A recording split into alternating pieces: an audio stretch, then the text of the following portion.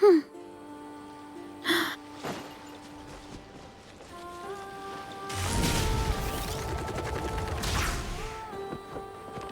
to roll!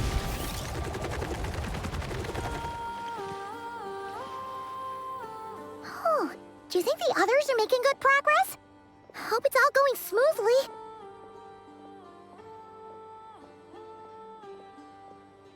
Oh, hey look! They made it back as well!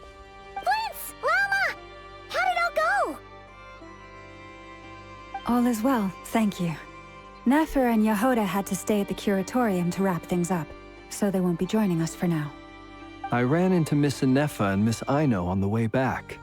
Their work is still in progress, so I suspect they won't be back for a while either.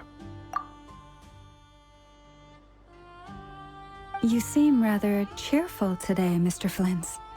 I certainly am. I achieved what I set out to do and came away with more than I bargained for. Fighting alone can get quite tedious, but I had the good fortune to run into a pair of brave young warriors. We meet again. How have you been? Albedo! What are you doing here? That would be a natural assumption to make. It's also the correct one. These two courageously lent me a hand while I was fighting the Wild Hunt. When they told me they were Servarka's colleagues, it all made sense. And given how people of outstanding talent tend to cross paths, it's no wonder you're already acquainted. So, who's your travel buddy, Albedo? Why don't you come and introduce yourself?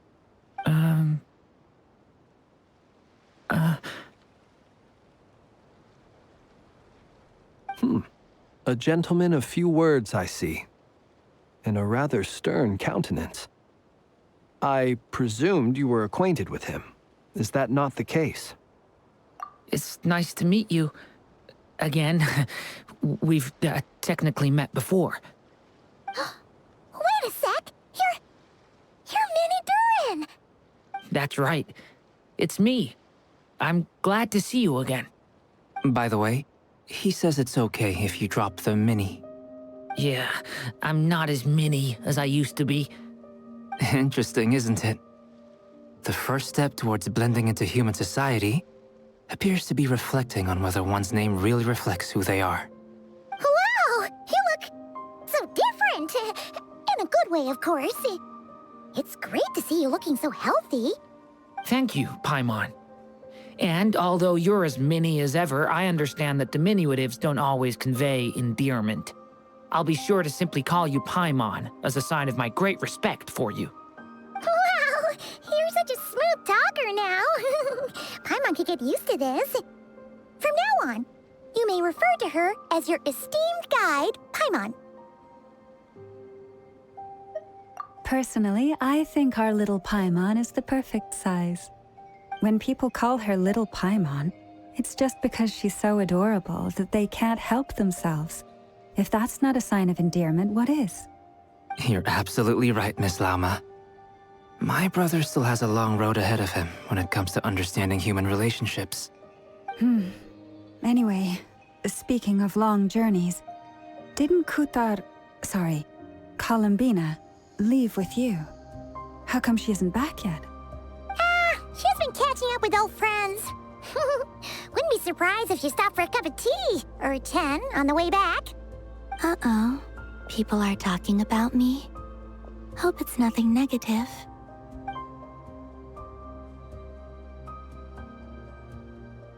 Judging from your expressions, I'm guessing it all went well?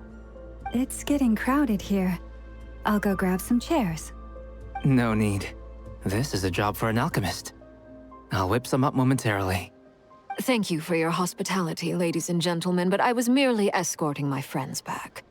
I'll be meeting Zendrone shortly, as we still have some things to discuss. It's been a pleasure, everyone. But this is where I'll say goodbye. We really appreciate your help.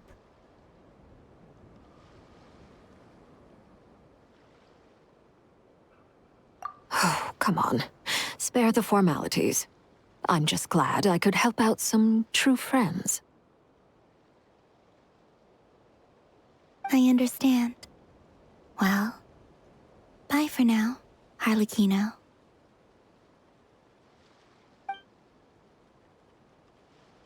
Oh, this place is hopping. It's probably a good thing one of us left. Otherwise, we might not fit all these people in. Are you saying we're about to run out of chairs? As a matter of fact, I am. Come on in and see for yourself.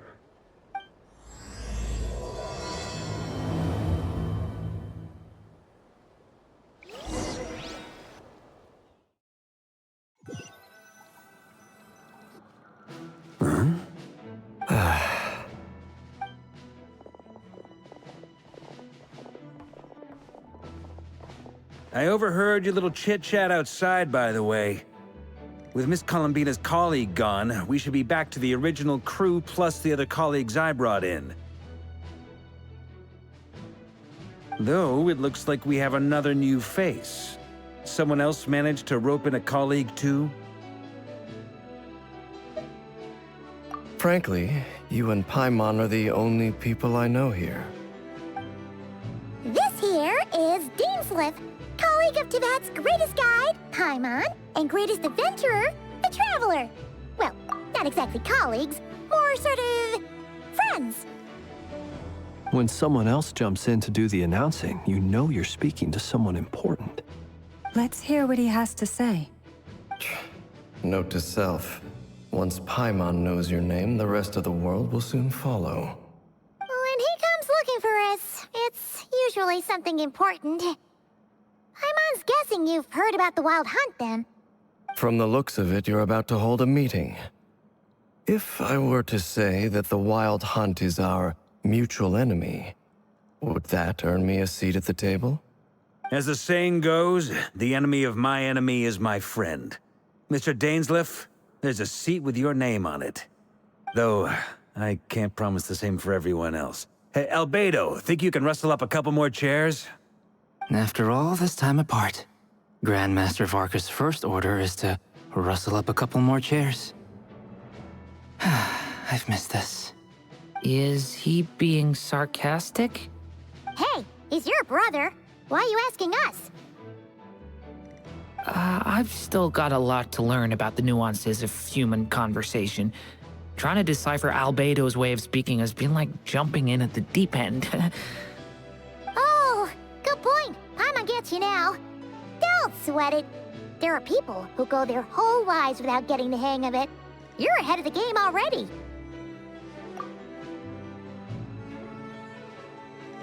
I wonder what's taking Nefer so long. Perhaps you should go and check in with her. If anyone can hurry her along, it's you. I just got back from the curatorium.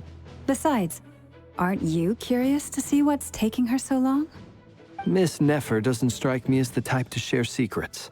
And since gathering intel is her specialty, I'm guessing she'd prefer to keep her methods confidential. Under such circumstances, would it not be tactless for me to impose? Oh, but it's fine for me to impose. What can I say? You have an unrivaled ability to garner people's affection, Miss Moonchanter. Besides, you have far more in common with her than I do. All right, then. Impressive. She barely fought back at all.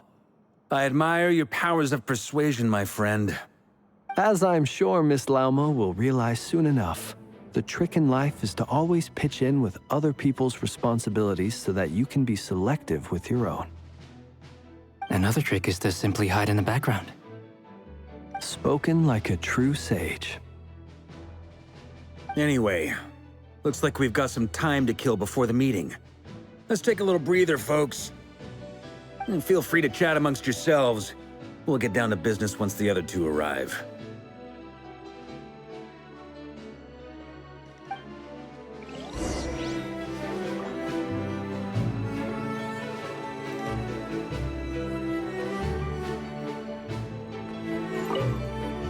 You're both awfully quiet. Why don't I start us off with an icebreaker? Much obliged.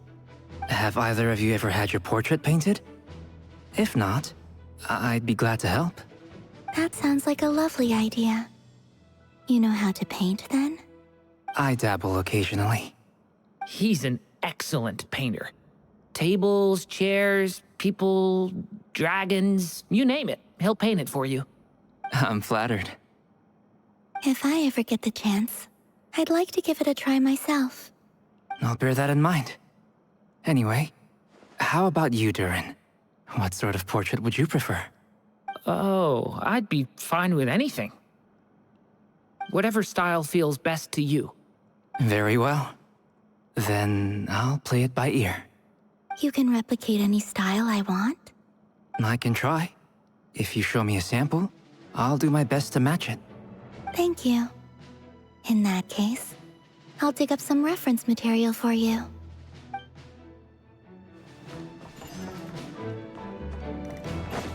Is there something you'd like to say to me? Yeah! For starters, why'd you just show up here without even giving us a heads up? If you think back to our previous interactions, you may recall that that's hardly out of character for me. You do have a point there. Oh yeah, you'll need to find somewhere to stay the night too, right?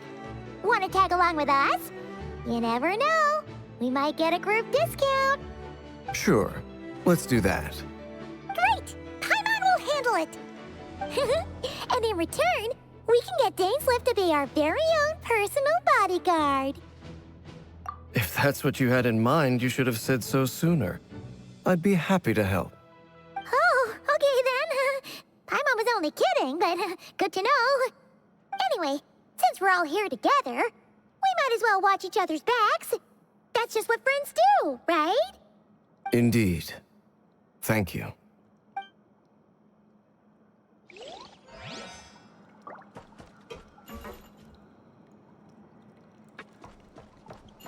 Truth be told, I can't remember the last time I was in a meeting with so many people.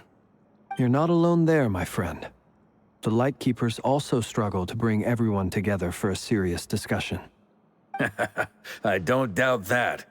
I've only ever met two Ratniki, one being you, and the other being that young guy, Itlua. Itlua is a good apple. I'll give him that. He's kind, honest, and regularly delivers supplies to my lighthouse. A true Ratnik to the core. In that sense, he puts me to shame. So you're what? A fake Ratnik? That's what it sounds like you're saying. But I get the feeling that's not quite what you meant.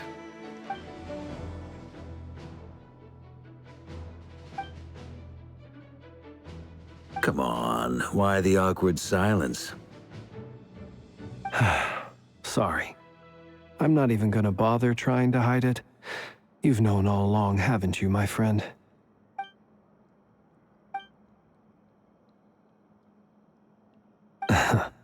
Now that was an awkward silence. Let's just keep this between ourselves. Probably best if Itlua doesn't know, huh? That goes without saying. Gotta be careful what you share with youngsters, after all. Anyone else in the know? Let me guess. The Traveler and Paimon? It's dangerous being too sharp for one's own good, you know.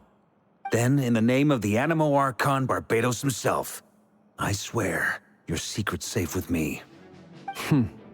When we went for drinks, you said that you and Barbados were practically best buds. In the light of that claim, do you really expect me to take your oath seriously? Of course. Just as long as you don't go spreading around the fact that I'm close with Barbados, all right? Fair enough, then. Nothing like a bit of mutual leverage to seal the bonds of friendship.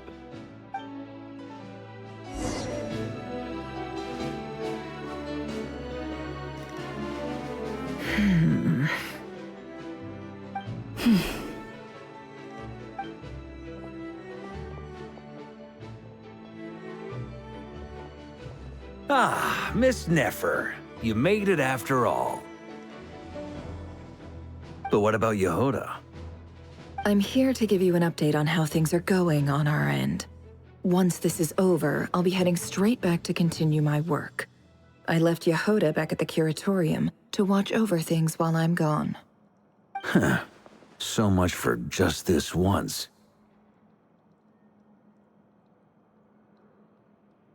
Shh! Not so loud! We're on a roll here. What if she remembers and suddenly decides to back out? Did you say something, Mr. Varka? Huh? I didn't say anything. Right, Flint's? Must have been a frog. They get so noisy around here at nighttime. It's like they're putting on a concert in the background. Anyway, before we begin, there's a few introductions to make. Let me start by saying that it's an honor to be speaking before so many distinguished colleagues and collaborators. First up, we have Miss Lauma. As Moon Chanter, she's the leader of the Frost Moon Scions, a local religious community in Nodcry. Then there's Miss Nefer, boss of the Curatorium of Secrets, an intel gatherer extraordinaire. Nefer is leading the investigation into Rerer's background, assisted by Yehoda and Lauma. From the little I've heard, they're making some great progress. Over here, we have Mr. Flint's, a Ratnik and guardian of the abandoned lighthouse. In our last operation, he courageously distracted the Wild Hunt to buy time for the rest of us. For those of you who've never met, this is Mr. Albedo, a renowned alchemist and captain of the Knights of Favonius investigation team. By his side is a new face for us all, myself included, Mr. Durin, who has come to lend his aid. Next up, we have the Moon Maiden and former Fatui Harbinger, Miss Columbina. Then we have the Traveler, who's earned more titles than I could possibly hope to list out, so I'll spare you the rundown. And Paimon, the ultimate travel companion and quite possibly the best guide in all of Tevat. Wow! That's a lot of people! Great turnout! Miss Nefer, it looks like you might have another job coming your way, so, congratulations on the booming business, I guess. You think I haven't got enough on my hands as it is? Who's looking for me now? That would be me, Miss Nefer. I have a commission for you. And you are? Who I am doesn't matter right now. What does matter is that I'd like you to gather more intelligence about the Recher of Solnari. Well, it's not as if we never take on anonymous commissions. But in your case, I'll have to decline. I'm gonna take a wild guess and say your job's probably more hassle than it's worth. Something about you seems like bad news. It's my eyes, isn't it? Conrian, I assume. And what's with the mask? Are you trying to hide your identity? In any case, the fact that you're even still alive raises an awful lot of questions for me. My name is Dainsleif. And yes, I am from Conria. As I'm sure you're aware, the Recher of Solnari's real name is Rerir. He was once an acquaintance of mine. Really? Then you must have been quite an influential figure yourself. You flatter me, but none of that matters anymore. My point was simply to clarify why I have asked Miss Nefer to investigate Rerir's background. So you're both from Conria, and it sounds like you used to be friends? What am I missing here? Surely you already know how he became one of the Five Sinners. I'll tell you everything I know. The history of Conria, the names and identities of the Five Sinners. I remember it all like it was yesterday. I have never spoken openly of this before. But the truth was exactly as people say. The Five Sinners were each driven by their own desires, and it was by playing upon these that the Abyss tempted them to their fall, tearing Conria apart in the process. The visionary, Vedifenir, who wished to foretell the future. The wise, Haroptatir, who sought limitless knowledge. Gold, Rhindaughter, who desired to create life. The foul, Surtologi, who pursued supreme strength. And last, but not least, Recher of Solnari, Rerir, Ravager of the Moon. Of the five, Rerir is the only one who remains a mystery to me. He never harbored grand ambitions. So what changed in the space of a single night? How did he come to fall like the others? In other words, you're saying that his change came as a shock to you? And you have no idea what actually happened? That's right. You mentioned how the Abyss tempted them, which led to their fall. But what did that look like in practice? And what other context can you give me about the events of that time? The more detail you can give me, the better. Strangely, now that it comes to it, I hardly know where to begin. The fateful night took place during the era of the Eclipse Dynasty. One day, my elder brother, the visionary, Vedifenir, was summoned to the palace by the Vinster King, only for the king to gouge out his eyes and cast him into the dungeons. When I came to hear of this, my fury knew no bounds. I gathered together every ally I thought I had, and together, we set a night to storm the palace and free Ved.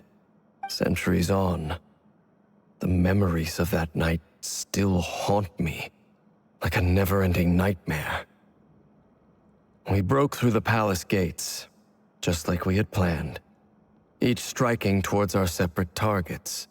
But then, I was betrayed. Even Vedifenir, the very person I had come to rescue, abandoned me and partook of the Abyss's power. So, it's personal after all. Then tell me, Mr. Dainsleif, what price are you willing to pay? You, of all people, must know that nothing comes for free. I cannot say what price would be worthy of such a commission. But know this. Rerir was not always a madman. Believe it or not, there was a time when he was just an ordinary man, working for the Conrian Intelligence Service. Uncovering the truth of Rerir's past is the only way to unravel this mystery. But before you decide if you will accept my commission, I will tell you more about him. Enough, I hope, to help you plan your next move. Sounds pretty good to me. Feels like we just flagged down a random passerby, only to discover he's actually a master strategist who has a score to settle with our enemy.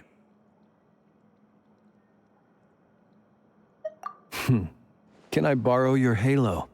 It could be useful in the lighthouse. Hey, enough with the wisecracks! Besides, isn't that lamp of yours bright enough already? Relax. It was meant to be a compliment. If that was a little over the top for your liking, I'll make sure to tone it down next time. I'll give your proposal some serious thought, Mr. Dainsleif. Let's speak in private once the meeting is over. Before that, there's a few things I'd like to share.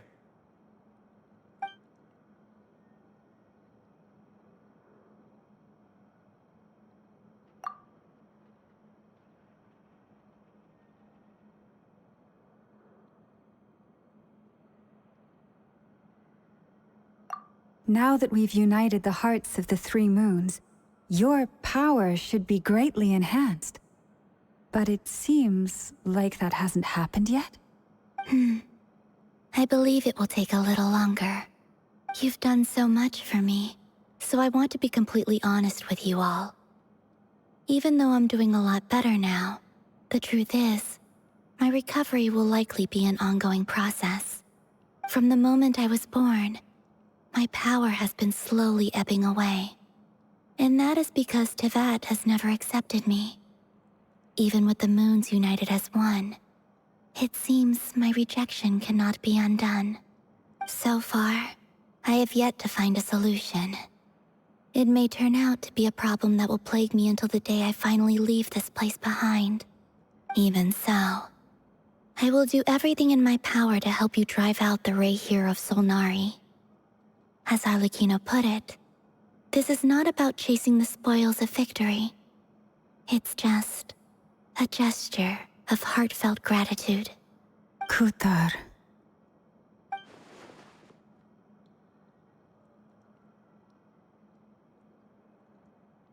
Defeating the Rayhir of Solnari will be no easy task.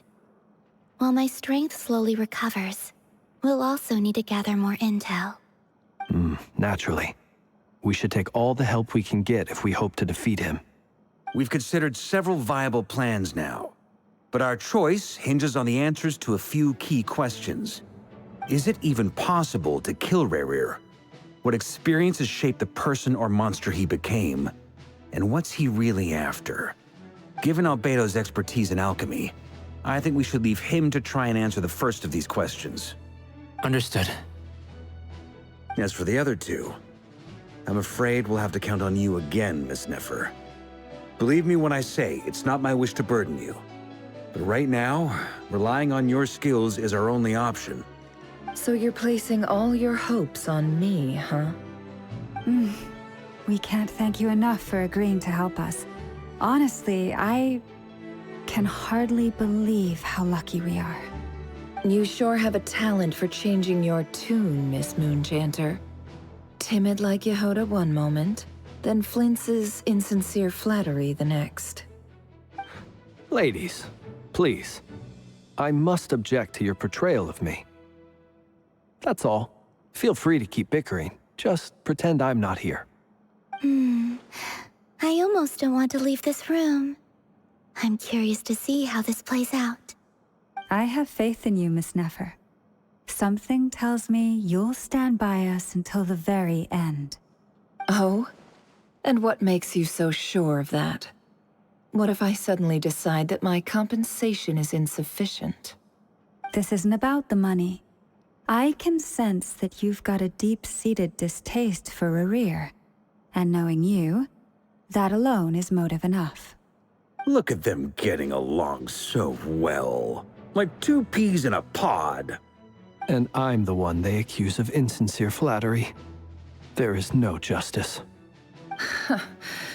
Miss Lauma, you have to understand something. Unlike you, I don't actually enjoy having everyone's hopes on my shoulders. Is that right?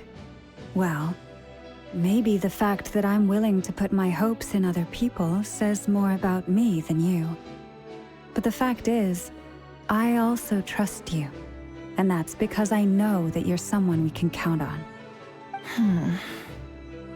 Anyway, we've got our plan, so let's get moving. Mr. Dainsleif, let's talk. And Traveler, once we're finished, if you've nothing else planned, I'd like you to come with me. This whole experience is teaching me a lot. For instance, I now know that when other issues come up in the future, I'll have far more luck getting Lauma to convince Miss Nefer than trying to do it myself. Hate to say it, friend, but that's one of the funniest things I've heard in a while. Why? You think I've got it wrong? Quite the opposite. But what makes it so hilarious is how long it's taken you to realize.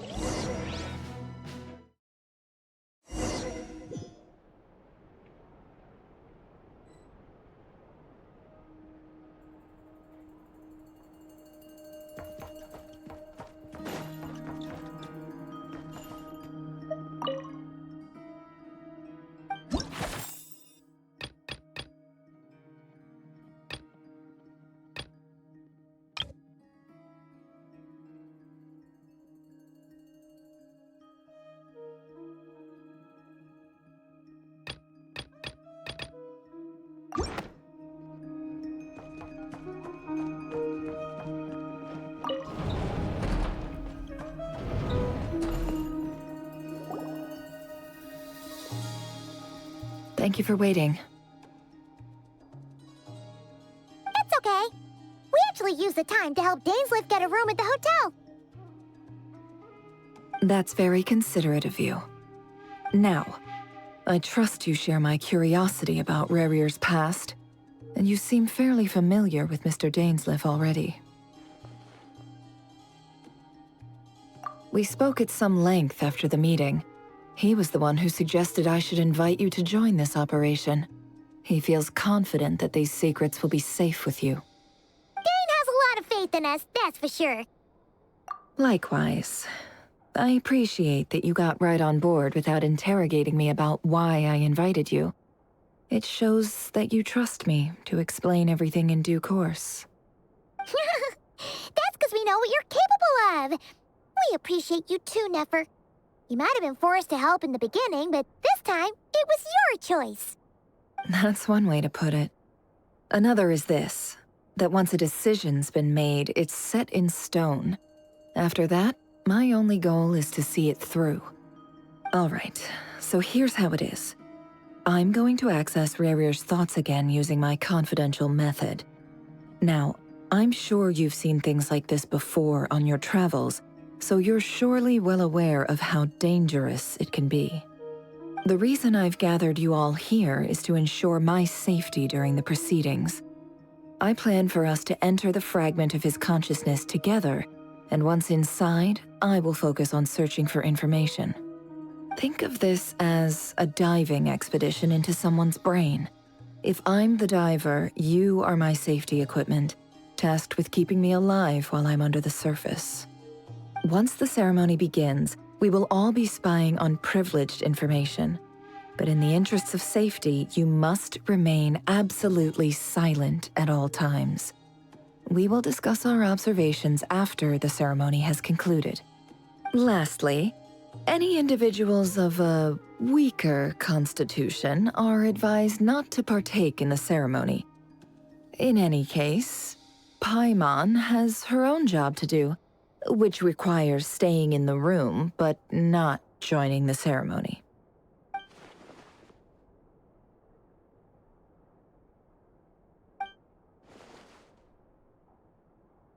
Well, good luck, everyone.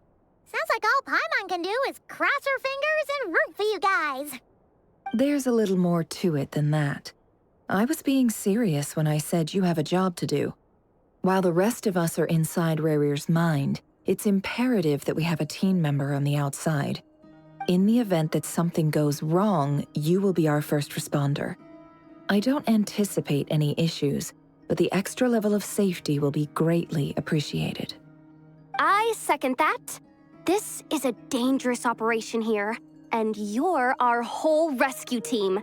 That's pretty much the most important job in the crew. So, Paimon's like the lifeguard? Yeah, that makes sense. All right, got it. Good. Please, take a seat. We'll get started momentarily.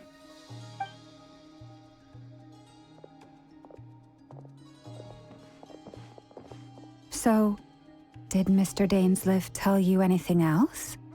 He told me that he believes Rarir kept some big secrets in his life. He's not sure that they were the cause of his eventual downfall, but he's asked me to uncover what those secrets were all the same. But surely you're not planning to go through with this, no matter the cost. If you think that, you'd be overestimating me. I'm a businesswoman, not a mercenary. But I do have my own professional reasons for taking this job.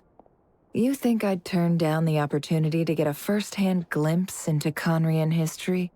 No chance. Well, as long as you don't let morbid curiosity get in the way of safety concerns, we're good. We'll do whatever we can to help you. You're such a killjoy.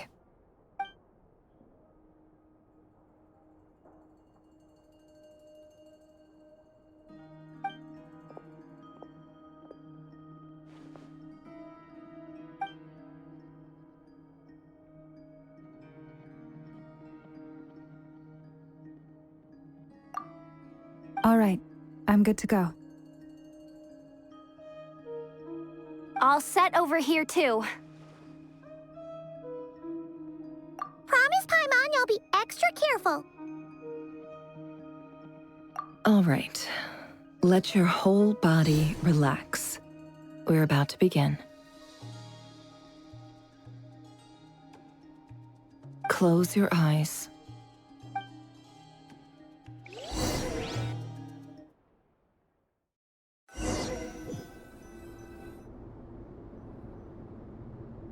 Phew. Could this be his office? Pretty standard setup. Bookshelves, paperwork, files. According to Dainsliff, Rarier used to be an intelligence operative. Chances are there's plenty of top-secret intel stashed away in this room. Is this where you keep your secrets, Rarier? Can't say I'm not looking forward to this.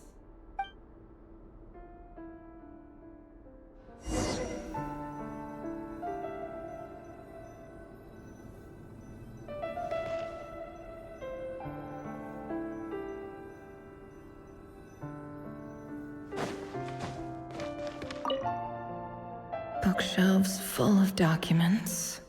Looks like these are all files, packed with the personal details of individual Conrians. The Crimson Moon dynasty preceded the eclipse. Since Rarier worked as a secret agent during the latter, it stands to reason that he was tasked with purging remnants of the old dynasty. Yep, lines up exactly with what Dainsliff told me.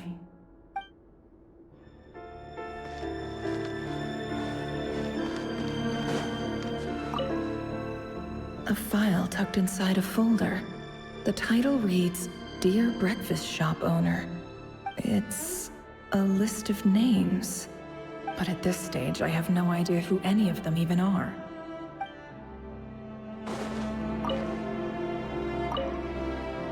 Wonder what kind of encryption technique this is.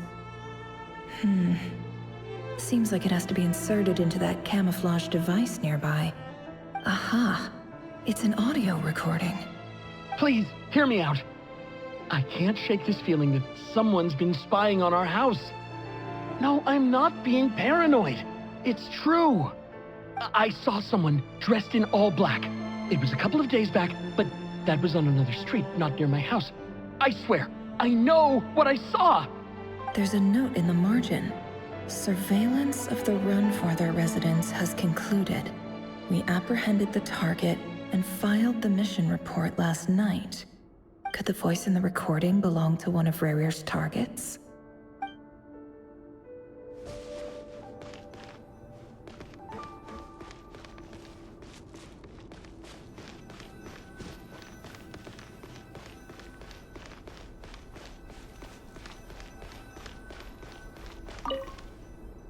A box containing a ring inlaid with a precious gem.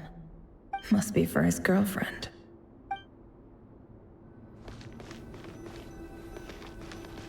He looks even gloomier than last time. I wonder what's changed.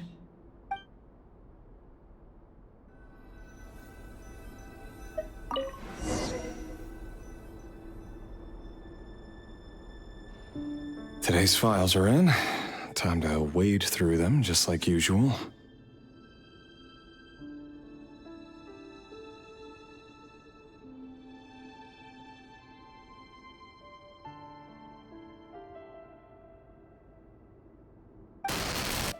Male, 51. Occupation, cook. Confirmed Crimson Moon descendant. Has maintained frequent contact with other descendants over the past year. Poses a threat to the dynasty. Neutralized.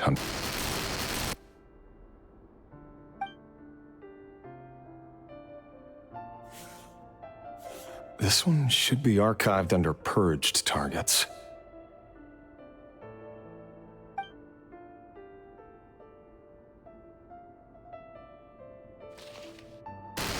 Female, 23. Occupation, office clerk. Confirmed Crimson Moon descendant. Has maintained frequent contact with other descendants over the past year. Poses a threat to the dynasty. Neutralized.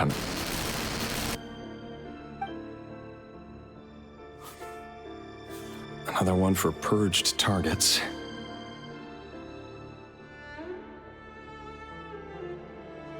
Sounds like she was that other man's daughter. Never mind. What's it got to do with me?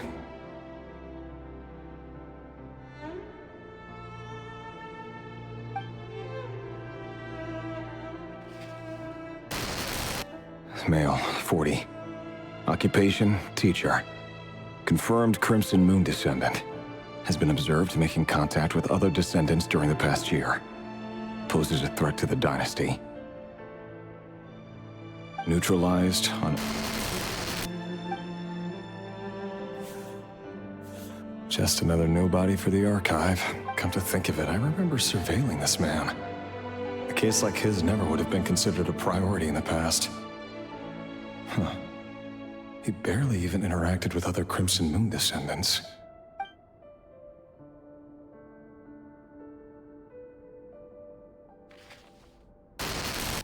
Female, 16. Occupation, none. Orphan and confirmed Crimson Moon descendant.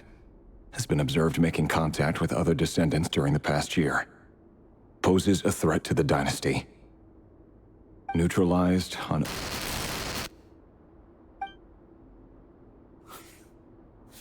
Filed. I have no recollection of this girl. None whatsoever. She doesn't seem to be anyone important, but then again, how many of them really are?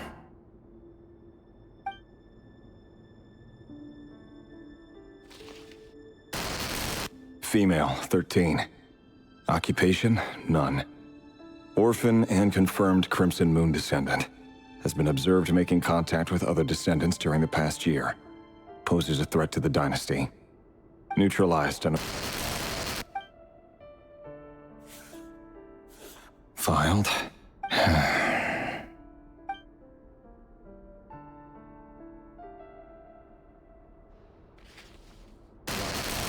Male, 11. Occupation, none. Orphan and confirmed Crimson Moon descendant. Has not been observed making any contact with other descendants during the past year. Poses a threat to the dynasty. Neutralized on...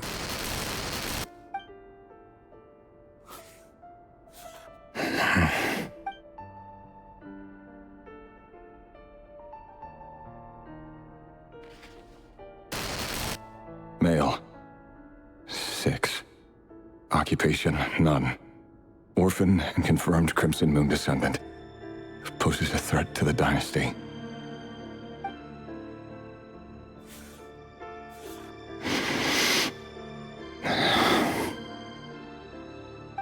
It's funny, isn't it? Your job is becoming both harder and easier at the same time, depending on how you look at it. Sooner or later, the Crimson Moon descendants will be completely wiped out.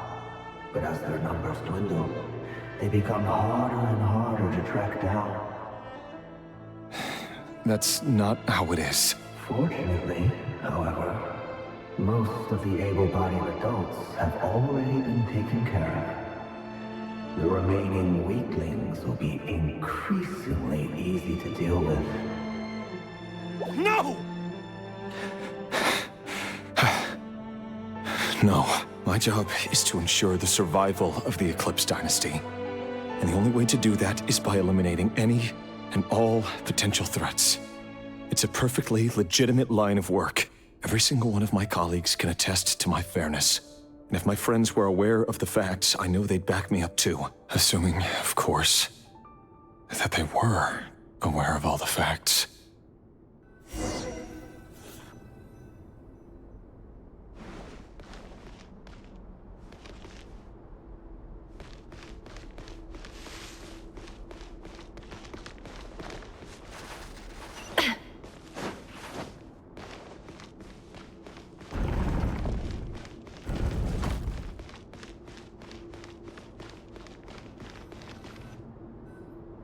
Mr. Vedifalnir, it's been quite some time since we last met. Rerir, I trust you're here because you have something important to discuss.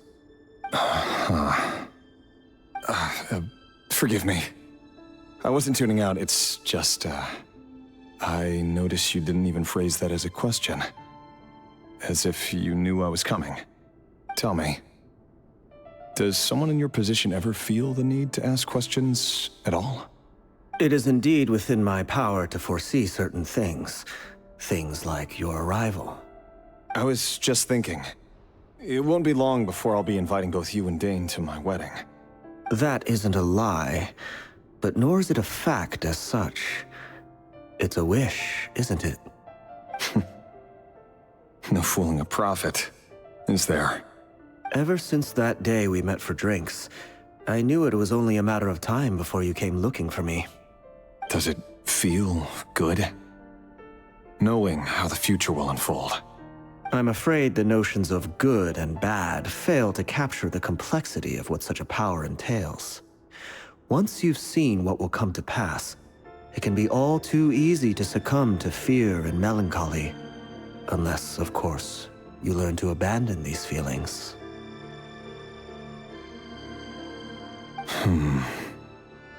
You fear my silence, and long to hear the words I left unspoken that day. That's right. You must have noticed my reluctance to broach the subject, and the reason is simple. Because the truth could never have lived up to your hopes. For both our sakes, such words are better left unsaid. The burden of prophecy was never meant for your shoulders. So who exactly do you deem worthy to hear your prophecies? None but our exalted king? Or rather, our king as he once was. You're closer to his majesty than I am. You must know better than anyone how much he's changed.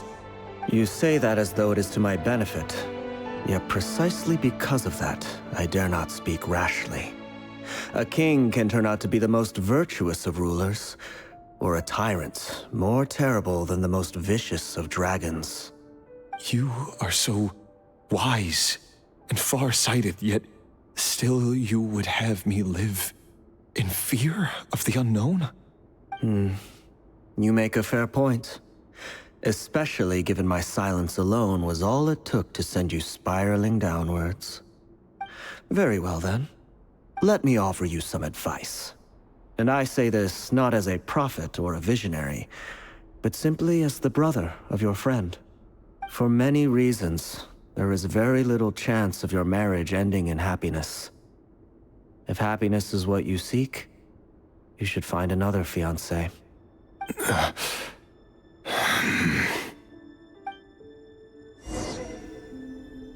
Hold on.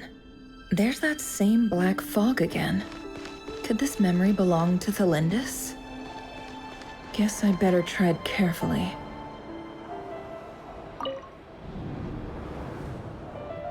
Wait. Hear me out.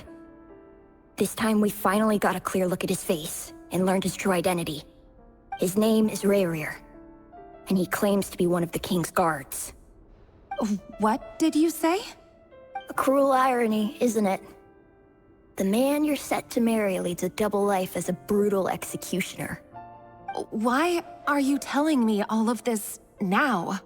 Simple. It's because I want you to kill him. You are the only person he would never suspect. No, absolutely not. I would never dream of doing such a despicable thing. So you'll just stand by and watch him slaughter us to the last? Do not forget that the blood of the Crimson Moon flows in your veins too. The blood of the Crimson Moon? What does that matter now? The dynasty has long been dead and gone. You think that alone is reason enough for me to throw away everything I have? Why wouldn't it be? You two were once a child of the Crimson Moon, just like me. Don't tell me you've never felt so much as a flicker of fury for the way we were trampled into the dust. As long as you promise to abandon this pipe dream of restoring your dynasty, I can try to persuade him. Or have him persuade the Vinster King. Persuade the Vinster King? Do you even know why he's so obsessed with hunting us down? Why he keeps trying to force us to hand over our secrets over and over again? Or why we refuse to give up on restoring the dynasty? The Vinster King. A blind fool. His eyes clouded by powers from beyond this world. A petty little man with a miser's heart. And he dares to sit upon the throne? Mark my words. Sooner or later, Conria will fall. And it will be his doing. If you can't bring yourself to do it, so be it. Just you watch. It won't be long before calamity descends upon us all. The Rehir of Solnari. That really is quite a secret you've been keeping from me, Rerir. But who am I to talk? Am I really any better? I've kept my own past a secret this whole time, too. Love should be built on honesty. But ours was born from lies. And yet, is it really so wrong to hide things that would only make life harder? If we don't cover up the parts that no one else should see, how can we go on pretending to be normal? Vedifulnir must have known all this. And that's why he made his prophecy. In the end, nothing stays hidden forever.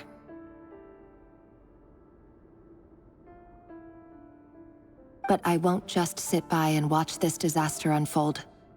I'll do everything in my power to protect what I cannot afford to lose, no matter who I have to face.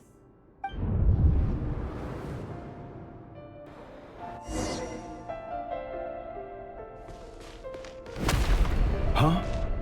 Was that Rerir who just walked past the window? Doesn't it give you the chills that he still takes the same road to work every day? As if nothing ever happened. Those people at the deli. Enough already. They're clearly pretty taken by their own disguises, so just smile and play along. Pull the rug from under beasts like that, and you'll risk having your throat torn out. Deli? Oh. They're talking about those people from the opposition. Right. I'd almost forgotten they used to run a deli. People of no consequence always vanish so easily. And no one even remembers them.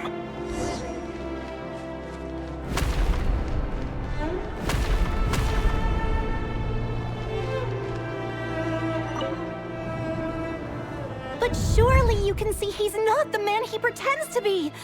So many have died already, and they say that the king's madness grows with each passing day. We're not going to survive this, are we?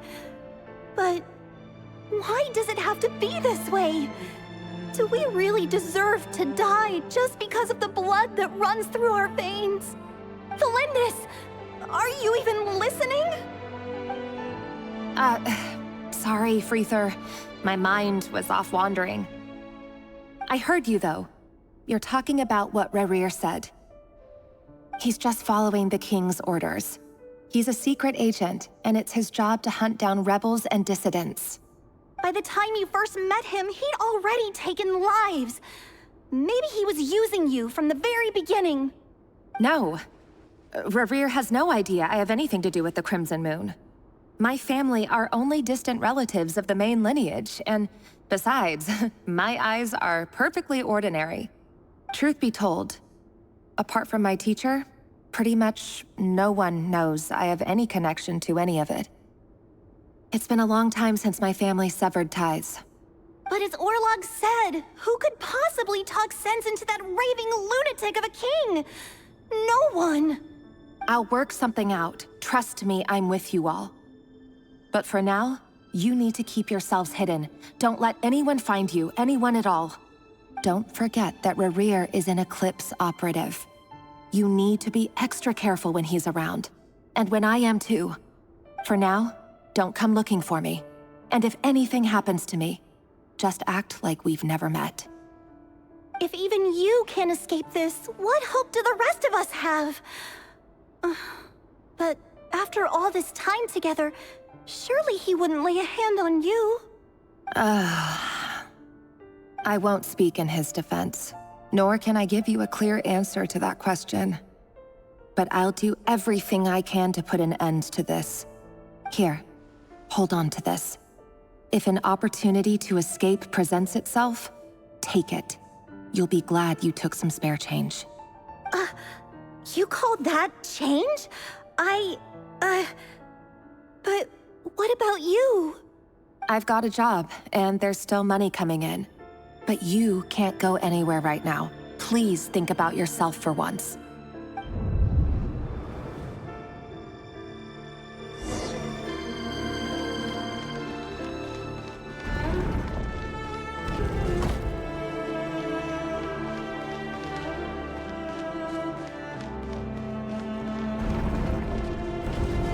Another day, another round of assassination training. Training ground is just beyond this hidden passageway. When you kill a person, doesn't it bother you when you end up covered in their blood? Why would it? Aren't we all just walking blood bags?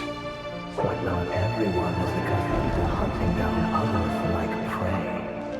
You've been a hunter for so long now, you seem to have forgotten that most people don't just go around killing one another. Leave me alone.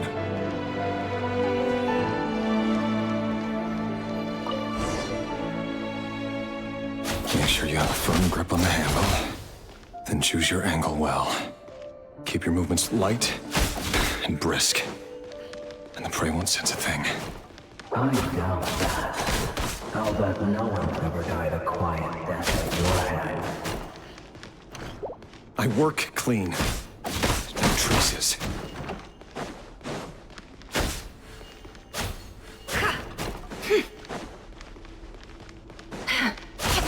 That doesn't make it open and above board, though. Your king happens to need you right now. Somebody he doesn't. That won't happen. He's changed. Ever since he showed up to sell that power. In the beginning, he only had to take out a handful of the guilty. But now... The ones I've dealt with have always been guilty. And I've carried out my work flawlessly.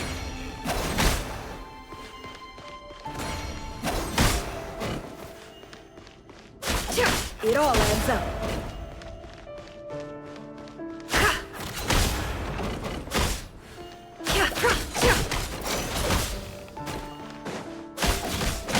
No more lies. You know why Felinda's the proposal, don't you? Was it because he didn't trust you?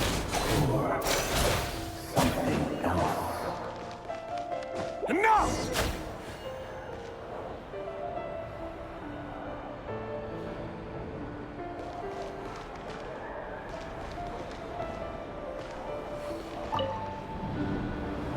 Felindis, do you still remember Orlog? Orlog. The boy who was pretending to sell flowers. You spoke for quite a while, didn't you?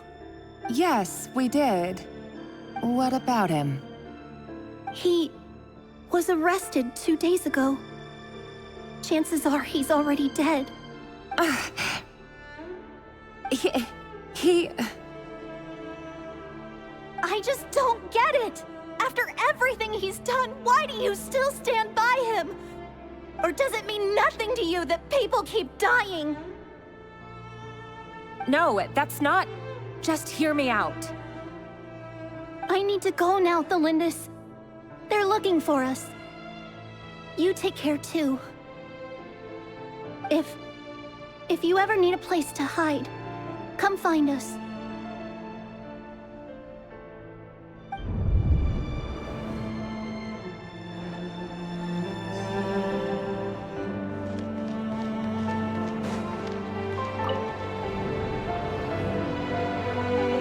Author, Felindis. Over the course of this week, the research object was subjected to interference for a total of 47 hours for experimental purposes. The results are as follows. All subjects of observation that were sent inside have now... The situation within is proving more problematic than anticipated. No progress whatsoever. What now? Won't you give me even a glimmer of hope? Things are getting worse by the day. I have to find a way or we'll all be in danger.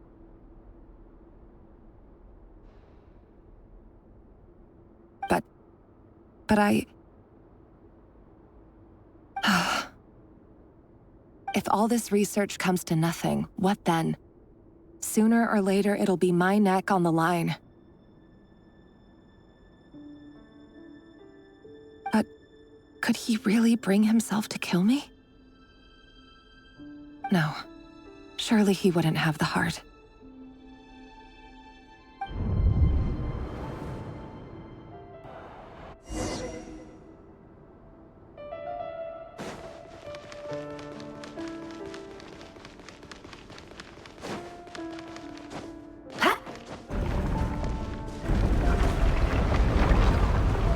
Why won't you just let us go? We don't even know each other. All we want is to live ordinary, peaceful lives. You want to live?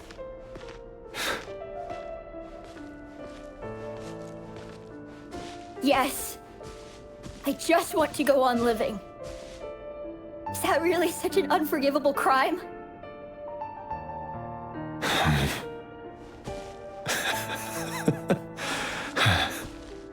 You want to go on living. I want to keep living too. To keep living forever. That's why I have no choice but to continue on the path I'm on. If only some savior would suddenly swoop down and change the way the world is. Too bad it's not going to happen.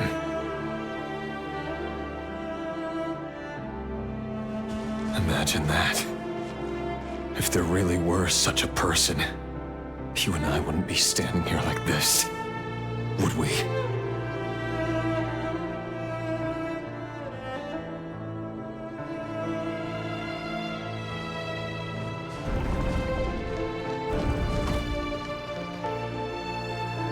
Today's files are in. Time to wade through them just like usual. No, I don't get tired of it. It's my job. And not only am I lucky to have it, I'm good at it too.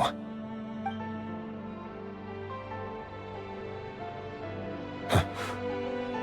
Wait. That's... Thalindis?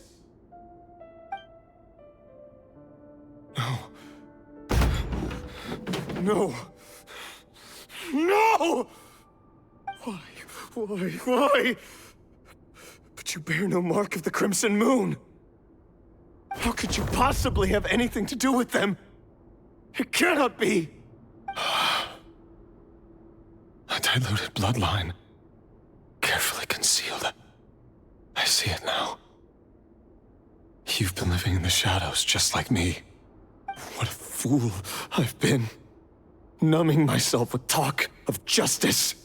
Even imagining my friends would back me up. But in the end, Irminsul. Finster King! How far are you going to take this? From the direct bloodline to secondary offshoots? And then what? Today it's the descendants of the Crimson Moon. Who will it be tomorrow? Will you not rest until everyone down here is dead? No. This cannot go on. This is where it ends.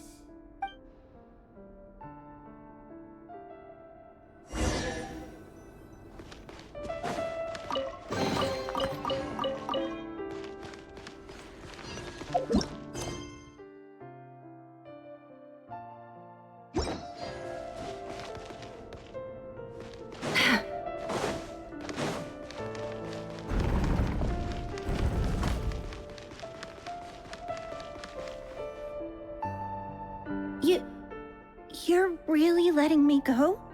I am. As long as you can guarantee that no one will find you. Don't worry, I'll be extra careful. No one will know I was here. But what about you? Me? If you let me go, you won't be able to complete your mission, will you? Good point. In that case, maybe you should stay. No, please! I just want to see the outside world again. To... Go on living? Yes. I know you're a man of your word. So please, just let me go. If I let you leave, what will become of me? Just kidding. Go, now. But remember, don't let anyone know you were caught. We'll be seeing each other again very soon if you do. Even shadows in the dark must live by a code. But you can't save everyone. You've been whispering in my ear for days now, Vedifilnir. What are you trying to do? Break me down? I only say this because you long for an answer to your problems. Let her go, Rerir, or you risk losing everything. I will not abandon Thelindis. Then you'll need a little more vigilance and a lot more power. The world is changing, Rerir. Keep your eyes peeled for your moment of opportunity. That voice used to be so unclear. But now I know exactly whose it is. It's Vedalfnir. He won't tell me how to actually resolve any of this, but he keeps trying to manipulate me like a puppet. What's his game here? Tell me then. What will this moment of opportunity look like? And no answer. He's like a ghost. Always disturbing me when I'm on edge, but never answering when I need him most. So, the Eclipse Dynasty was purging, well, massacring the descendants of the Crimson Moon. And it seems like it was all connected to the Vinster King's research. The King's obsession with abyssal power left the future of Conria hanging in the balance. No wonder every aspect of Rerir's life was so unstable.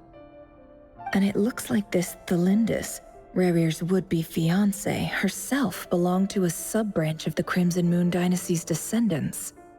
It almost defies belief that a couple like them could hide the truth from each other for so long. If the Vinster King hadn't intervened in such a drastic way, they might have gone on deceiving each other for the rest of their lives. And why does Vedalfnir, Dainslif's older brother, keep talking in Rerir's head? This guy kept more secrets than I ever imagined. The human mind is like a vast desert of shifting sands.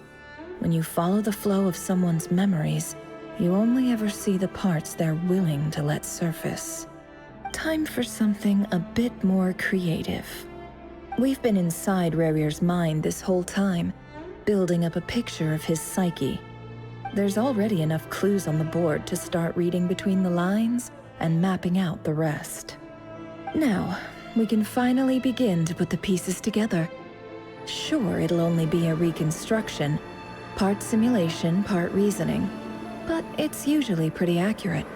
Once we've built up a cognitive profile, we just need to cross-check the logic behind his actions. And then we'll be able to take a sneak peek at whatever it is that Rerir has really been hiding.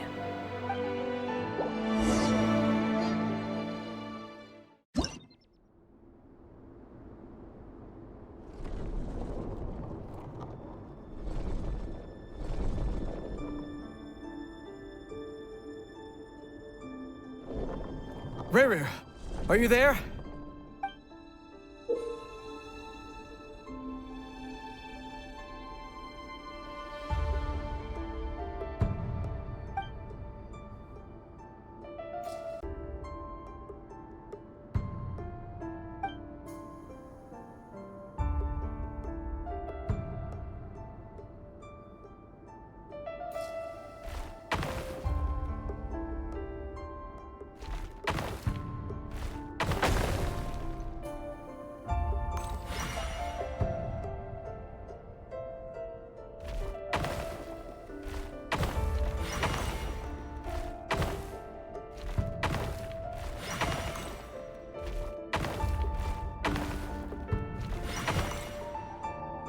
Hey, Rerir! Come out, it's urgent! Dane? What's wrong? Quick, come with me. I'll explain everything once we've met up with the others. Okay, I'll come. But Thelindis is still over at the Universitas. I'll need to leave her a note. All right then, but make it quick. I've never seen Dane so worked up before. Whatever this is, it must be big trouble.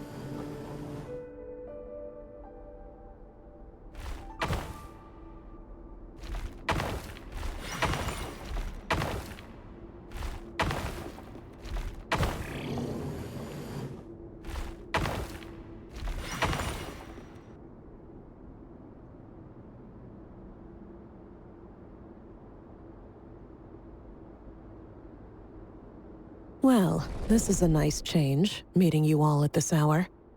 When men and women of ambition can speak face to face in broad daylight, I say that's a big step forward for our dear Conria. Don't be ridiculous. We do not fear the day. Why would we seek refuge in the night? You might ask your blade that same question. I'm told it prefers the cover of darkness. The word on the street is that Sir Elegy only strikes when he has an unfair advantage. But that is patently false. I see you're missing an arm and a leg. Surely only a fair fight could explain that. If this is your way of offering me replacement limbs, believe me, I'll take them. Oh, we can certainly discuss that. With bioalchemy, anything is possible.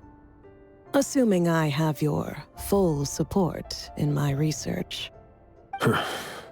Lunatic. Robtatir, what brings you here?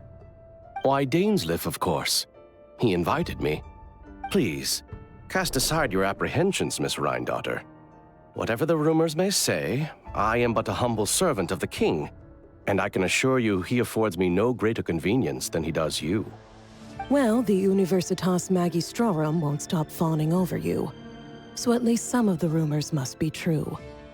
You're clearly doing well for yourself, so drop the humble servant act. It endears you to no one. You're president of the Universitas Magistrorum, the chief royal mage known as the Wise by royal appointment, and by far the most favored among the 4 pillars of Conria.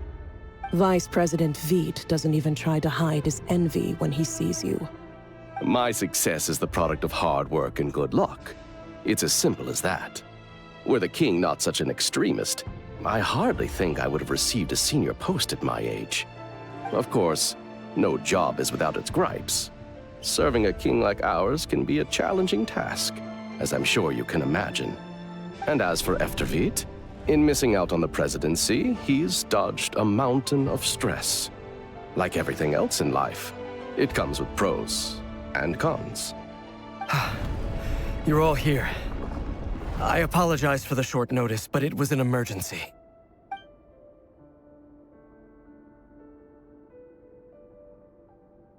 You must be Rerir. Mr. Elegy. Yes, I handled your case file during your sentencing. Nothing personal, of course. I'm pleasantly surprised that you remember me. You're clearly a person of substance if you've been invited here. But Dainsleif, you'd better have a very good reason for convening this little gathering. It's my brother, Vedafenir.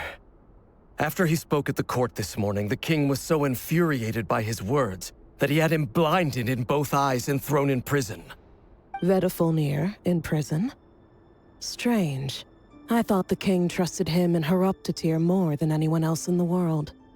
Does this mean the king's circle of trust just got even smaller? It has nothing to do with trust. It's about what the king wants, which is as clear as day to anyone paying attention. I simply appease him, because it's in the best interests of the Universitas Magistrorum. And also because you're slimy. Vedafenir, perhaps less so. But still, a visionless visionary? It rather inclines me to think that qualifications are not what get you ahead in Conria.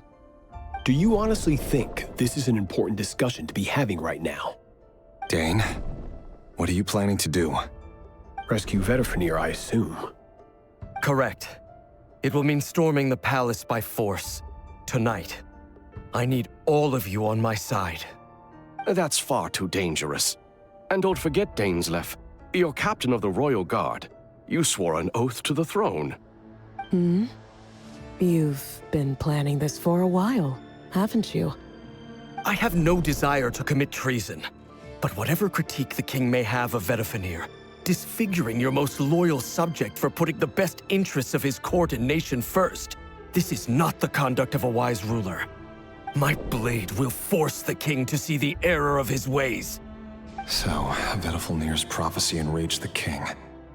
I'm sure it wasn't what he wanted to hear, but if he won't take counsel even from the visionary, that is deeply troubling news. The extent of His Majesty's madness is now all too clear. The question is, how does a man like me get out of this situation unscathed? You have noble ambitions, Dane, but I'm afraid they don't do much for a guy like me. I'm not interested in saving the world.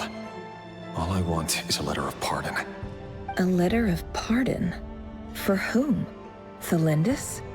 The chances of the Vinster King issuing a pardon for anyone connected to the Crimson Moon seem vanishingly slim.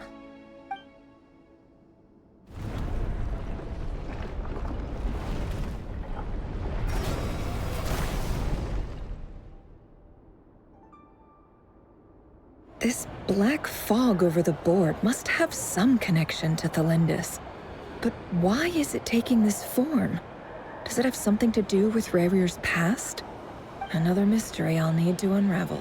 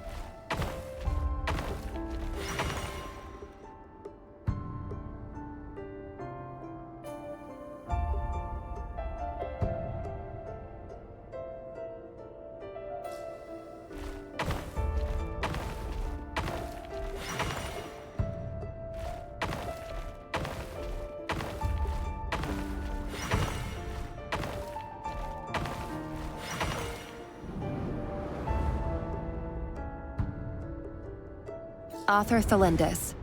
Over the course of this week, the research object was subjected to interference for a total of 60 hours for experimental purposes. The results are as follows. Research dating back to the Crimson Moon dynasty has established 2 points regarding moon marrow. Firstly, its origins have something to do with a god's power. Secondly, it serves as a portal to an as-yet indeterminate location. Moon marrow can thus be defined as a spatial gateway. However, there are a number of hurdles to overcome before we can answer the question of where it leads to.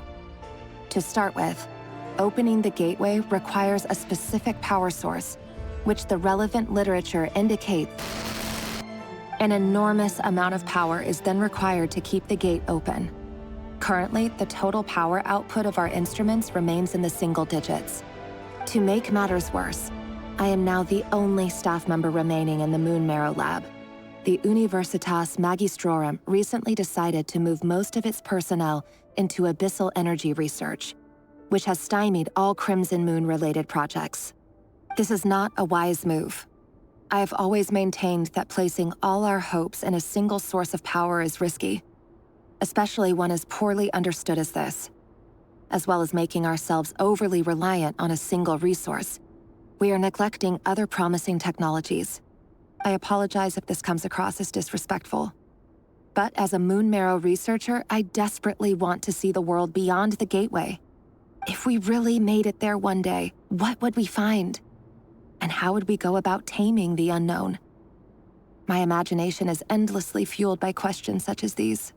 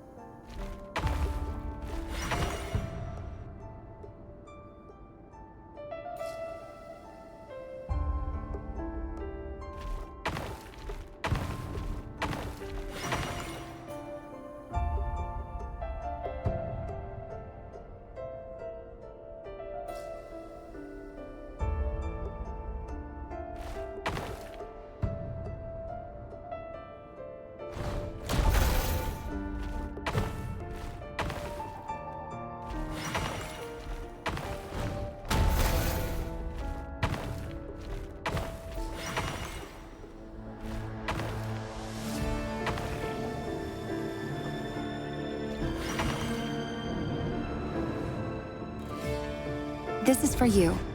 I heard you're gonna leave the city with your parents. The Lindis. Did you hear about what happened? I've heard nothing. Rerir got back very late last Friday, and he was acting a little unusual, but he slept pretty well, so I'm guessing whatever he did was a good deed.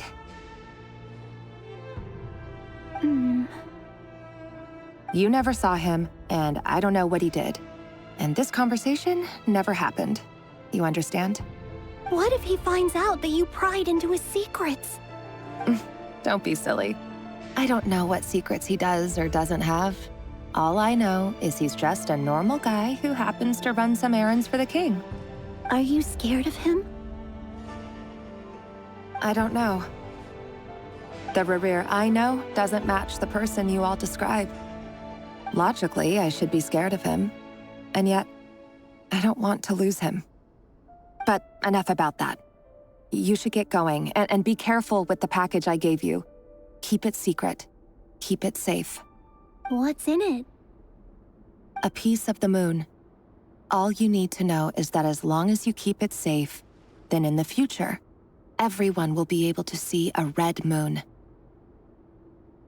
A red moon? You mean our moon? That's right. Our moon.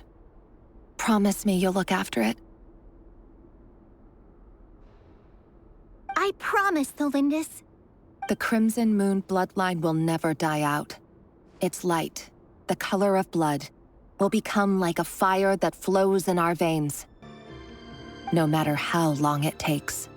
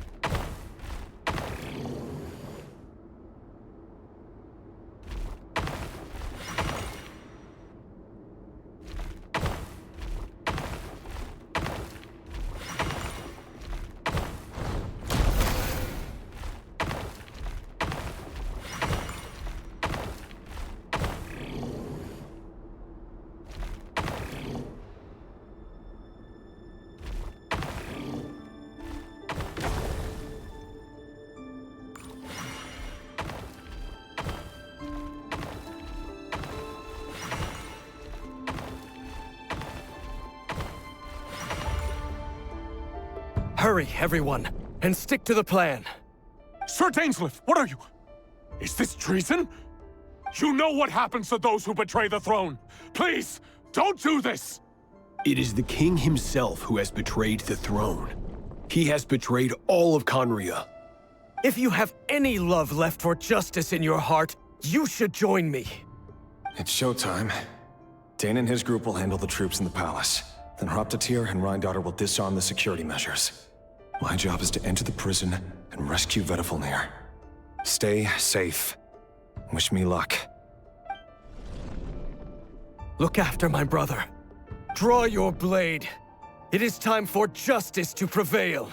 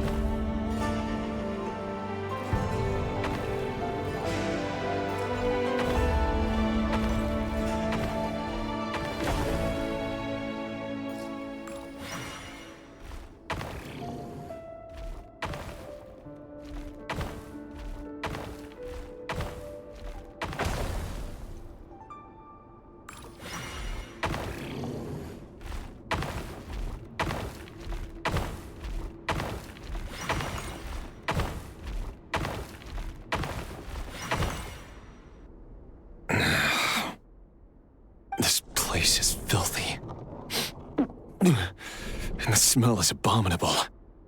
Clearly, the king doesn't allow his prisoners a single shred of dignity. This is dire. Found you. Hello, Mr. Vedafilnir. It's you. Surprised? Oh, wait.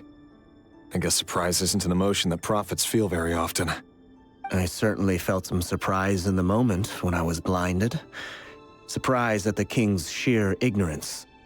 Surprise at just how unfairly this world responds to words of earnest remonstration.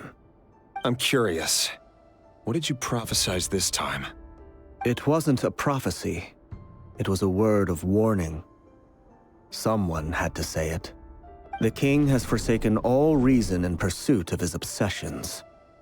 I simply told him that if he continues on this path, Khaenri'ah will surely fall. But he didn't listen. Worse still, he stabbed you in both eyes and locked you away. Dane asked for my help. The court is in complete chaos now, but I'm sure you predicted that. Everything is transpiring as I foresaw, yet I am powerless to change it. Fate is an immutable force. I can but lament as the inevitable unfolds. I do wonder whether giving a man the power to see the future is nothing more for him than slowly crush his spirit. Forgive my curtness, Vedafilnir, but the king did not suddenly turn on you today. His suspicions have been brewing for a long time. You can't have wisdom beyond the reach of your fellow man without attracting his fear and suspicion. There are things the king does not want to see. So, he doesn't want you having visions of them either. He blinded you because he thought this would make the visions stop. He wasn't entirely wrong. I did indeed lose my power to see the future. Right up until... Until what? Just now. I believe I saw something new. Well, tonight could go a lot of different ways. 5 of us banded together to storm the palace, also we could rescue you. This will go down as the most tumultuous day in Khaenri'ah history. I sense hatred in you, but also hope. A desperate hope that with the tyrant deposed, that will be the end of the story. But this is not the end. It is the beginning of a new chapter, and a whole new story. There are many men of honor and courage in this world, Rerir. But you are not one of them. You're not here for justice, are you? You're here for yourself. Is that a dagger? Interesting. Why not the polearm? It was always your weapon of choice. With your abilities, I don't doubt that you were able to recover some of your sight. But I also doubt that you want to make an enemy of me right now. Of course not. We're on the same side, aren't we? We could be. But I need you to be honest with me, Vedafilnir. At this point, you're my only hope for the future. You mean your future? With your beloved, Felindis? Yes. And I know there are bigger things at stake here. A dynasty, a nation, maybe the entire world. But forgive me, I care first and foremost about myself. I can't abandon the one I love to save myself. I just can't do it. But you see a broader picture of the future than I. You see the solutions to the biggest problems of our age. So tell me, what is my solution? What's the answer? In matters of fate, answers are either right or wrong. What will be and what will not. Maybe you are willing to pay a certain price in the pursuit of happiness, but unfortunately, fate does not negotiate. That is the cruelest thing about fate. It is unmoved by your sacrifices. That can't be true. I know it's your voice that I keep hearing in my head, urging me to see how the world is changing, to seek more power, so I can protect the things I love. You show me disaster, but you won't show me how to avoid it? Why? Why are you doing all this? My voice. In your head.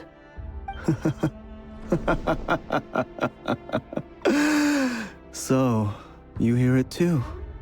The voice that steals your mind, gains your trust, and drives you crazy. It turns out that we are not so different, you and I.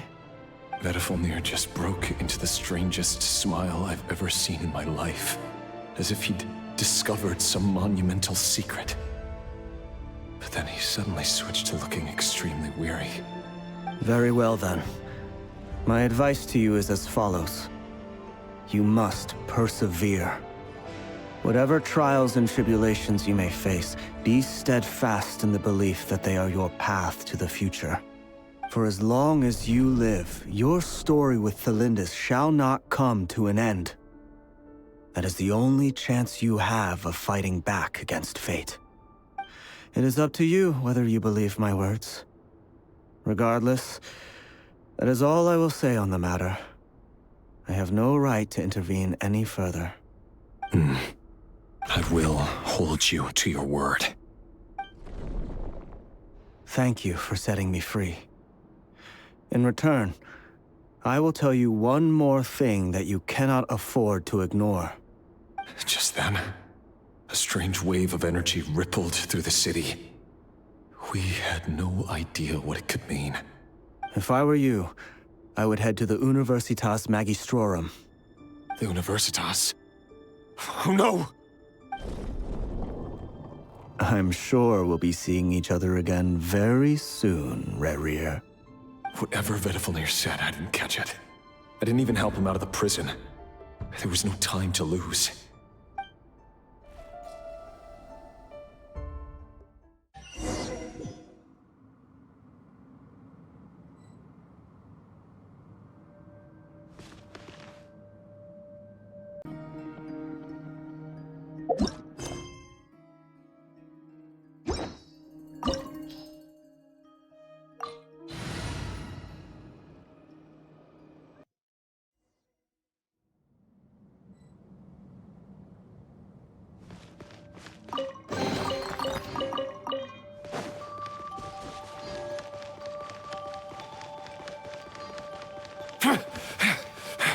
Monsters? Is this Rhindaughter's doing? Or the Universitas Magistrorum? Out of my way!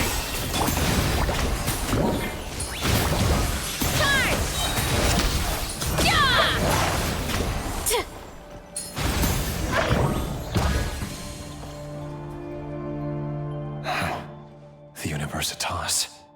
That reminds me of a rumor I once heard. Allegedly, the king installed secret mechanisms in the palace and around the city. No one knows where they are or what kind of power they hold. But if they were ever going to activate, it would probably be on a night like tonight. Help! Help! Hold on! Don't let them anywhere near you! Save me! I can't! Ah!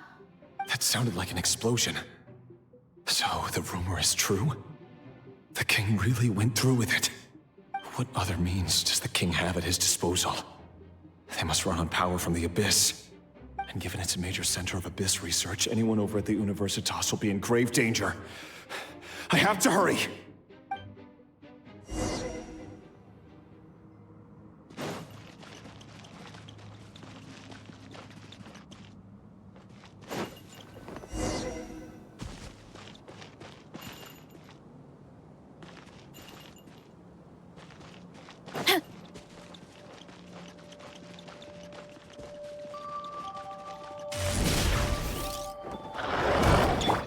With the sun!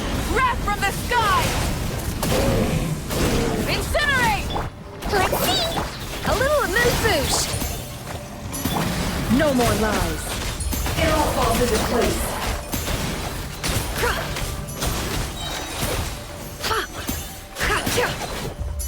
Can't hide the truth. I saw this coming.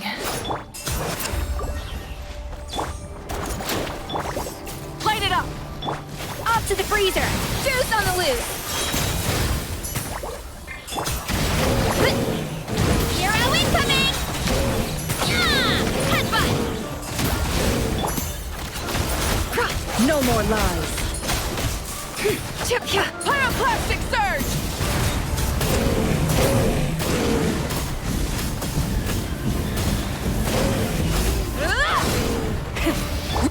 Calm down! A little amuse. Ultimate flying kick! Hero incoming! Burn it down! Let's see! A dash of frosting! The pinnacle of excellence!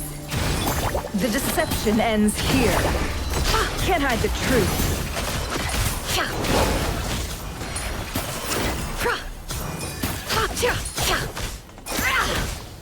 Wrath from the skies! Try and stop! Hold still! A little amuse boost! Running late again.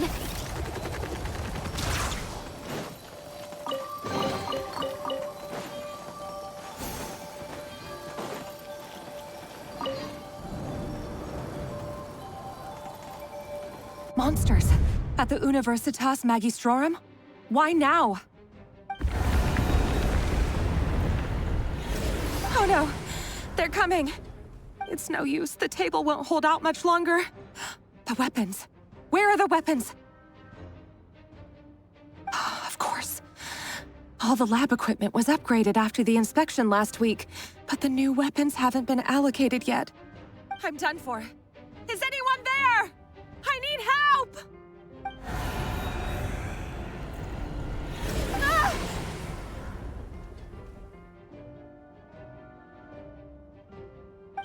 Stay back! Please stay back! Please!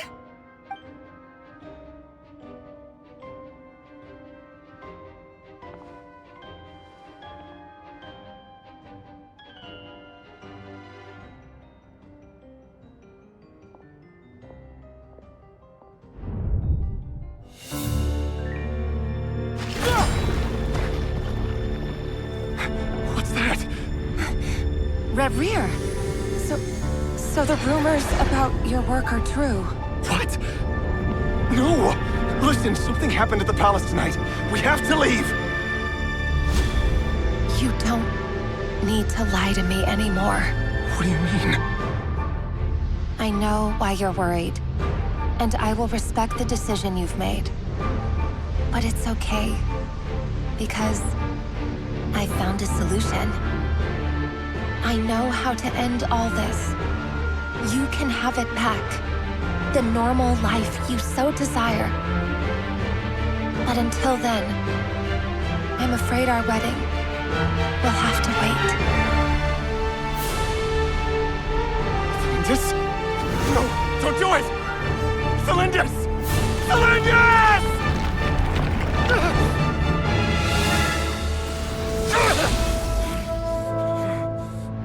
I told you, Rerir. Let her go.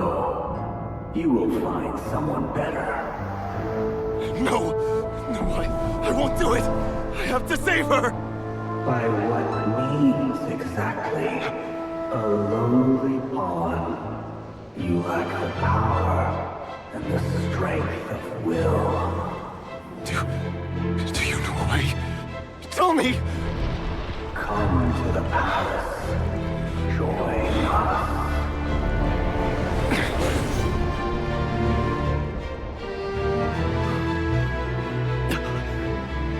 Rerir, thank goodness we... Step forth and take your share. You made it. Not you too.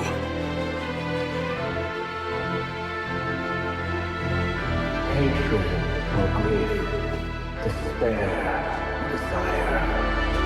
We all have our own.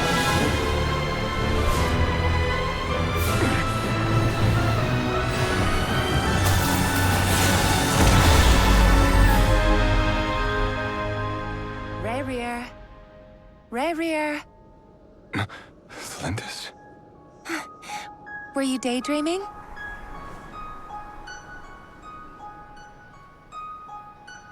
You still remember, Rerir? That question you asked me a couple of weeks ago? Oh. You mean the proposal? Yeah. I'm wondering, where do you think would be a good place to discuss it? Maybe in the garden? Or were you thinking a fancy restaurant? It's your choice.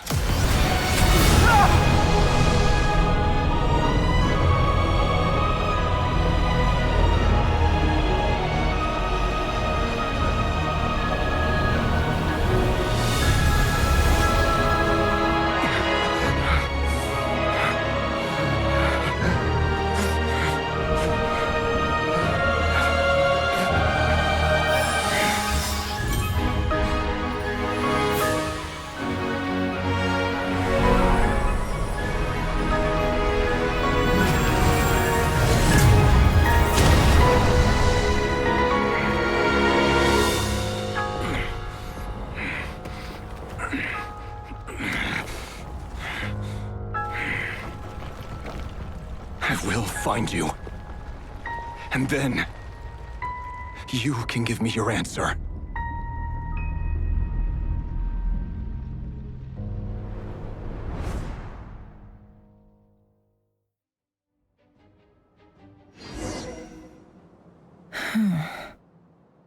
So that's how the Raker of Solnari was born. A monster created by circumstance is a monster all the same. Viewing other people's thoughts for too long can get uncomfortable. Right now, I'm feeling a strong sense of loathing. In a nutshell, the story of Conria is what happens when the truth falls by the wayside. Everyone tells little white lies, and before long, you have a huge pack of lies that destroys everything. Whew. Time to get back. His past is filled with sorrow, but the tale of any fallen civilization is one of endless tragedy. Cruel as it may be, that was Conria's fate.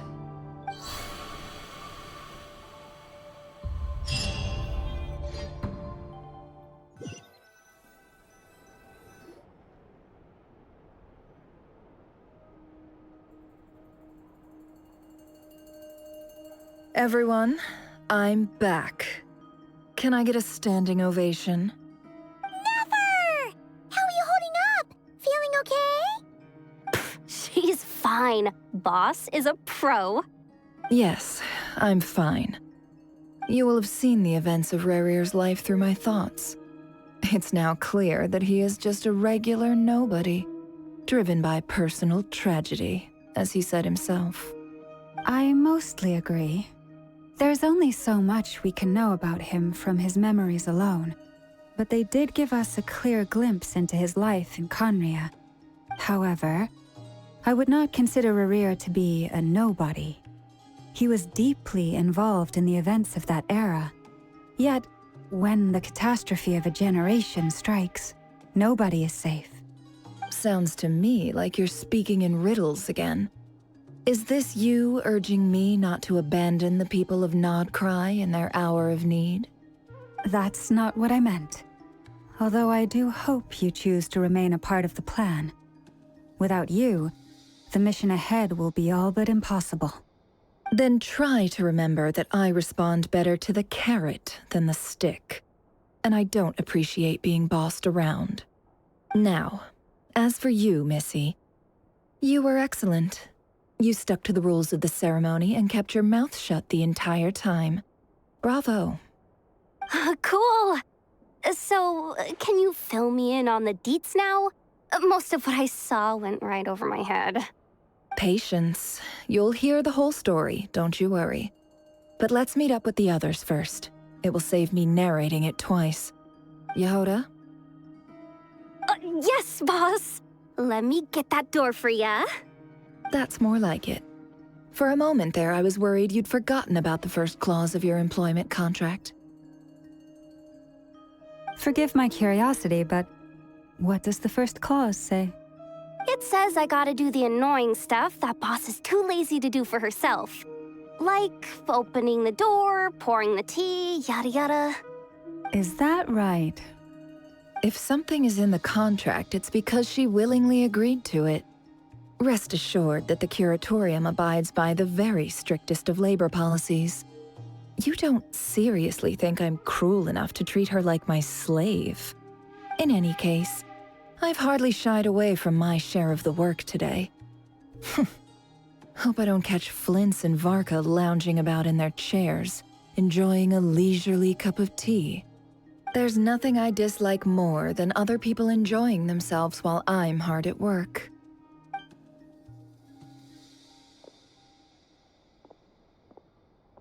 Oh no.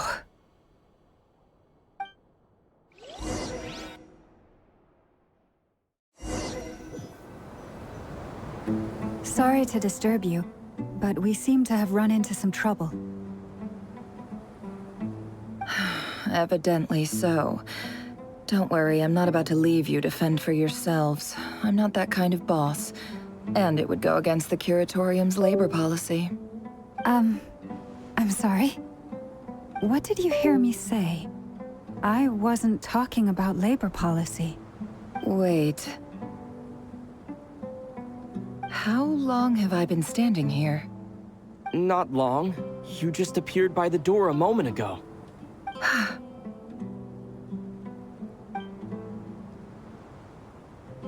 Boss, what's wrong? You look like you've seen a ghost. We've been tricked.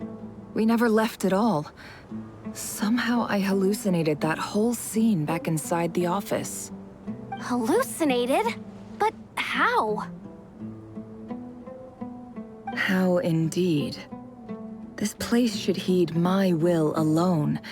All thoughts and actions that occur in here are just a result of pawns moving across the chessboard in a carefully calculated manner.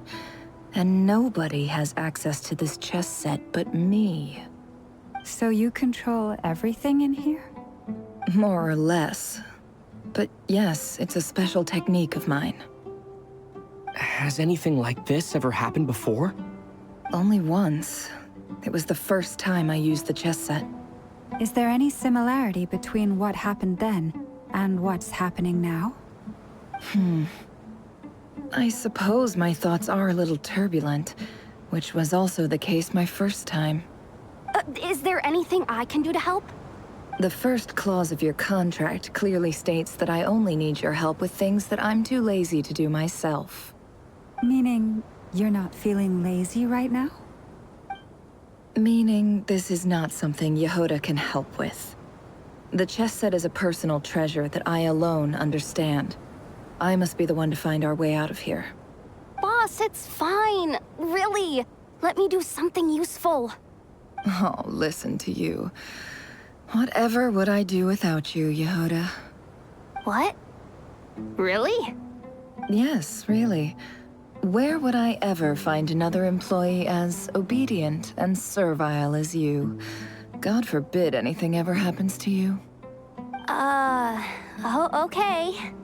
Well, anyway, I was thinking of fetching some water. There's gotta be a source around here somewhere. I suggest everyone finds someplace comfortable to take a rest. We gotta conserve our energy. Even though all this chess malarkey doesn't exist in a physical sense, mentally speaking, it's all real. And so is our tiredness and fatigue. You don't want to dismiss mental fatigue. Just because it isn't physical doesn't mean it's any less serious. But anyway, I got your backs, so don't worry about a thing. Don't I have the best employees? Jealous much? If we can find a suitable time, I'd love to borrow Yehoda for a day to help out at the Frost Moon Scions. Would you be amenable to that, Boss Nefer? Oh, Lauma. Have I ever told you just how pretty you are? Beauty runs from the tips of your antlers to the depths of your imagination. Time to rally, everyone. Follow me. As we continue our journey, the same rules will apply. That means stay focused and no talking no matter what we encounter. And don't disturb the chess pieces. You have my word that I will get us all out of here.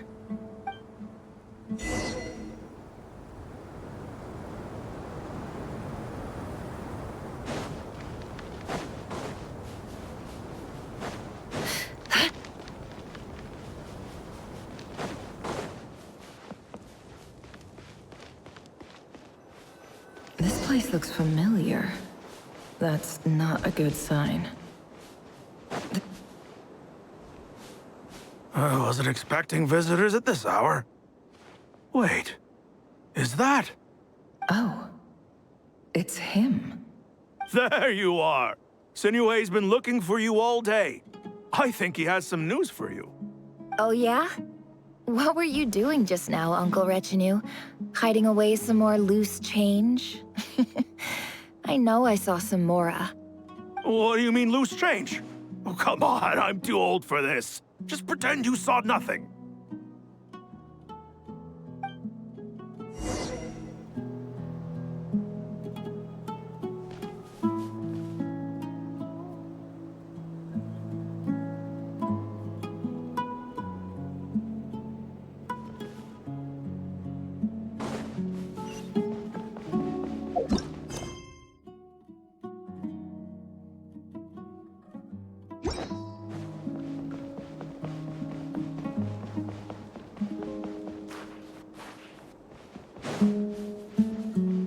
Hey, kid. Mind telling me what Sinuhe's been up to recently? I'm trying to get in his good books and I need a way in. Get in his good books? Why? What do you want with my dad, Uncle Apepi?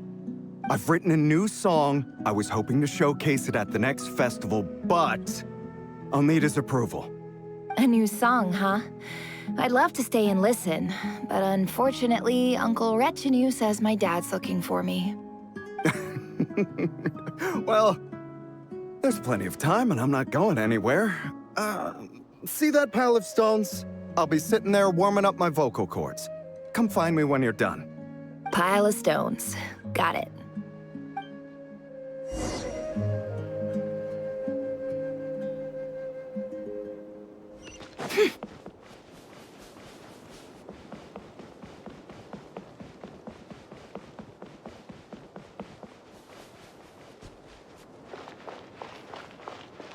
Hi, Dad.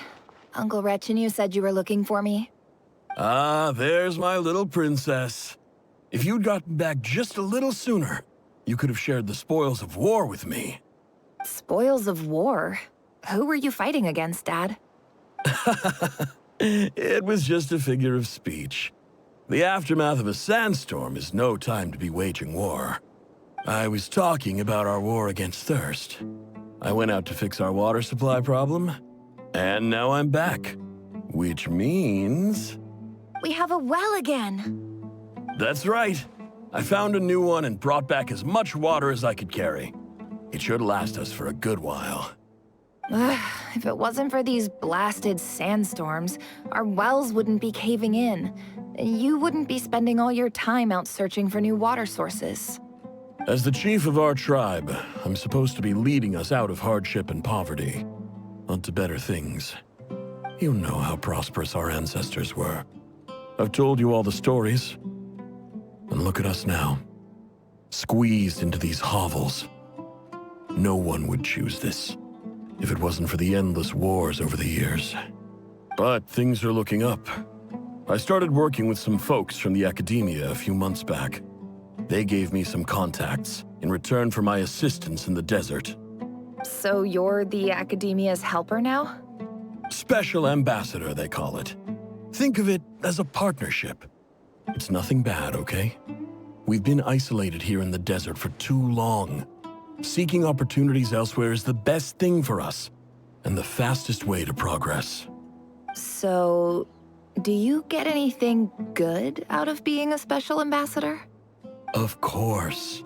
My luck's improving all the time. One day, I swear I'm gonna lead us out of this place. We'll find somewhere new. Somewhere better.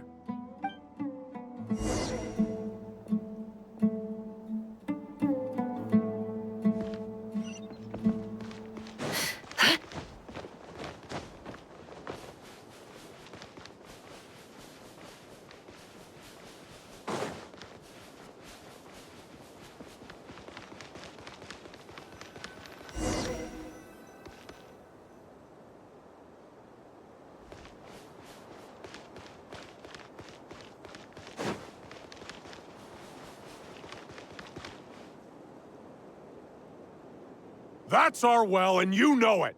You stole from us. Well, you've gone from chief to thief, and now you have to face the consequences. Did you really think you could take our water without permission and get away with it? You're either brave, stupid, or both. And that Special Ambassador Act? Yeah, nice try! We spoke to the Academia. They said it was all news to them. You're a liar and a cheat!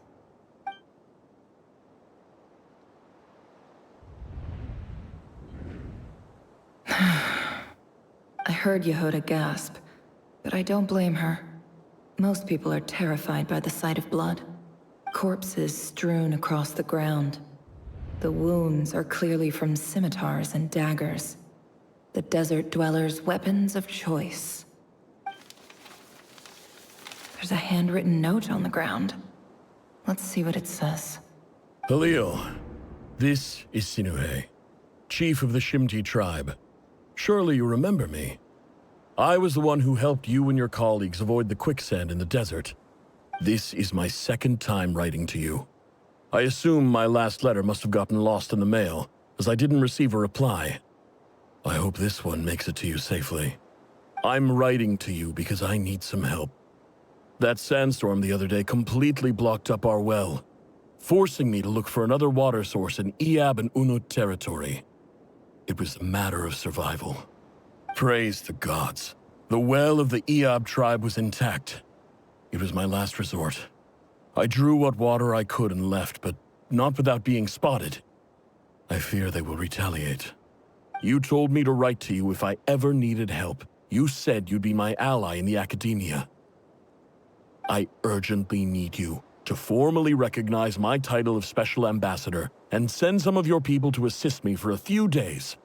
It's the only way I can convince them that this was the Academia's decision and prevent them from retaliating. This is an emergency. Please send help as soon as possible. Looks like this letter never got sent. The writer died a grisly death, and the letter was trampled into the ground. It's badly defaced. Some parts are barely legible. What a ridiculous lie the surviving Shimti tell. Their whole village was butchered over a sip of water. Ah, officer. Welcome. Welcome to our humble village. I thought you would at least have the courtesy to provide some respectable libations. This is the finest wine Aru village has to offer. I promise.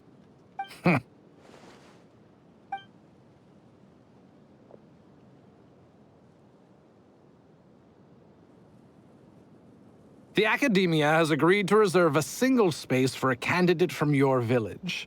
But I remain skeptical of this entire endeavor. I highly doubt anyone in this desert possesses serious academic potential. Please, have faith. If not in us, then in our god. The child we found shows great promise.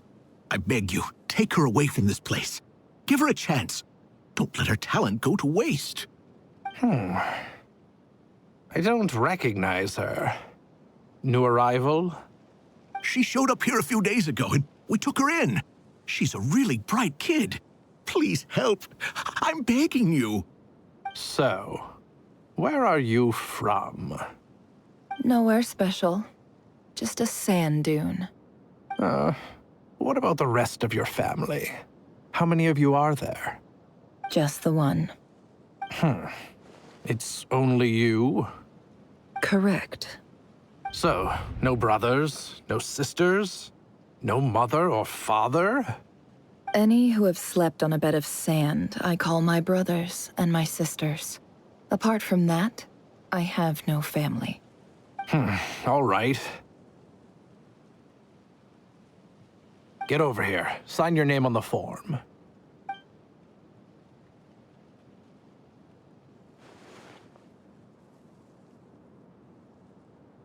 Never? You're rather fair-skinned for a desert dweller.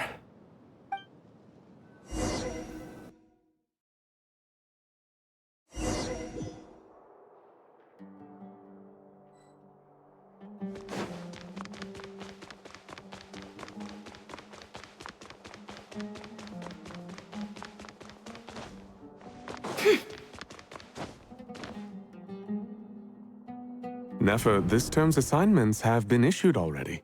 Please read through the materials thoroughly, conduct your own additional research, and then write an essay on the topic. Yes, Professor, I'm aware. I just had a couple more questions I wanted to get your perspective on. Oh? Please, ask away. Well, I saw the other students' problem sheets, and I couldn't help but notice that my assignment is much easier than theirs. Do you really think I'm a weak student? A weak student? Goodness, no. Quite the opposite. You have a sharp mind. Almost too sharp. I think what you're saying is, a weak student wouldn't have noticed the discrepancy. And if they did, they certainly wouldn't complain about the lighter workload. You see, sharp as they come. You see things the way they are, and I'm sure you know why they're like that.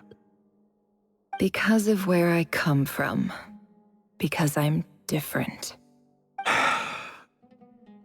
I'm sorry, Nefer. I don't like it any more than you do. It's just... Anyway, you said you had a couple of questions. What's the other one? I wanted to check. If someone sent me a letter to the academia, where do I go to collect it? Ah, your family wrote to you. Well, as long as they put your name on the envelope, someone should hand it right to you. Not exactly. It's not even a recent letter. I was just curious where the mail would end up if no one collects it. The House of Dana, I expect. I know there's a box for unclaimed mail somewhere in there, probably sitting on a shelf. Whatever you're looking for, that'd be the place to start. Okay, got it. Thank you, Professor. Oh, don't mention it. Honestly, I feel like I failed you. I'm supposed to be your teacher, but I haven't taught you anything. Hey, don't say that. You're a great teacher, and you do your best for all your students. But the rules are the rules. You're not allowed to teach students like me. It's not just the academia either. The whole world bends over backwards for the successful, and leaves the losers to suffer and die. Oh, my dear child. Don't tell me you've given up on life already. I haven't. I just think that if you want to make it in this world, you have to find a way to become successful.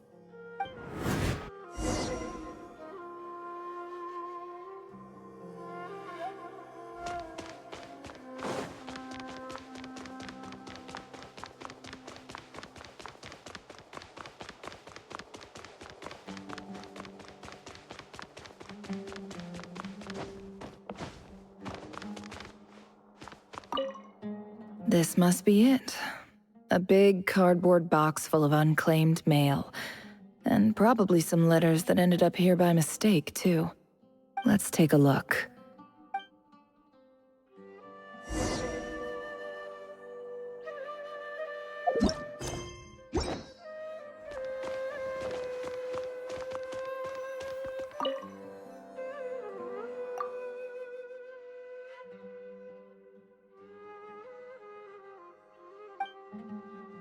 A dilapidation survey from Port Ormos. Looks like it's from a Core of 30 representative. What a strange thought. A bunch of mercs losing sleep over rundown buildings.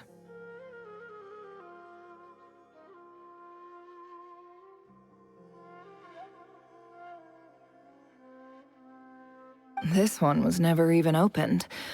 I guess the recipient didn't care what the Core of 30 had to say about anything. Who was it addressed to? I don't recognize the name, but it must have been a Kasharawar professor.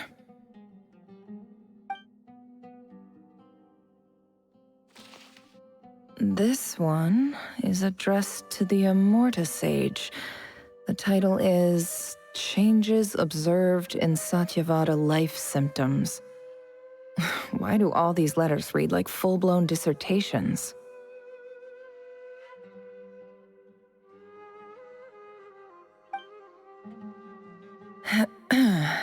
Guided by the incense, we became lost somewhere in the forest.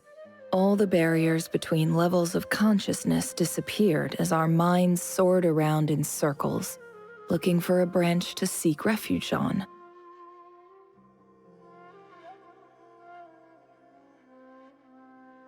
In clinical terms, these symptoms fit the description of incense poisoning.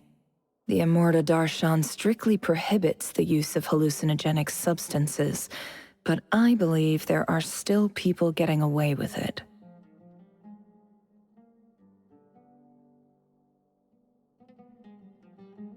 For example, my neighbor who always breaks out into song and dance after using incense.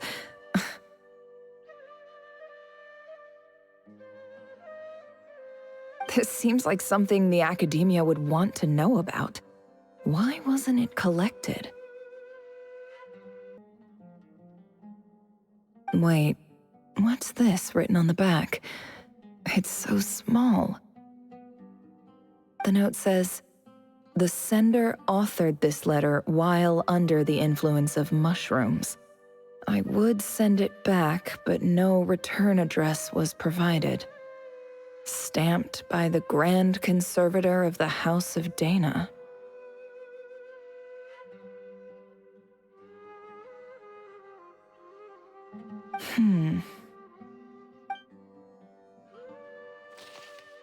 This next one is addressed to Grand Sage Azar?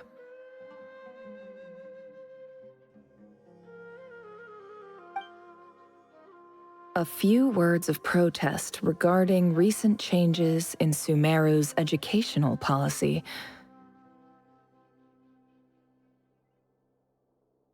In recent years, the academia has taken on a small number of students from the desert region, as per the policy to this effect.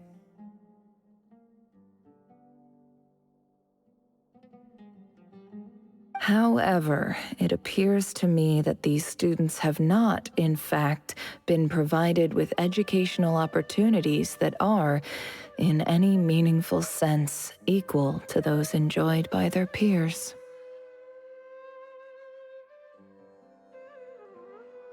As well as receiving dumbed-down assignments and perfunctory tutoring, they do not even have full access to the Akasha system.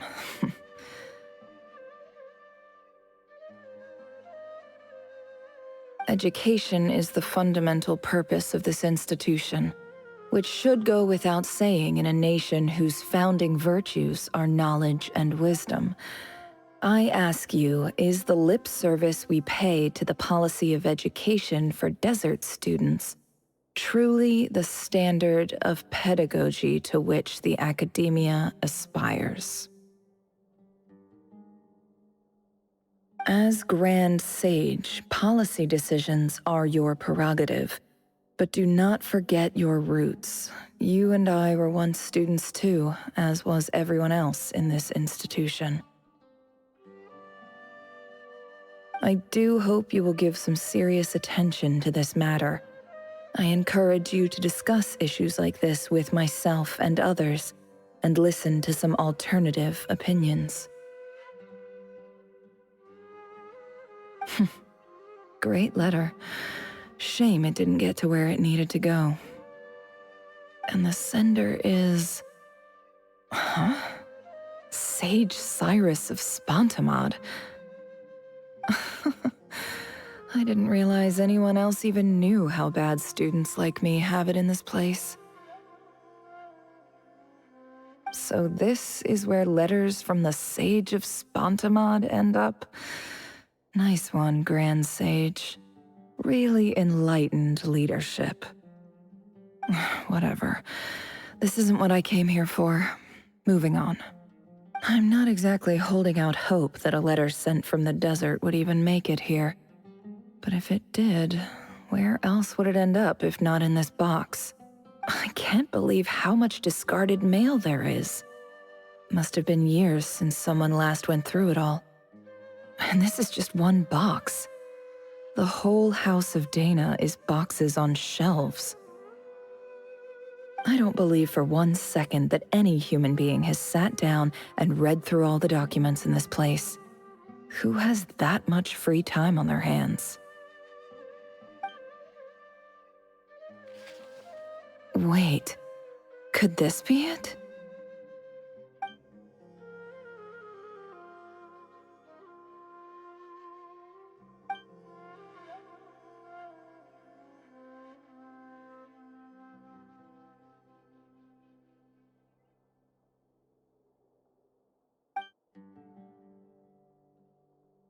Greetings, Halil.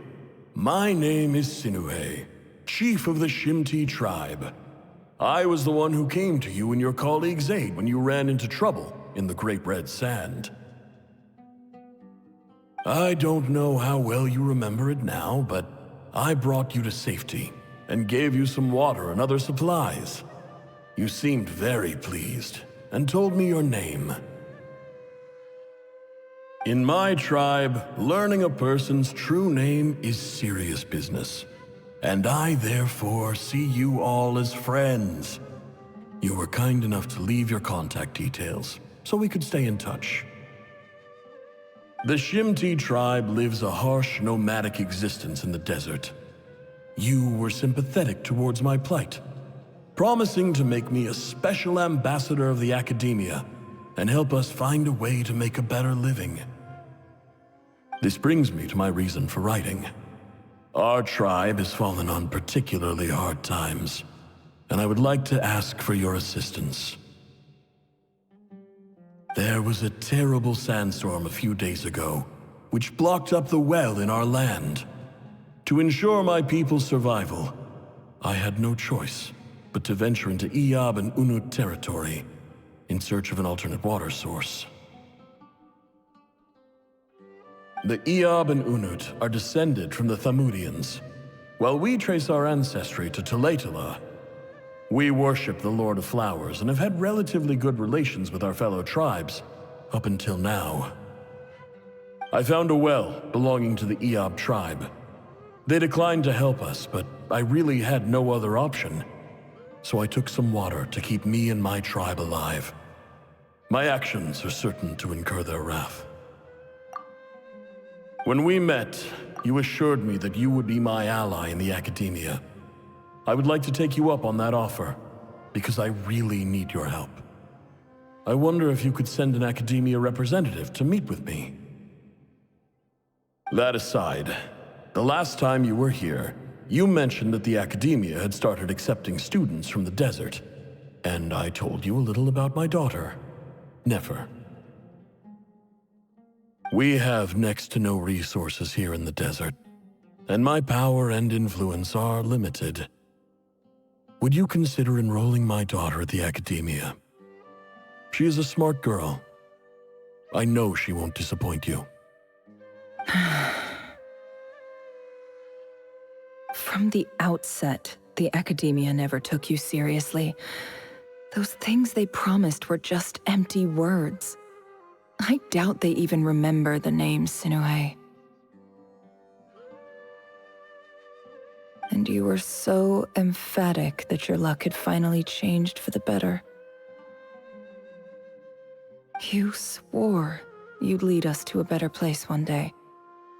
You spoke with such conviction, like you were the most powerful chief in the whole desert. You liar. You lied about everything. You promised the world and delivered on none of it. And who fell for it? Just me, by the looks of it. Despite your best efforts.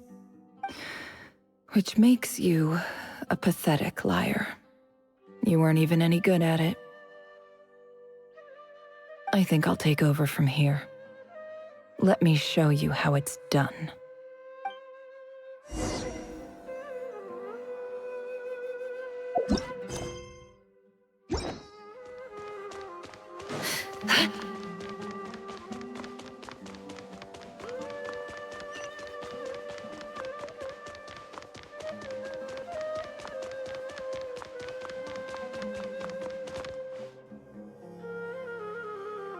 I just came to say goodbye.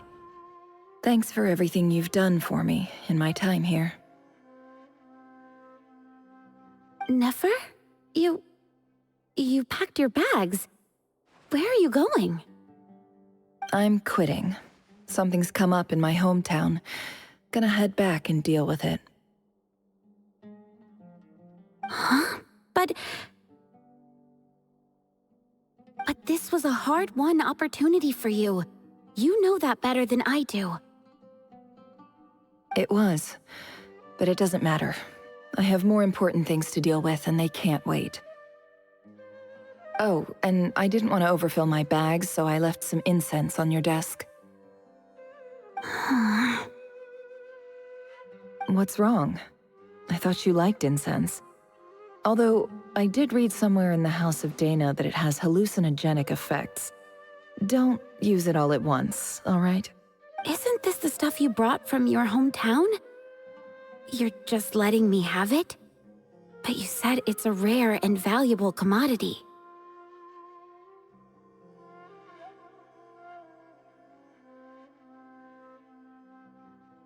Yeah, about that. I lied. It's not rare at all. There's this bunch of ruins near my hometown that are practically overgrown with this plant. It's not worth much. Keep it, it's fine. But Nefer... All right, that's all from me. You take care.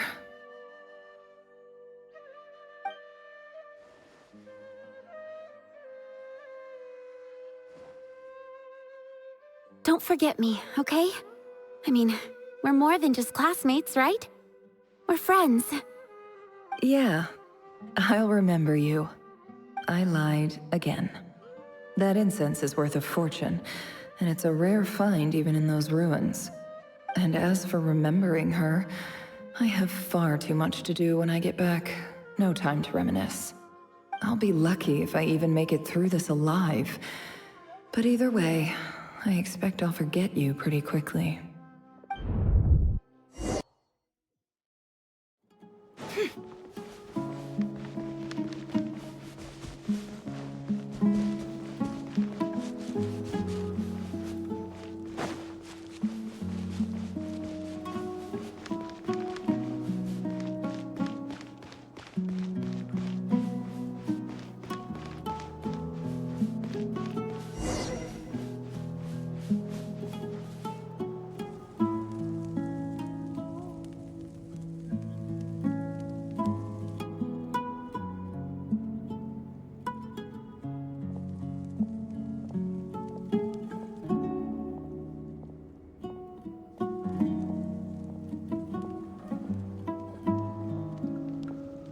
It's a pleasure to meet you, Mr. Arif. So, what does the Academia want? Since they've sent their special ambassador, I assume there's a big business deal to be made. If not, I'd be very disappointed. Please, sir, lower your blade. You're lucky I'm the one they sent. Not all special ambassadors share my admiration for the Iab people. The ever-shifting balance of power in the desert reduced the once great civilizations of this region to rubble and sand. But the story of the Iab has a very different trajectory. Others grew weak, but you grew strong, beginning in obscurity and moving to prosperity. You're the only ones who defied the trend. Huh. So, you do know who you're dealing with? This well is the perfect symbol of your strength, is it not? It used to belong to the Unut, but it looks like you have control over it now. You're not wrong. But I'm sure you didn't come all this way just to flatter us. Of course not. I came to bring you some very good news. Some information that recently came to light, which might just be your ticket to freedom. Records uncovered by the Vahumana Darshan show that a certain well currently under Iab control is built on top of some ancient ruins. These ruins are of great archaeological interest to the Academia.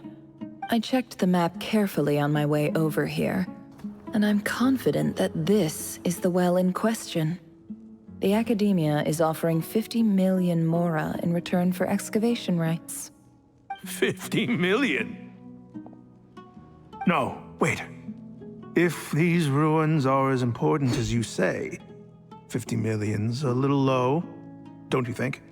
Don't get greedy, Iab. We know far more than you think. We know that you seized this well by force. Wasn't that the first step in your rise to power? To drive away the Unut and steal their water supply? So what if it was?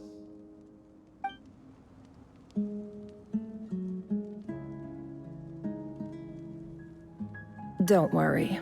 As unscrupulous as it was, it's something we're willing to overlook.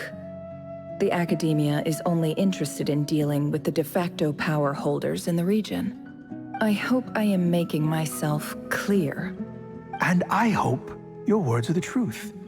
If I find out the Academia is trying to play me, I'll hunt down every one of your people and make you watch as I cut their heads off one by one.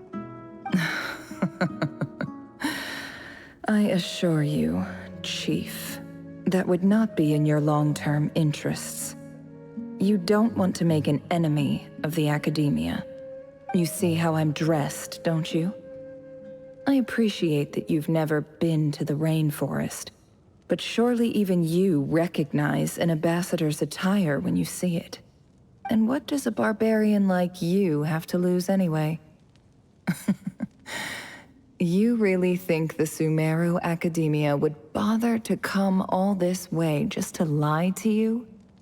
We have more important things to worry about. All right, I take your point. The Academia is the highest authority in the land. I'm sure you're trustworthy people. In that case, we have a deal. We will sell you the excavation rights. I'd like to thank you, Ambassador. This is good news indeed. Excellent news. In fact, it calls for a celebration. Would you do us the honor of staying a while and enjoying some Iab hospitality? Gladly. I am partial to wine myself, and I trust you are as well. So let's indulge in a few drinks together, in celebration of this momentous occasion.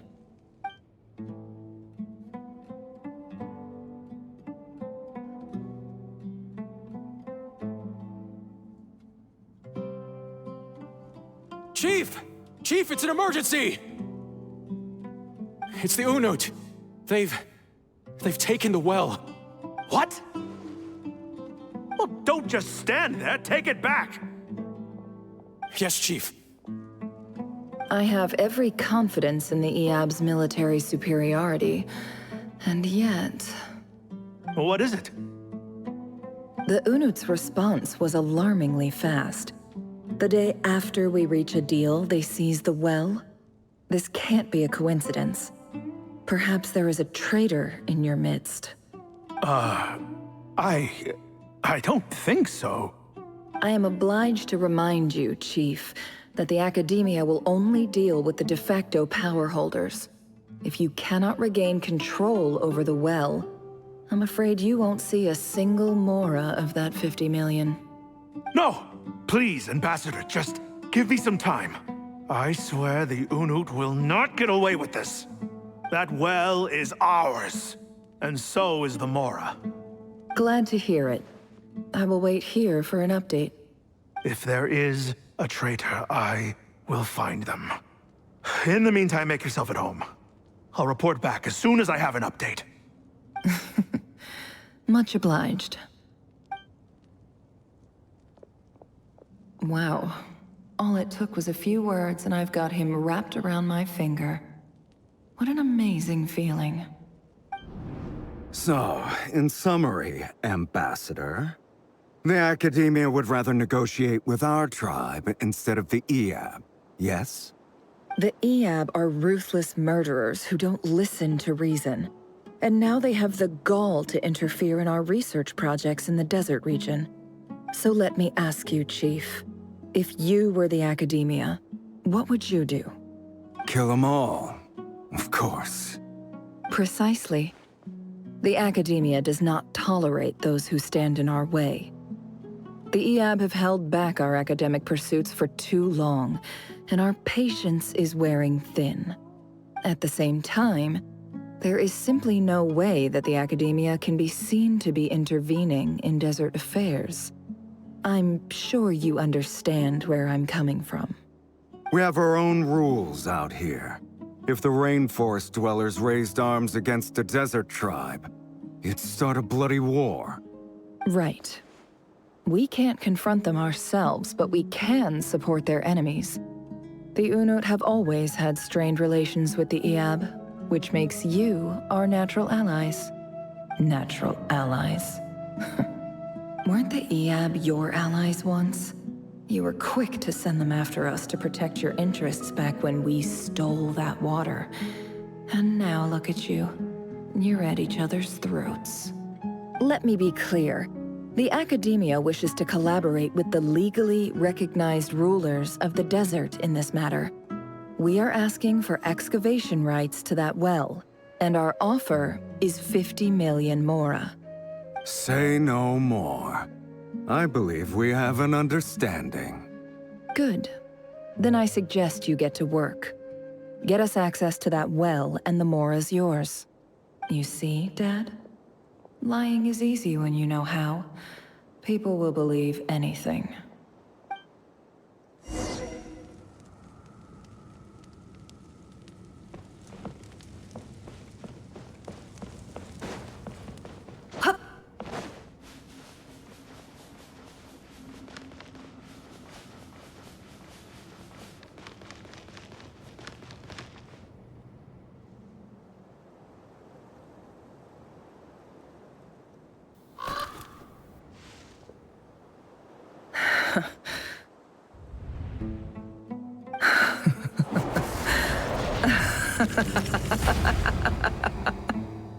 Look at yourselves. You may be vile, savage monsters, but your butchered bodies bleed like any others. You're no different. You're nothing special at all. The monsters who destroyed my home, they're just ordinary, petty human beings. What a joke. I think we're even now. Maybe I've even done the desert a favor. It's a better place without all these people around. Oh, Sinuhe, my gullible fool of a father. Perhaps if you'd been as ruthless as I was today, our tribespeople would still be alive. In this dog-eat-dog world, a chief needs to be tough to survive. But you couldn't do what had to be done. So I did it for you. Nefer, it's okay. All of this is in the past now. I believe I remember you promising to remain silent. Yeah, but even so... Yehoda, is there anything you can do to ease the tension? All right, time for a sharp turn onto a completely different topic. So, anyway, that's enough of that. When are we getting out of this place? Feels like we've been walking forever. I'm getting pretty tired. Oh, Alma, you tired? Yes. If we can find somewhere to sit down, I could certainly do with a rest. It's not far now. There should be a temple just up ahead.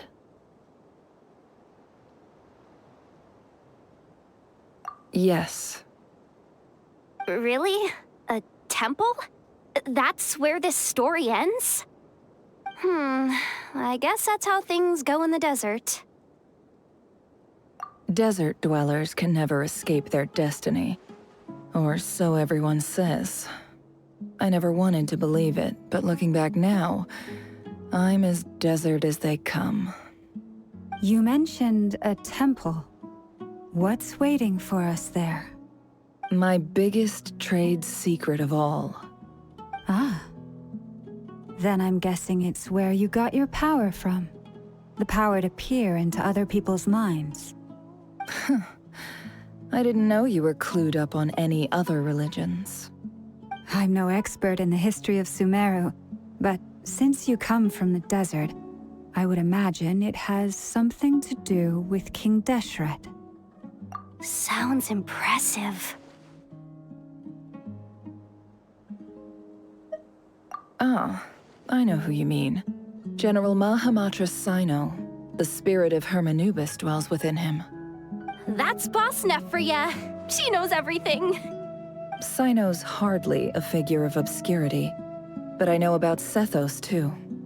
What about him? Is he a big deal or something? Well, he's not a small deal, let's put it that way. Please, this is the bare-bone basics. Save the flattery. Thanks for your patience, everyone. I'm sure it's been a lot to take in. With any luck, that's our exit just up ahead.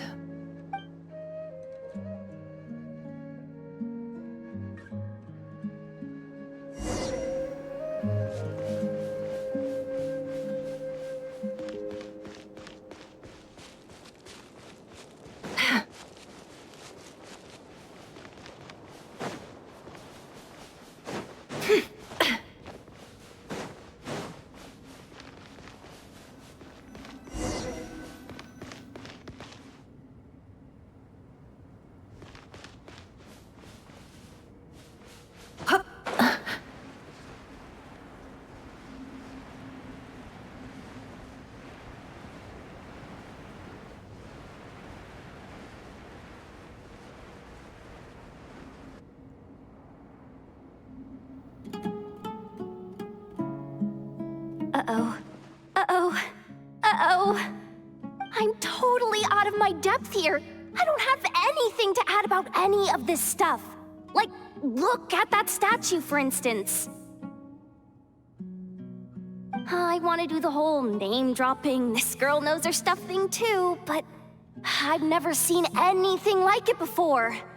A statue with the head of a bird. That's Thoth, the Ibis King, one of the 7 pillars of King Deshret. The legends say that he, the Crocodile King, and the Goat King were the 3 retainers of King Deshret. Let's take a look.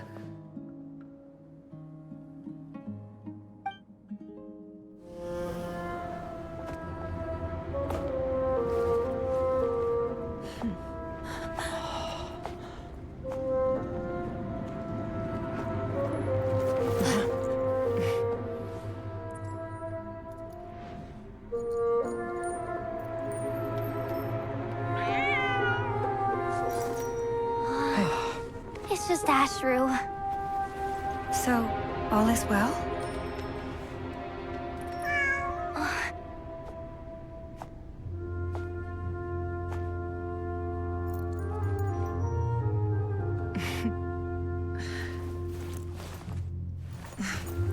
Typically speaking, at this point, the world disintegrates. Then we find ourselves back in the outside world. Besides, these are my memories. There's nothing to fear. You're sure? Of course. It's almost over.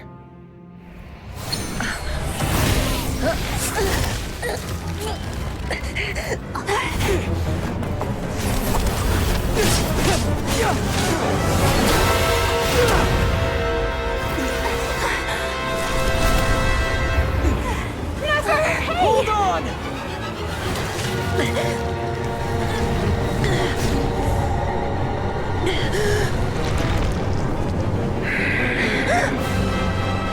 Knowing too much is always a death sentence. Speak for yourself.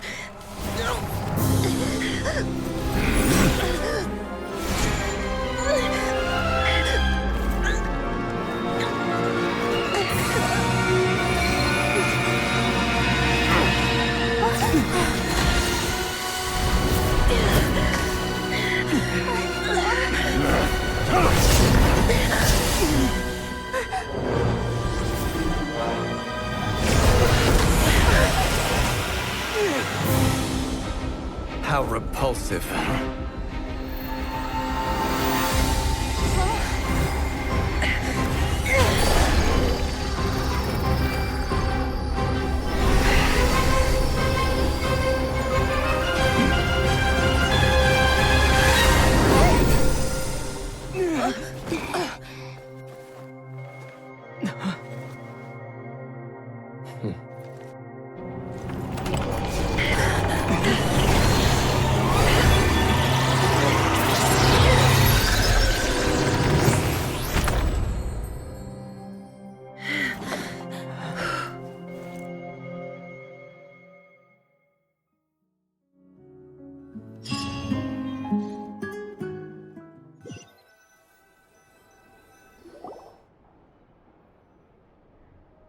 Timed that pretty well, didn't I? It's okay. I'm just glad no one was hurt. Paimon noticed you doing something too, Dainsleif. Were you helping get them out? Of course. When I asked Nefer to conduct this investigation, I was not naive to the dangers involved. I had a duty to ensure your safety. Good to know your sense of justice is still intact after all these years. I take that to mean that you saw the truth. That comes as a great relief. I certainly did. And thanks to your help, I also managed to trap Rerir inside the chess set. Whoa, really? How'd you manage that? Well, to be honest, I sensed that something was wrong long before we made it to the temple. By using this fragment to probe into Rerir's past, well, the monster formerly known as Rerir, it seems I alerted him. I was tracking him, then he caught on and started tracking me too. Can't say I'm surprised. But how did he track you through your thoughts alone? That shouldn't be possible. Rerir was a secret agent who reported directly to the Vinster King. He is an expert at finding a trail and hunting down his pursuers. No wonder. He infiltrated the chess set, read my thoughts, and built a new virtual chess set inside of it. That's why we weren't able to leave at first. Speaking of your chess set, it's quite a remarkable item. Would I be right in thinking you have some connection to King Deshret? You overestimate me. I only have a connection with one of his underlings, the Ibis King. You all saw how this came to be. A long time ago, the Iab massacred my tribe, the Shimti, in our home village. A few years later, I enrolled in the academia, where some new information came to light. The Unut and the Iab fought a bitter battle over the rights to a well, all for the sake of a non-existent 50 million mora. The Iab ultimately won that confrontation, but their victory came at the cost of almost every warrior in the tribe. The final blow to the Iab came at the victory feast, when an Unut assassin beheaded their chief right before my eyes. The remaining Iab fled and have been scattered to the winds ever since. Having gotten my revenge, I returned to my hometown, where to my surprise, the nearby temple was still standing. There it was, seemingly immune to the relentless hostility of the desert, while my tribal home lay in ruins. As I stood there gazing at the temple, I noticed a cat just outside. This cat, as it turned out, was home to the spirit of the Ibis King. He led me to a gate deep inside the temple, and there he made a deal with me. This chess set is my gift from the Ibis King. The chessboard within is made to the same specifications as the one in the mausoleum of King Deshret, and represents his power of piercing analysis. With this chessboard in its container, I gained a certain ability to perceive hidden secrets. Now, you could conclude that the Ibis King simply wanted to give the people of this world the power to seek the truth, but I don't believe that's the full story. Every god plays favorites. Their hearts are as fickle as any human's, full of secrets, perversions, egotistical tendencies. But precious few gods are willing to admit this. It It is the same with all powerful forces, including fate itself. Their gaze falls preferentially upon a select few. As you rightly point out, this is an act of favoritism. If you're alluding to the Abyss, then yes, I agree. Gather the others. It's time to share everything I've learned.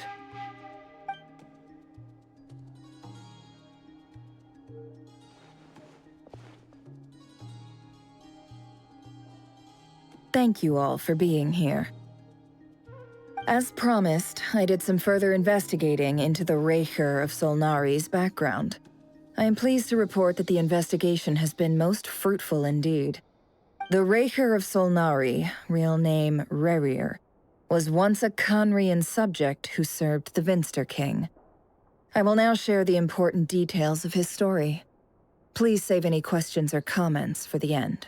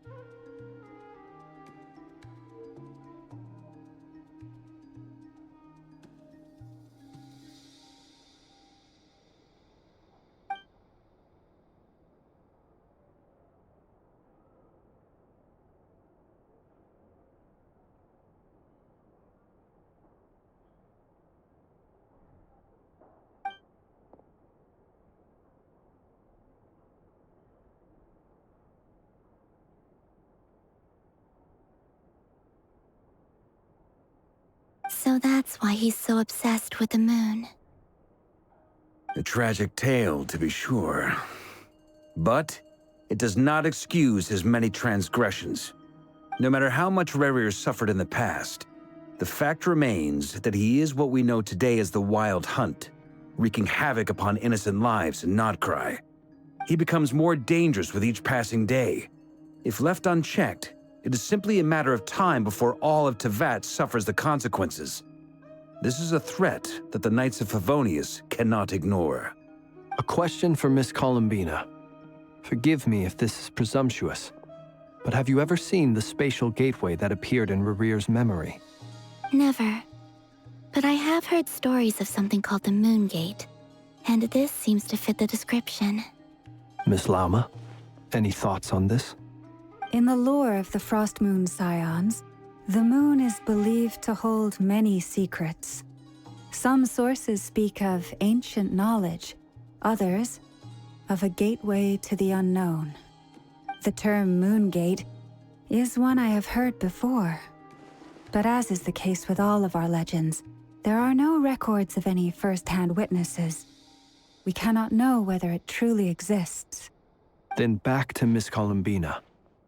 As a moon goddess yourself, do you have some idea of where the Moon Gate leads to? Not at this stage, sorry. I do hold the power of the Frost Moon, and my strength is recovering well. I can sense that the gate would open at my command, but... But there's more to the power of the Frost Moon than that? Yes. A moon goddess has the right to open the Moon Gate, since it is a path to the moon.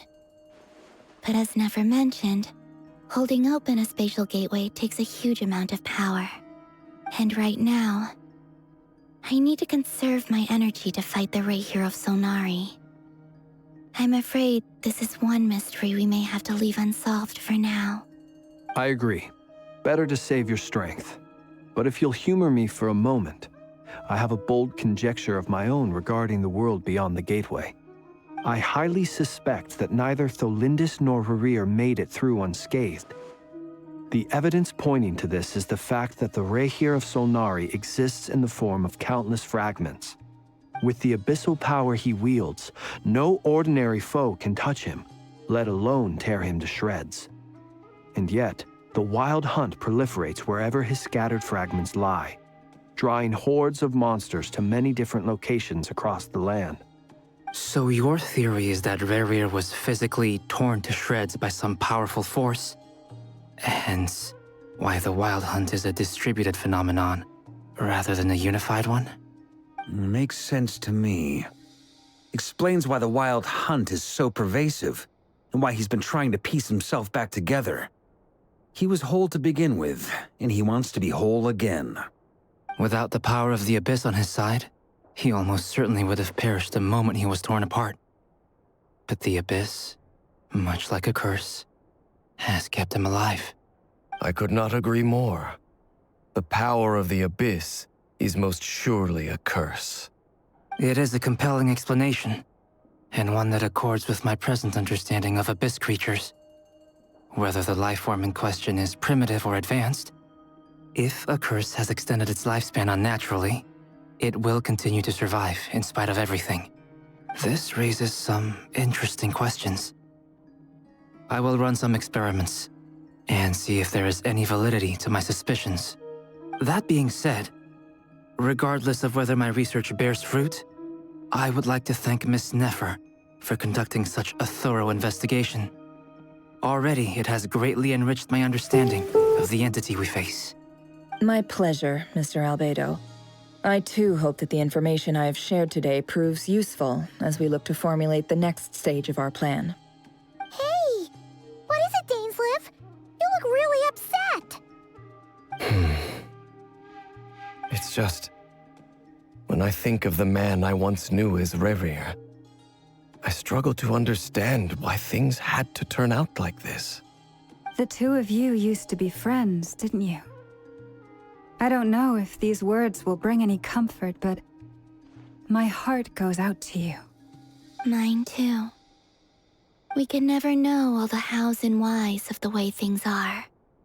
The moon and stars are full of untold secrets and lies, and the skies are host to many more mysteries than these alone. Yet, none of that can begin to compare with the complexity of human life. Those are the first comforting words I've heard in a long time. Thank you, both. Well, I think this is a good place to end today's meeting. I'm sure Nefer needs some time to recover.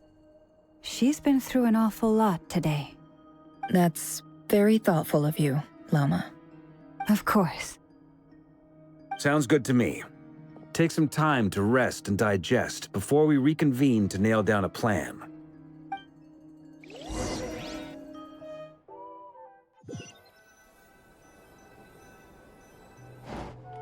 Hey, is this a bad time? Hope I didn't kill the conversation. No need. Come on, let's talk outside.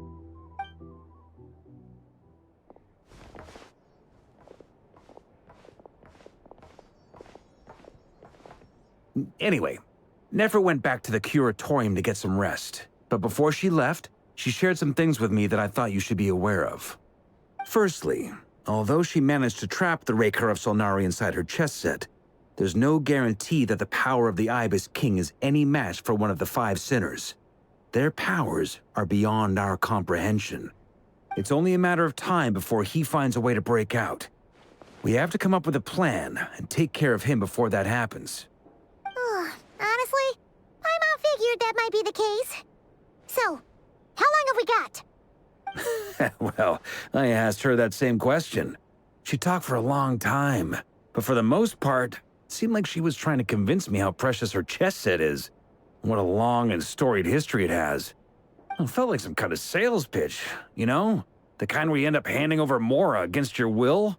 Anyway, after all that, she finally answered the question. 2 days, at most. 2 days? Holy moly! Can we even recruit enough help in that time? That remains to be seen. Which brings me to the second issue. Dainsleif is obviously conflicted about this whole thing. But given how little time we have, there's no way we can pull this off without his help. You have some history with him, right? Do you think maybe you could talk to him for us?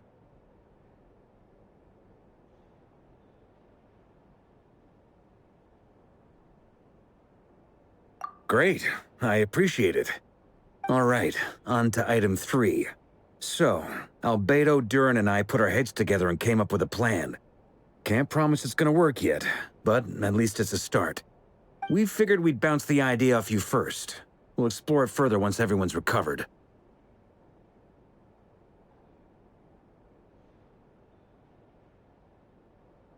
Oh, Paimon's dying to hear this.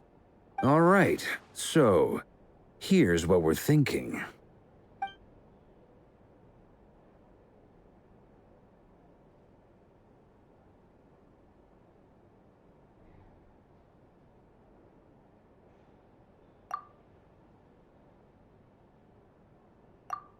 We felt a little uneasy about roping you into this. I mean, firstly, you're not locals, and secondly, none of us are your boss. You're well within your rights to refuse if you so choose. Roping us in? Why would you even say that? We know the stakes here. It's all of us against the Rayher of Solnari, or none of us stand a chance. I choose my words very intentionally, I'll have you know. I like to think there's an art to striking a down-to-earth tone even when the stakes are through the roof. Sir Varka, I have a few thoughts about this plan. I'm all ears. I think we can be more flexible with how the roles are allocated. In my view, the most sensible lineup would be like this.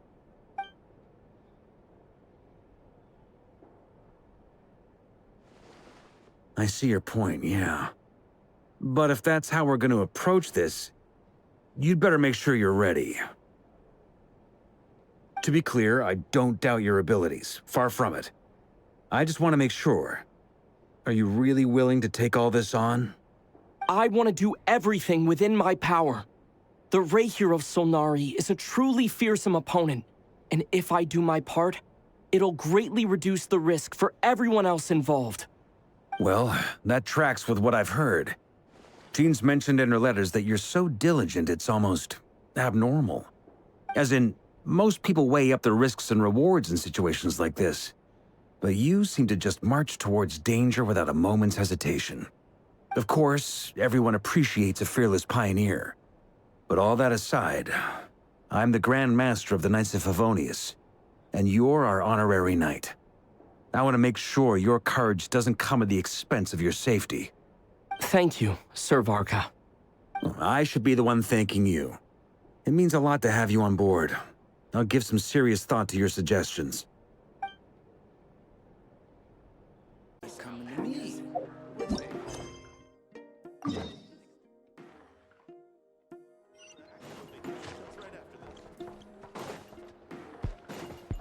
Time to roll!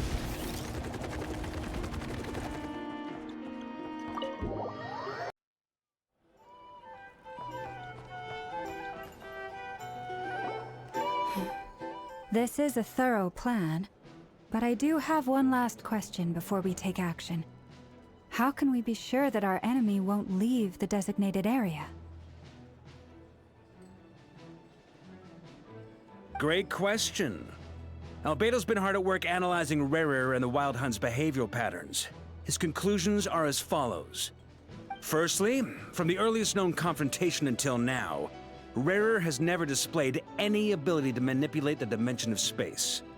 So it's unlikely he has any power in that domain. Secondly, he seems to have a particularly strong vendetta against our group. If we put him in a fight-or-flight situation, he'll choose to fight every time.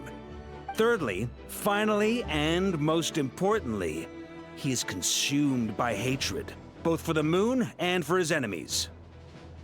Turns out, we tick both of those boxes. We have a reincarnated moon in our ranks, and a spy who accessed his private memories without permission. He'll be baying for blood, not looking to escape. As someone who's had their fair share of interactions with the Wild Hunt, those all seem like valid observations to me. Understood. Then I will defer to the verdict of the group. Well, everyone, that's the plan in full detail. Albedo and Durin are carrying out their part as we speak. Plan approved. Scheduling. Okay, any firepower you need, I got you covered. Let's light this baby up. The Frost Moon Scions are behind you as well. And the rest of you?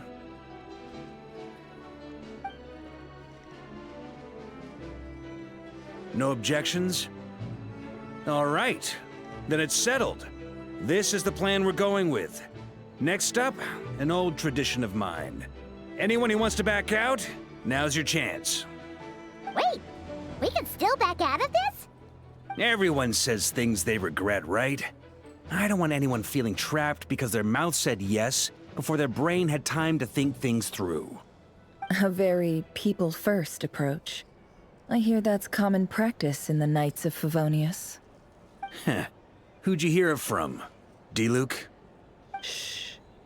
We don't use people's real names at work. This contact will be known only as Owl, please and thank you. This plan can only work if everyone does their part. Flint's and I will absolutely support it. We shall indeed. You'll be glad you accepted our help. Also, you are the last person I expected to see here, Miss Dory. It's not often I get called Dory in a work context. My peers usually call me Lord Sangama Bay. So, the longer your name, the higher your net worth. Is that the idea here? In that case, Mr. Flint's here must be worth a fortune. That's right, I know your full name. It's... The walls are thin here. I'd appreciate you keeping that a secret. Okay, fine. Ugh, I'm actually only here as a favor for someone else. Do you have any idea how much it would cost to hire me otherwise?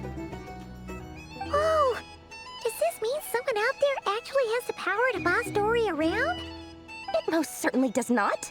We have a long-standing and mutually beneficial business partnership. She's actually the mom of a friend of yours. Said mom supplied me with a great little trinket, but now that lady's ruined everything.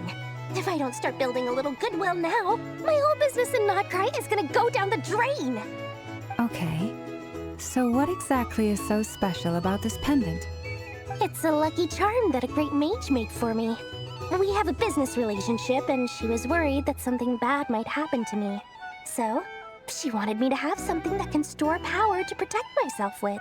I finally got it all fully charged up with Kuvaki, and then never went and used it all up at once! Never lost so big in my life! You're right. It was all my fault. I didn't mean to drain all the Kuvaki in the pendant, but I'll make it up to you. You will? Well, in that case, how about you give me your chess set, and we call it even? I knew you'd say that. Well, it's yours if you want it. In fact, take it now, and I'll even throw in a free Raker of Solnari. Deal? You're putting me in a difficult position here. It's a very useful thing to have around, but I have a funny feeling it won't be around much longer. I guess we'll see in a couple of days. Looks like bankruptcy for me. Hey, don't be so pessimistic. See this through and you never know. You might find a new business opportunity on the other side.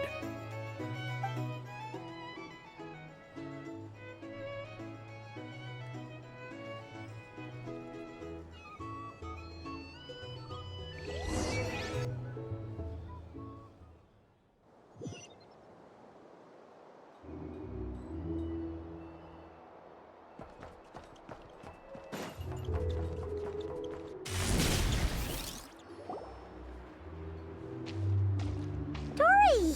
How are things going? Feeling ready? Oh, I was born ready. We only have 2 days. You think Lord Sangama Bay would let an opportunity like this slip by? Don't forget, when something's in high demand, the people with the goods on hand get to charge the highest price of all. even higher than the sellers taking advance orders. Ta-da! See? It's right here! Oh, it's so pretty! Did you make it? No, I have a supplier. We go way back, so he made me a very attractive offer. Aha! No wonder you were talking about Lucky Charms at the meeting. You've been getting Kaveh to make them for you. That's not the full story. It actually started a while back as a project between me and the Dendro Archon. Mage Alice once warned me that this world won't stay safe forever. There may come a day when everyone faces a great crisis. I passed this on to the Dendro Archon, and she secretly brought together a research team made up of Sumeru's top scholars to invent a technology that could keep people safe. I won't go into the details because it's all very complicated, but if you want to know more, you can ask the Dendro Archon about it sometime.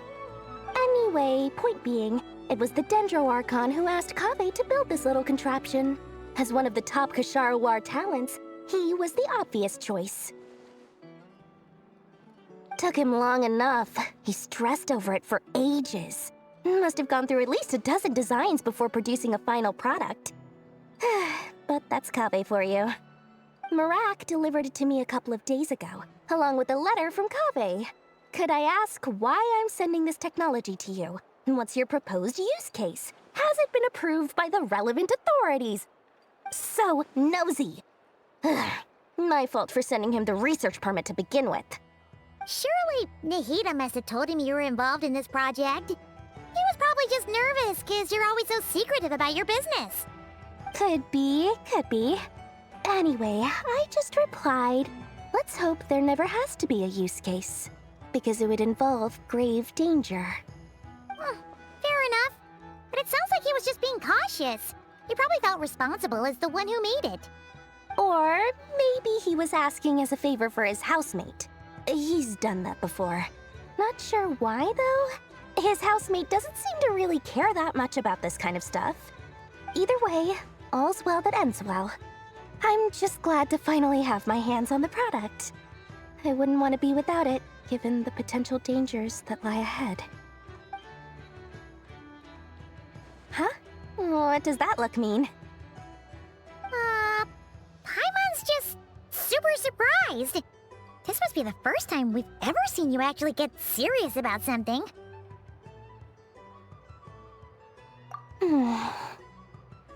Well, a long time ago, I made a promise to myself.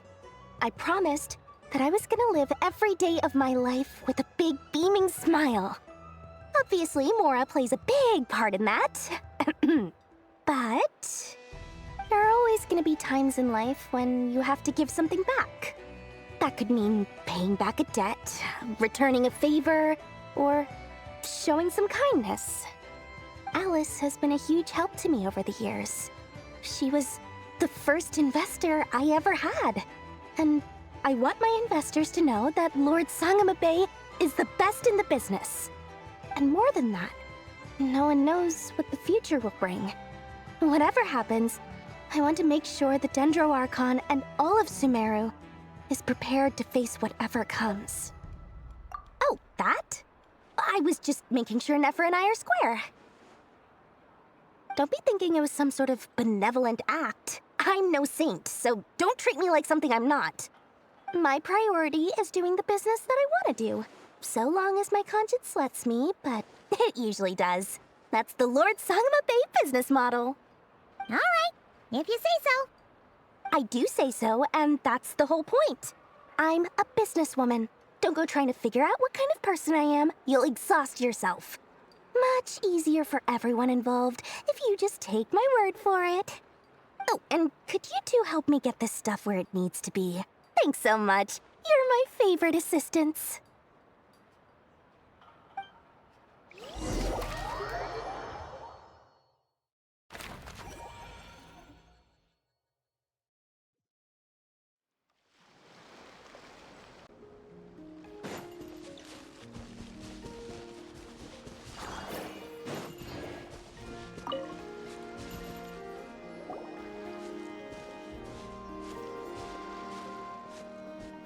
Traveler, Paimon. It's good to see you. Everything going smoothly over here? Sort of.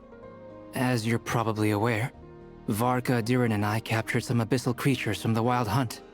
Per the plan, we dissected and analyzed some samples of these creatures. The process went very smoothly. The findings, however, come with some troubling implications. What? You can actually dissect the Wild Hunt?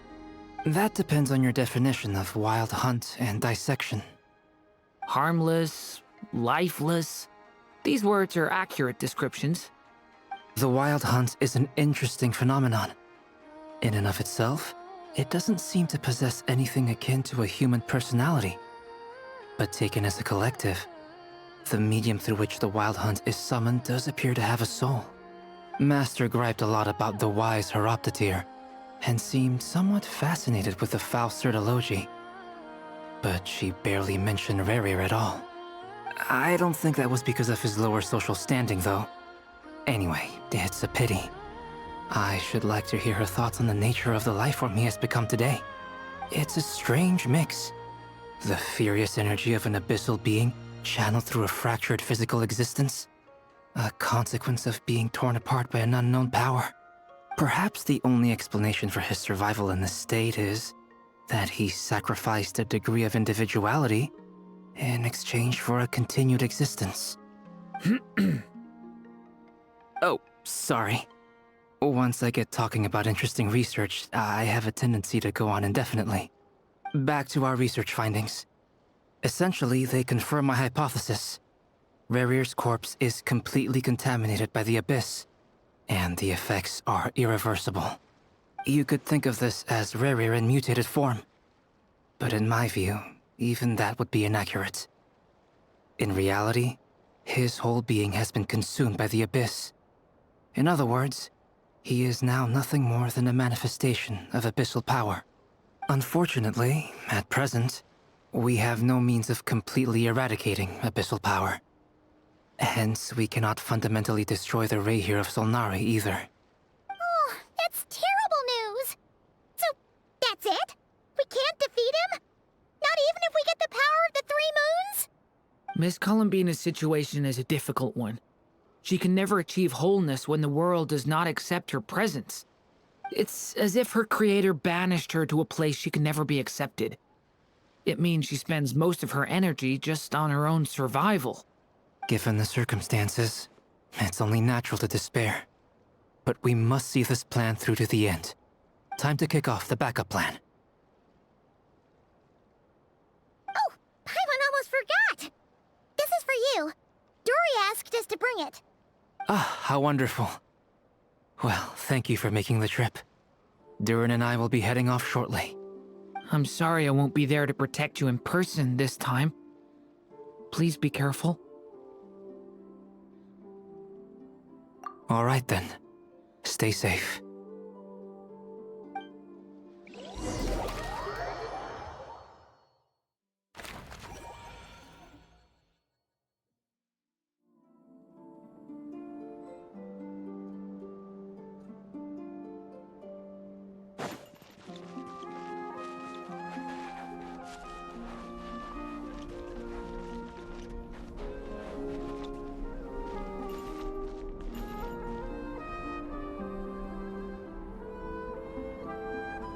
Miss Lauma, is everyone here?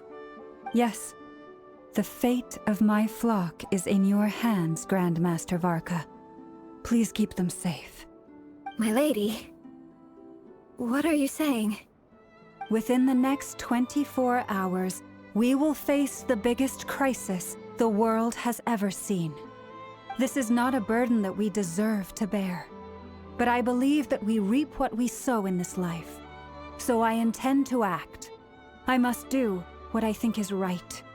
For me, that means fighting for the future of Nodcry. This gentleman is the Grand Master of the Knights of Favonius, Varka, Knight of Boreas. In my absence, please follow his lead. Hey, everyone. guess I should introduce myself. Well, to start with, I know my way around a battlefield. Biggest strengths are honesty and hard-workingness. Anyway, point is, I don't intend to let Lauma down. I'm gonna do everything in my power to keep every last one of you safe and sound.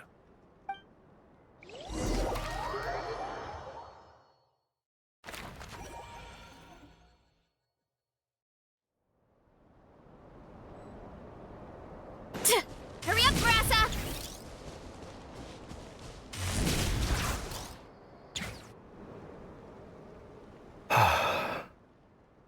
Something on your mind? Miss Columbina, was it? I believe that's how the others addressed you. That's right. Names are funny things. Have you always been called Dainsleif? Yes. I take it your own name has a more complicated history. I have a different relationship with names than other people. To be honest, I'm not even sure that Columbina is my name. At least, not in the same way that Dainsleif is yours. But it's what everyone calls me, and I go along with it. A lot of my life has been that way. I get so used to things that I forget to question why they are so.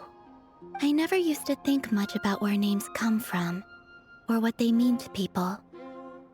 Maybe something's wrong with me. You're different from other people. I sensed it the first time we met. You're more perceptive than most. I'm sure your long life and rich range of experience explains that. Do you ever find yourself missing Conria, Mr. Dainsleif? Difficult to answer. I have dreamed of the past many, many times. Sometimes I'm fighting tooth and nail. Other times I'm lying on the ground, defeated.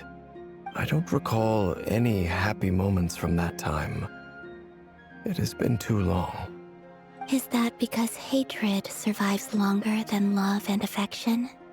That would not be for me to say. I make no excuses for the grudges I bear. But whatever the reason, I remember little that was beautiful or sentimental. Thank you for your help with the Rerir situation. Without your efforts, I never could have learned the hidden truth of his story. You're welcome. I know he's your friend. Friend? He betrayed me. And I never really understood what he was going through in life. Some friendship, that is. Okay. So, do you plan to fight him with us? You see, you're torn. Now you know what really happened. You see the things he's done in a new light. I need some time. Of course. I completely understand. Anyone else in your position would feel conflicted too. Actually, I went through something similar myself recently. Something happened that changed my perspective on a situation. A situation I took for granted at the time, but now I feel very grateful for it. You mean the Harbingers who still support you, even though you've left the Fatui? Yes. I always thought they were only helping me because Harbingers are forced to work together. But then I abandoned them.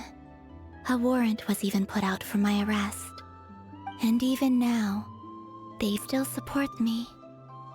Which means I was wrong about them all along. Clearly, they view you as a friend. I feel a little guilty now. I regret not seeing her help for what it was, and not treasuring it. I see the guilt that you're feeling now, because I feel it too.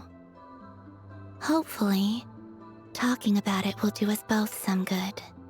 Have you noticed that the Traveler and Paimon are over there? I think they've been listening. Huh.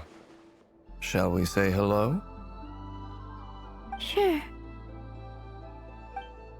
Hello. Ah! They caught us!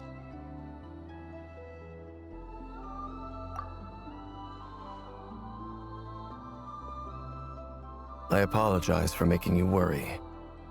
No doubt you wish to know where I stand on the plan to take down the Raher of Solnari. I'm afraid I need a little time, but I will seriously consider joining you. You will? Oh, thank you so much! Everyone will be so grateful to hear that! They needn't be. This was something that I was going to have to face up to eventually. That doesn't matter to them. They're grateful to you regardless. You can't control their gratitude, so just accept it. And then, have a think about whether you're willing to join us.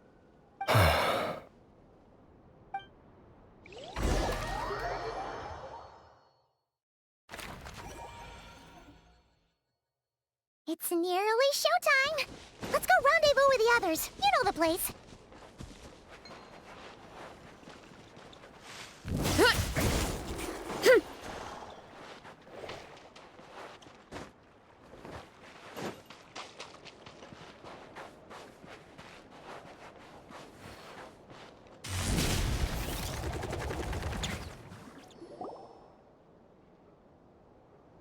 Ah, you're earlier than I expected.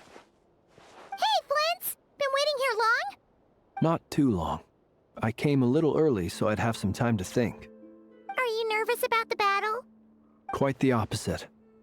I'm reminiscing on my past battles. When I was awakened by the Ratniki, I had not touched a weapon in many years. I felt like the battlefield was not where I belonged. But after waging war against the Wild Hunt for so long, I came to realize something. A life of absolute peace is simply not a possibility for me. My restless flame indicates that somewhere inside of me, there is a deep yearning to root out the evil in this world. Oh, that doesn't sound like such a bad thing. Well, in the past, when I was a Fae whose primary concern was hibernation, it was hardly ideal.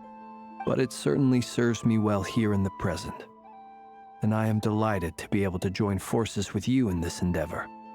Looks like I'm not the first to arrive. Ah, Miss Lauma. Did you sleep okay last night? I struggled to settle down at first, because of the nerves. But don't worry. I got enough sleep in the end. I'll be just fine.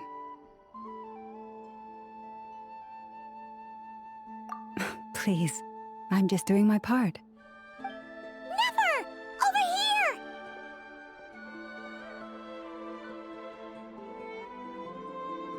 Aino asked me to relay a message. She said Anefa will be on high alert and keep a close watch over all secondary districts where defense is required, providing support as necessary. Meanwhile, Aino herself will provide range support to us directly, using her latest invention. Excellent. My thanks to all involved. The chest set's looking a little unstable. It won't hold him much longer. We should be prepared to engage at a moment's notice. No sense sitting around waiting. Let's make the first move while we still have the option. I agree. Paimon, find a safe hiding place. Got it! Be careful, Traveler! I will.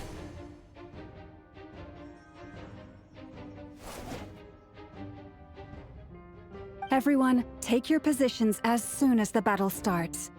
Every ounce of strength we have in our bones, let us bring to this fight. Ready? Let's go. I've seen all your futile ploys before. You have become the authors of your own demise. I wouldn't be so sure about that. You are merely a moment of sport before I tear down the moon.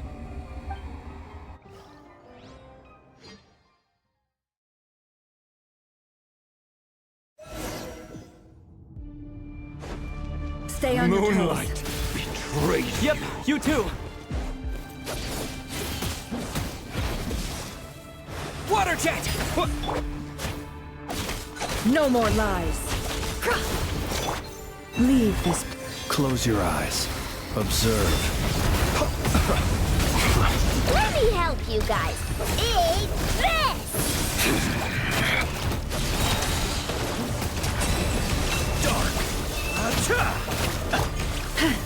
Forest, protect us. Can't hide the truth. It all ends. Water jet!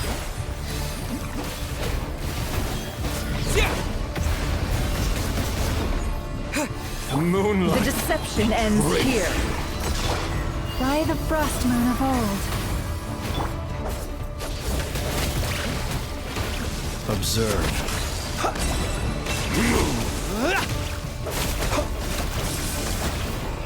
Moonlight. Futile. Are you quite finished? Close your eyes. Can't hide the truth. Leave this place.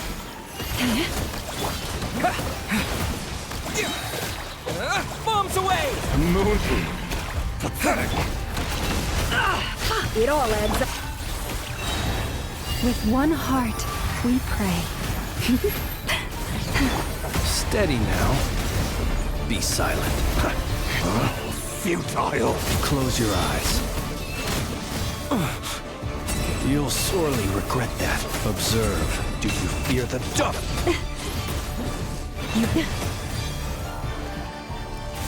Move.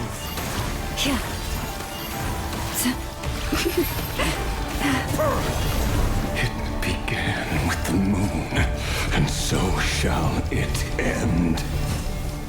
The moon will protect you. Moonlight. Betray you.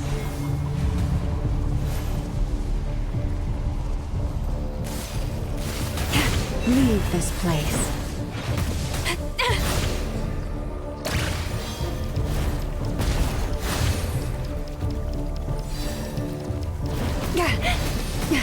A grave transgression.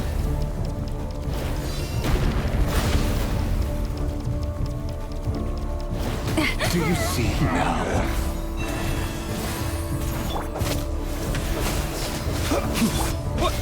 Vedafonir, when will it be as you foretold?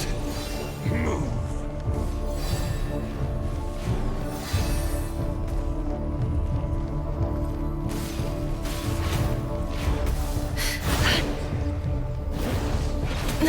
Shameless.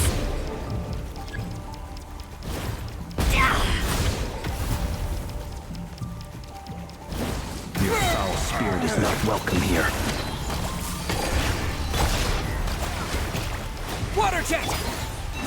By the frost moon of old. Beware the creatures of the night. Be silent.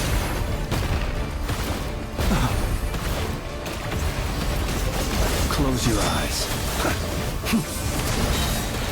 To dust. Forest, no more lies. Moonlight. Absurd.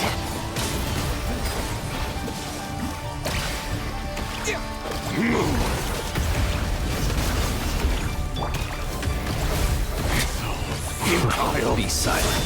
Are you quite finished? To dust. Moonlight. For the everlasting forest. Seek within. Can I be? Pathetic. Go! Observe. Hunt them down. To dust. Close your eyes. To dust. Observe. It all adds up. No more lies. Hunt them down. Yeah! Pathetic. By the frost moon of old. The deception ends here. It all adds up. Close your eyes. Observe. To dust. Futile beast. Night falls. You poor lost lamb. Your little game of heroics is over. Who wants to go first? Moonlight. Great. Get out of my sight! No! We've been separated! Will it take? You okay? Never! Where are the others? Stuck outside the barrier. I guess he really doesn't like us. I told you before. Knowing too much is always a death sentence. Destroyed. Be careful what you wish for.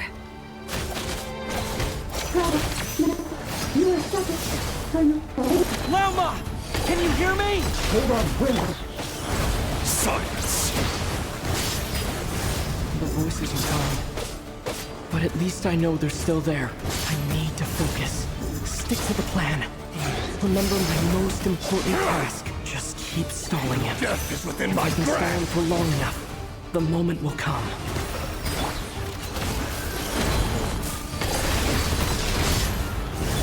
Bombs away!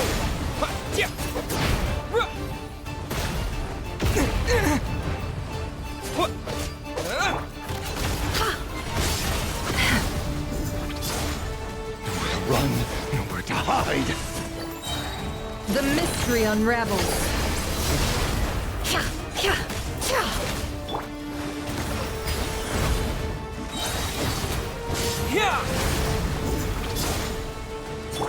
Can't hide the truth. Destroyed. Reborn.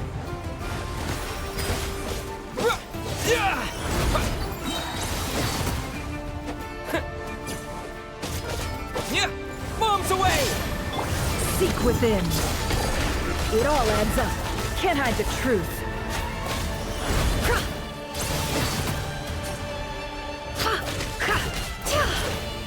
No more lies.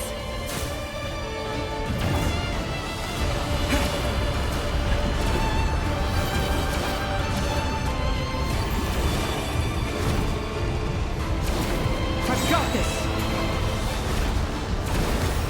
Wipe out!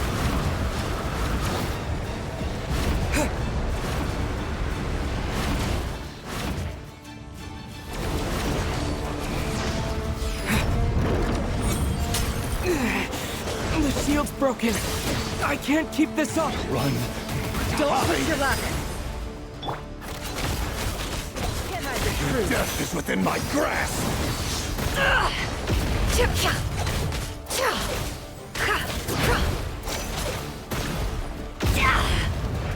No more lies. Water jet! Bombs away! The mystery unravels. It all falls into place. Can't hide the truth.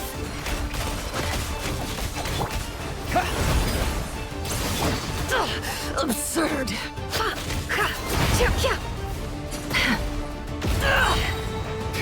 Seek within.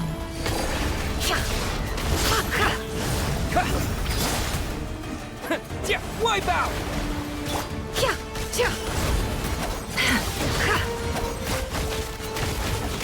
Let's see what you're made of.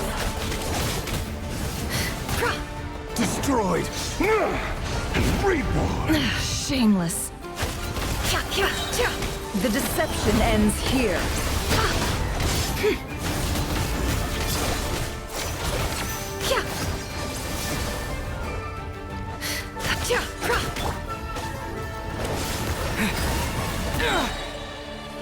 Bombs away! It all adds up. No more lies. Seek within. Your death is within my grasp. It all adds up.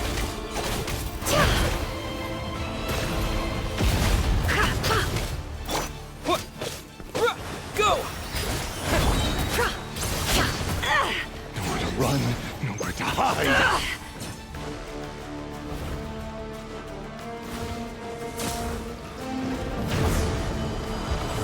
How unfortunate.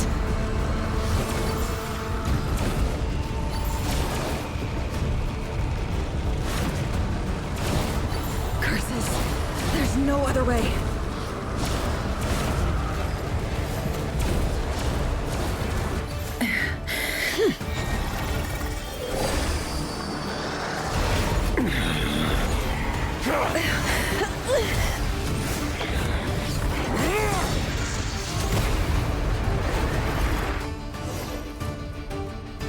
The only way to defeat Rarer is to borrow his own power.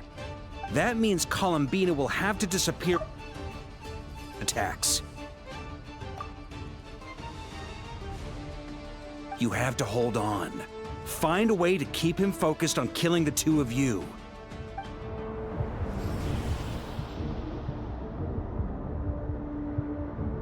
Never. Your eyes are bleeding. Soon you will be powerless to resist. And then, I will reduce you to dust. But that dust will plague your memories. Come on, keep holding on. Any other tricks up your sleeve? Let's see them. As entertaining as they are. You've backed yourself into a corner. You don't fool me. I see your fear clear as day. I have to stoke his rage. Make him unleash everything. You fear what you could never defeat. You fear the thought of never being able to save your beloved. You cannot win the fight against fate, Rarir. Is that what you think? Well, now it's your turn to feel afraid!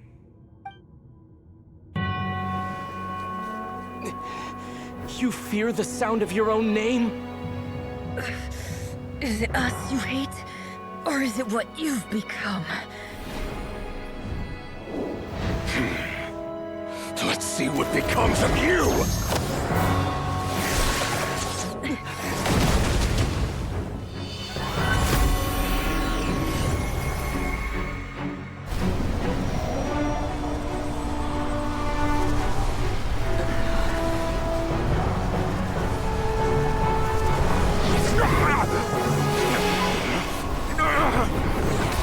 What's happening?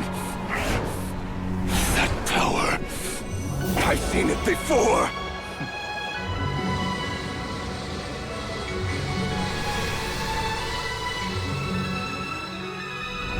His power is on another level. We'll need to use an alchemical array to convert his power into a usable form.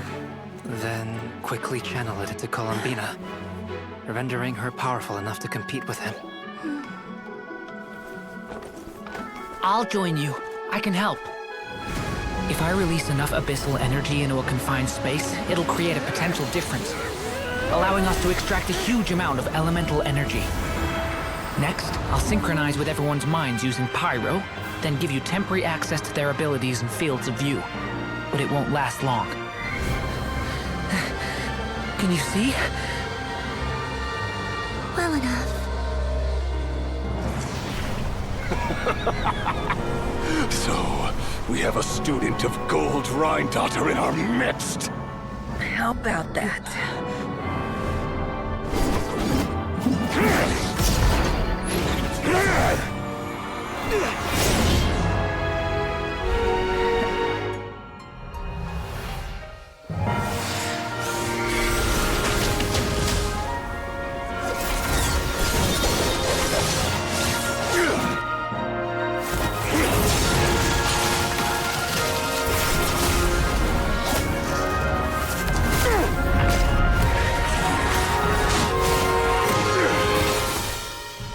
You use my own power against me? Just like how you stole Kuvaki. Look familiar?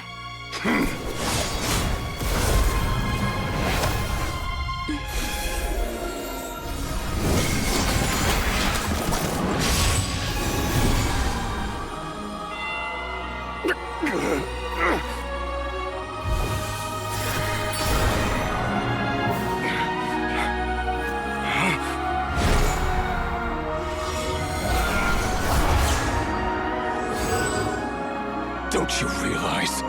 You don't have the power to hold that gate open! I don't, but someone else does.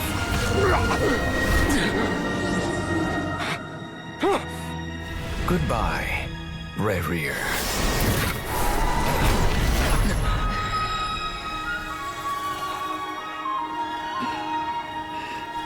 We won.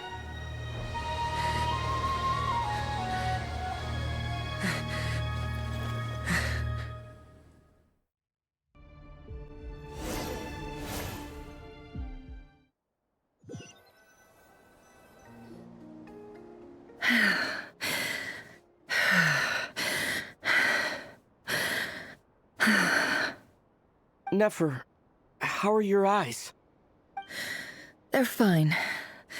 Apart from the blindness, of course. It's not too late. Let me handle it.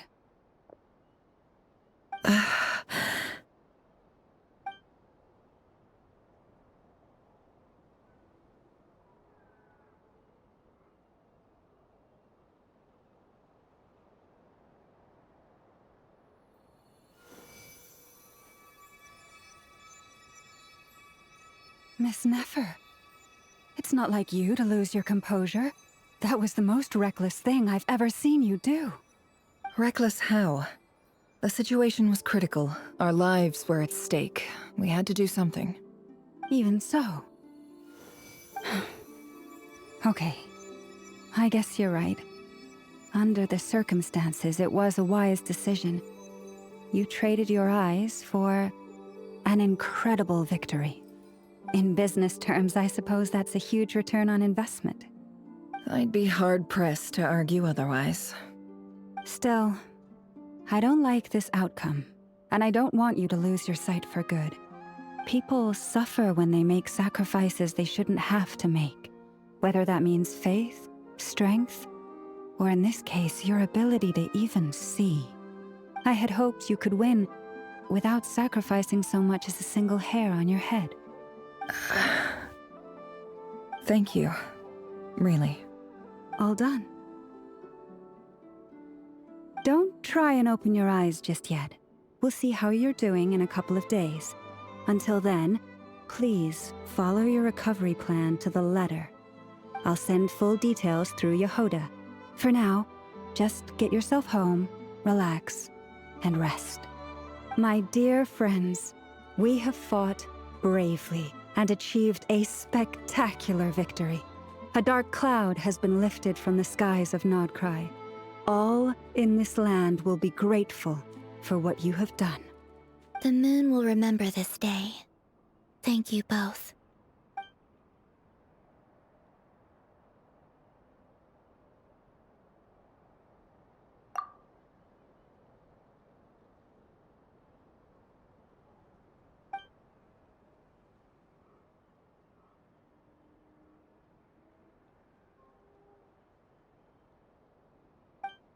There's something I want to let you know. What is it? When Durin connected everyone's minds so I could access their powers, I also felt everything they felt. And since Nefer's eyes were injured, my eyes are hurting now too. Huh. Hold on. Let me try. I only feel the pain. There's no actual damage. I just thought I should tell you. You're right. There's no damage. That's a relief. But I must say, I'm surprised to hear the Kutar share something like this with me. In the past, you never used to open up about yourself. Things are a little different now from how they were. I'm learning to share how I truly feel with my friends. Friends? You have no idea how glad I am to hear that.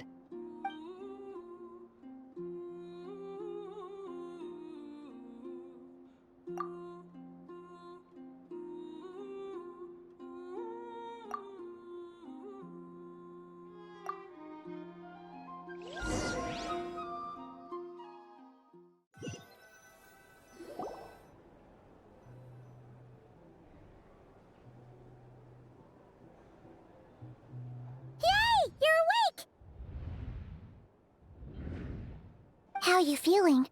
Any aches and pains? Did you sleep well? I'm doing all right, Paimon. No need to worry about me. Phew! Well, that's good. Paimon's been sitting on the edge of the bed worrying about you for ages. You slept a whole day and night. Poor Paimon had to eat all by her lonesome. Glad to hear you didn't starve. How was the food? Well, it wasn't the same without you there to share it. Honestly, Paimon just can't relax when you're not your usual self. She couldn't enjoy the food and settle down to sleep. Well, I'm back to normal now. Oh yeah, and Albedo swung by earlier. He said to tell you to head to the tavern when you woke up. Varker and the others are organizing a victory feast and they want to celebrate with you. He also dropped off some medical supplies, but you seem fit as a fiddle, so guess you won't be needing those. If you're feeling up to it, let's head over now. Wouldn't want to keep them waiting.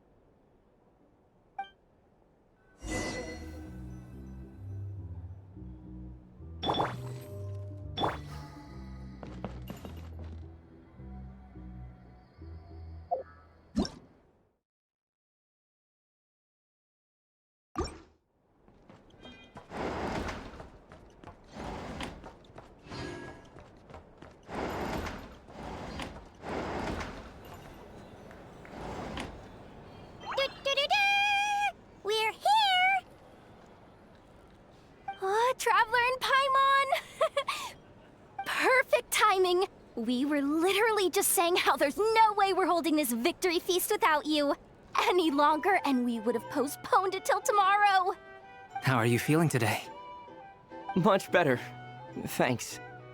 Don't worry about me. Relieved to hear it.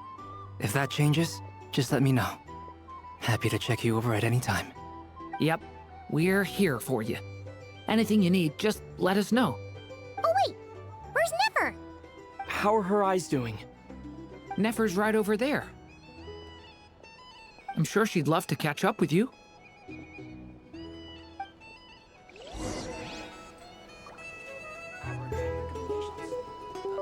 you're here to sign up with the Fatui, make sure your paperwork is all in order. Hello, you. Recovered from the battle? Come on, what do you mean? Of course I'm gonna ask. I care about my friend's well-being. And we are friends, aren't we? Get yourself a drink. You've more than earned it. In fact, today, your drinks are on me. Lord Sangamabe's got you covered. Wow, really? What about Paimon? Has she earned it too? Has she? Please? Well, you haven't been through quite as much as the Traveler, but... what the heck, sure. Yay! Wow! Drinks on Dory! What a historic day. Hey, keep your voice down, or everyone else is gonna want in too. Have you heard anything I've been saying recently? Doing business in Nodcry has been an absolute nightmare. If I'm buying for everyone, I'll... Okay. Paimon will speak more quietly. Jeez. That's more like it. Don't you forget, Lord Sangamabe doesn't just go around buying drinks for anyone and everyone.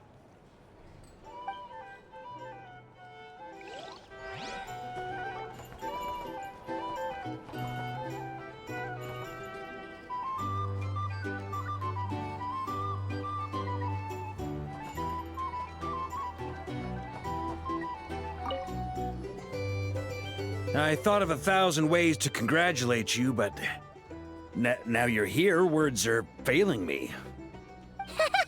The honorary knight stuns them speechless once again. Well said. The honorary knight showed us all how it's done. The other knights tell me that Mondstadt was the first stop on your journey. All of us are truly delighted to count you as our friend. I'd like to thank you for supporting the Knights of Favonius, and also for helping us save Nodcry.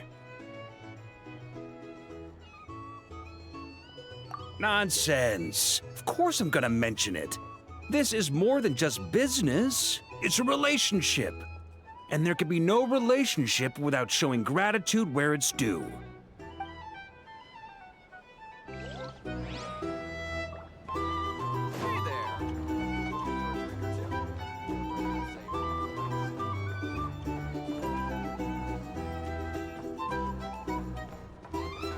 Recommendations? These are well, bounties. for starters, I recommend you drink less. I see you've recovered. You bet. Snooze his way to a full recovery. Glad to hear it. A healthy body is paramount. Nothing else in life is possible without it. So take it slow. You can't afford an injury. Paimon too! You really saved the day when you swooped in to open that gateway. I came to accept that although Rerir was my friend in the past, here and now, he was an enemy that must be defeated. Though I will never fully understand what happened between us, I could not let this crisis deepen any further. We fought a very necessary battle, and you played your part admirably. Yeah! And if you ever need to talk, just remember, we're always here. I'll do that.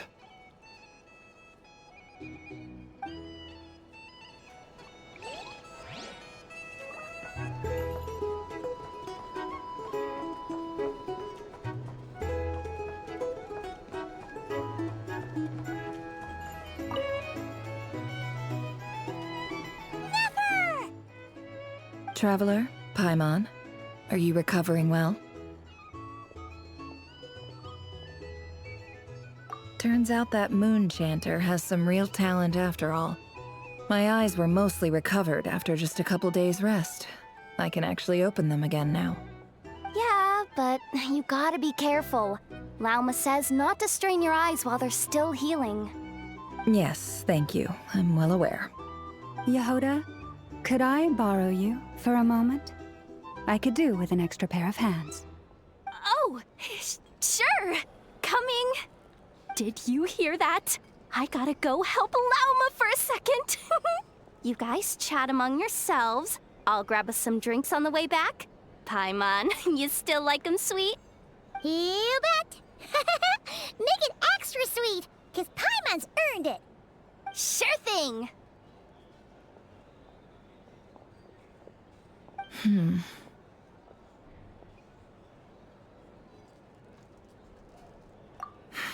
The Raker of Solnari. Kind of a snake, don't you think?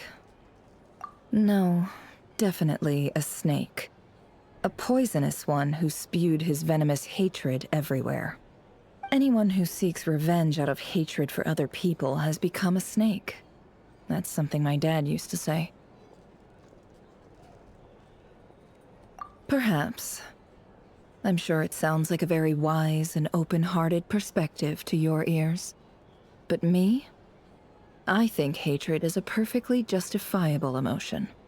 What else is left when everything you depended on in life gets stripped away? Something's gotta fuel that drive to keep on living. If you're worried about me, you can nip that in the bud. I'm not someone who gets stuck in the past. It's just... I suddenly feel like I was wrong to call my father a liar. He was just a fool. That's why the Academia turned their back on him, and why the other tribes ganged up on him. Oh, Father. How much better things could have been if you were a skilled liar. Look at the Ibis King. Thoth is a fiendishly cunning liar. And yet, strangely, he feels more like a father to me than my real dad ever was. He's never brought it up, but I'd bet he feels the same way. Why else would he give me the power to perceive the truth, while at the same time training me in the art of deception? Well, King Deshret banished him to Aru, which is essentially a prison, and posed 3 questions to him. He promised that he'd have his freedom if he could find the answers.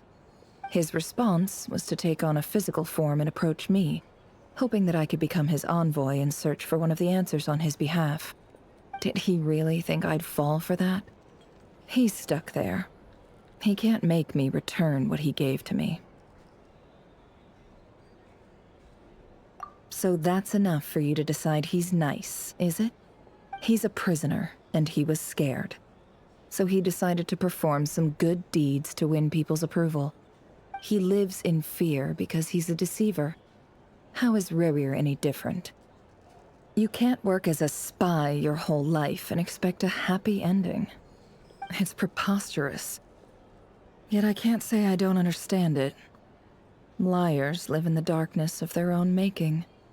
But it's still human nature to want to go on living. They say that a liar's soul is the most worthless thing in the world. What do you think?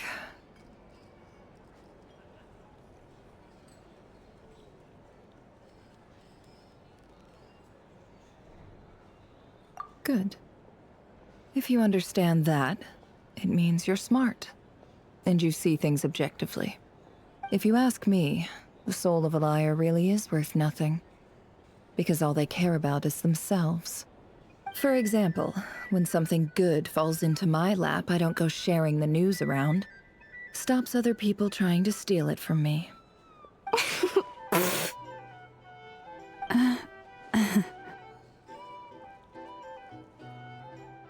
So be it. They have sharp ears. I can't keep anything from them. Oh, is that what it looks like?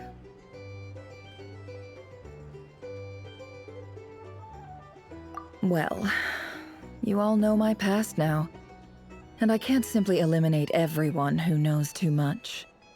So I guess I just have to put up with you. For the foreseeable future, at least. When you find yourself in a situation you can't control, the safest play is to keep calm and start monitoring everyone involved like a hawk. In the intelligence world, you need to have a sense of perspective and play your hand accordingly. If you understand what's at stake, please ensure my secret is safe with you. I trust you'll respect my wishes as a friend. But don't forget, I will also be watching you like a hawk. Very good. Oh, wait! Now that the panic's over and we've all calmed down, Paimon suddenly remembered something. After all that build-up, our mystery ally never showed up even once!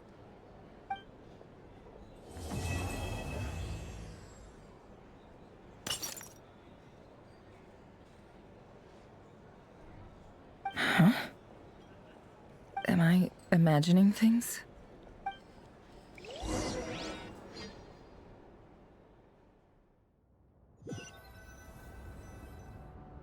So, that close colleague who stayed behind with you?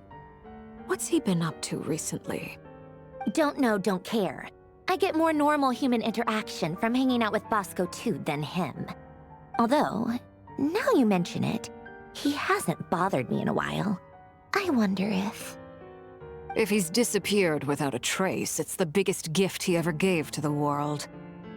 But I somehow doubt that's what's going on. He won't lie low forever. So we'd better stay on guard.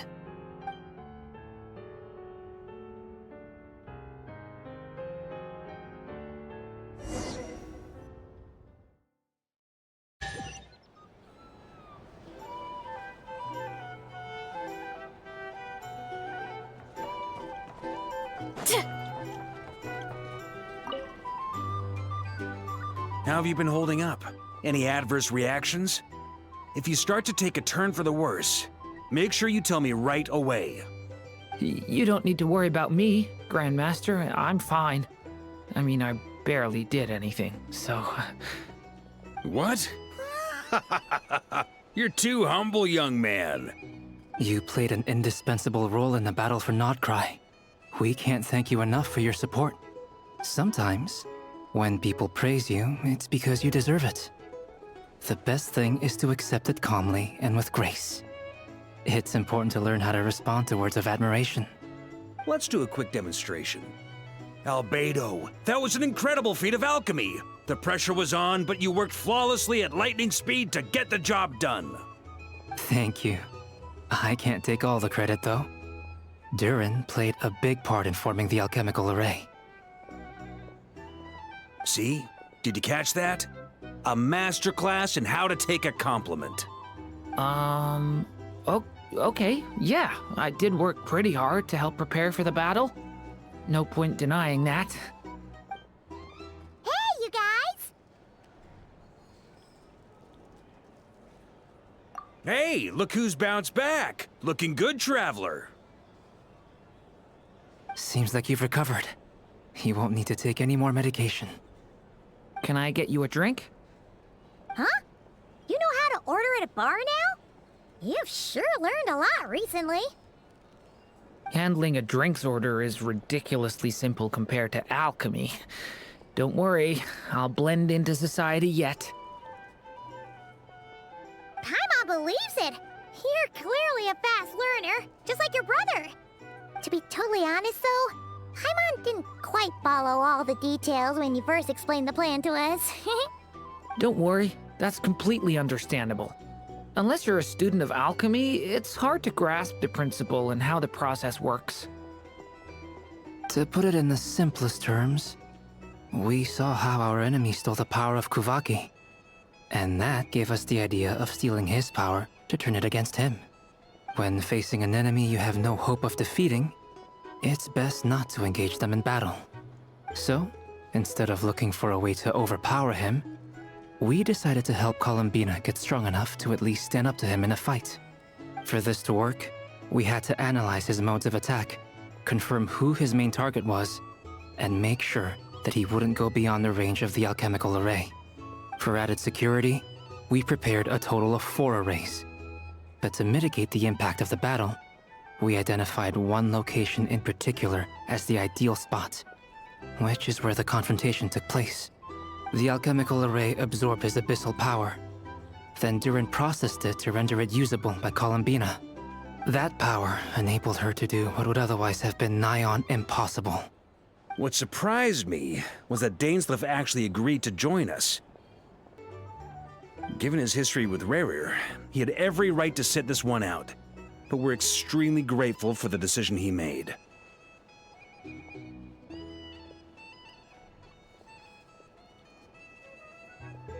It must have been a painful choice to make. But I'm sure that making a decision was far better for him than staying in limbo. Absolutely. He was torn between 2 paths, but in the end, he made his choice and stuck to it resolutely. He doesn't strike me as the sort of person who'd stay trapped in limbo for long. Anyway, however you cut it, everyone gave a stellar performance. And now, it's time to kick back and celebrate.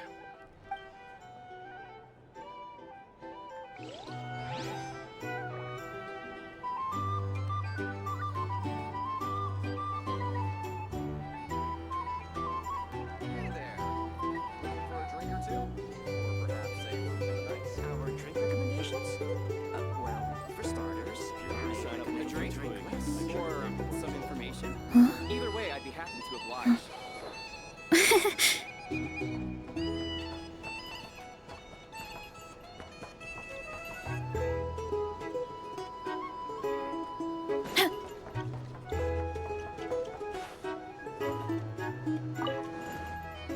Hey there.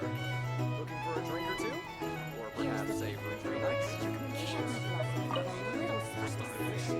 Recommend you drink less. Ah, Lord Sangama Bay. How lovely to see you. I must thank you for the device you provided. It was an enormous help. Would I be right in thinking that it was developed by the Academia? Why come and ask me when you clearly know already? I mostly came to thank you. That's more like it. A little gratitude goes a long way with Lord Sangama Bay. Play your cards right, and you might even stand a chance of becoming my long-term supplier. The chance to work with such a kind and charitable investor as yourself would be a great honor for the Curatorium. Huh? Charitable? Who said anything about charity? First time hearing about it. Let's see. The first plot of land you purchased in Nodcry, your desert interests, and... Stop! What do you think you're doing? Exposing my investment history! It's nothing to hide from. They're all perfectly legitimate investments. And some of the land you purchased was with the intent of building a sanctuary? Yes, I heard about that too. How did you... You're a curious case, Lord Sangama Bay. You don't like people finding out about your good deeds, do you? But I'm afraid no matter how hard you try to keep things under wraps, where there's a will, there's a way. You did it for Sumeru, didn't you? It was empty land that was gonna go to waste otherwise. I figured if I built something there, it might at least get some use in an emergency. Disasters are capricious things. They strike without any warning. I've lost family to a disaster before, and I don't want to lose any friends or business partners if I can help it. My elder sister used to dream of finding a sanctuary. Somewhere with plenty of food, water, and medicine. Where everyone could live happy lives. It was something I looked into, but after discussing things with the Dendro Archon, I decided on a more effective strategy. The tech people handled the tech, and Moneybags provided the Mora. It just made the most sense. It's a pity that so few people know the truth about you. Everyone says that you view everything in terms of Mora, and all you care about is growing your own wealth. So, what's the problem with that? Everyone wants to be rich. It's human nature. So yes, I love Mora, and it's nothing to be ashamed of. But surely you have dreams of your own, beyond just making Mora. You don't get it, do you? My dream is to invest in other people's dreams. And, you know, make a nice little slice for myself along the way. Just thinking about it makes me happy. That sweet, sweet sound of Mora. Thank you. For the device? And the pendant. Oh, that. I was just returning a favor. Don't worry about it. Seems like we've both been away from home for a very long time. Yeah. So long that I barely remember what my family even looked like. That would be your mother, father, and sister? Yeah, though it's been years since my sister passed away. It's not like I want to forget them, obviously, but memory can be even more ruthless than the most calculating business person.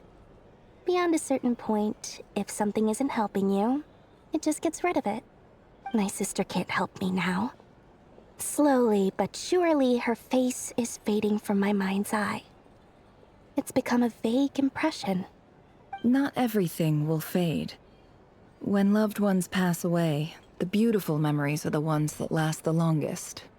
Yeah, that's true. If you ask me, that's the one silver lining in all of it. Well, that, plus, I'm sure that life is much better now than it was back then. Oh, absolutely. I have tons of Mora, a big beautiful house, business is booming, and I'm as happy as can be. You've got a lot going for you too. Boss of the Curatorium of Secrets? I'm sure there's plenty of Mora to be made in that line of work. I appreciate the vote of confidence.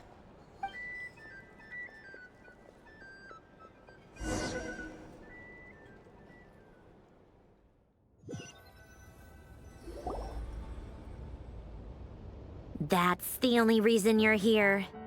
Yes. I've thought a lot about it. And I've realized that you, me, and Arlecchino should be friends. I think this is very important. So I felt I had to come and tell you. Well, this is a new one. I'm so moved. I can't even hold my teacup. If that's all, you can leave now.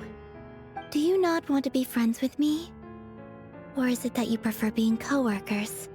What is this, Columbina? Are you deliberately testing my patience threshold? Right now, my politeness module is active. But if you say another word, I swear I'll shut it down. If your politeness module was active, wouldn't you say the word please at some point? Polonia, please see Lady Columbina to the door. Will you still invite me to your next tea party? What? Yes, I think you will. Bye-bye, dear Sandrone.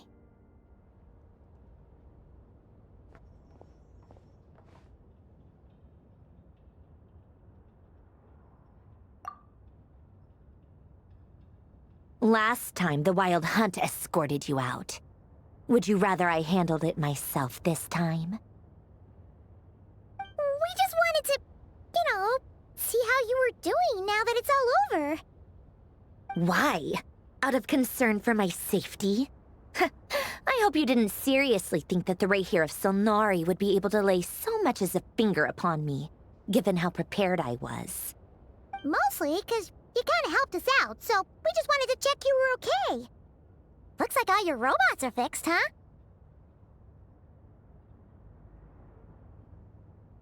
Oh, don't you worry about that. Tea time is already a write-off. The visitor before you managed to kill my appetite. If you're in the mood for tea, go ahead and help yourself. Otherwise, it's going to waste.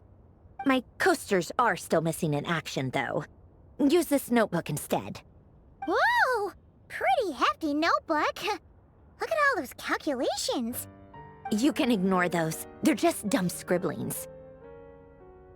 I doodle and write in my free time. Sometimes I remember the distant, dreamlike past. Sometimes I imagine the far-flung future. And other times, I grit my teeth and note down all the crazy nonsense going on in the present. Some people do the crosswords in the newspaper. This is my equivalent of that. Trying to predict the future is like daydreaming. And writing about the present just makes me furious. The past is my favorite. If nothing else, it's already set in stone, so I don't have to rack my brains trying to figure it all out. Huh. Although, having said that, the only vaguely interesting memory in my past is probably that guy they call Lord Artificer.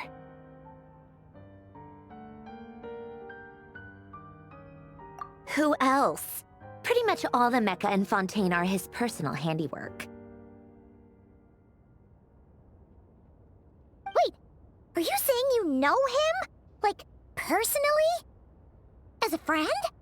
I mean, I guess we were friendly enough.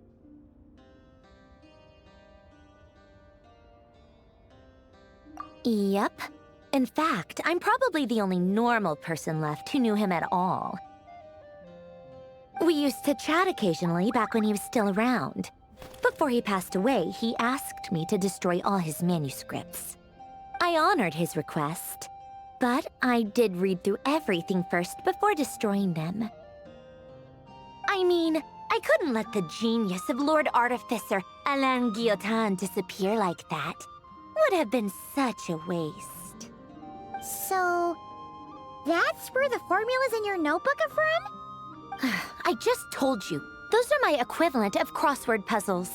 They're just dumb formulas that I solve for fun when I'm bored.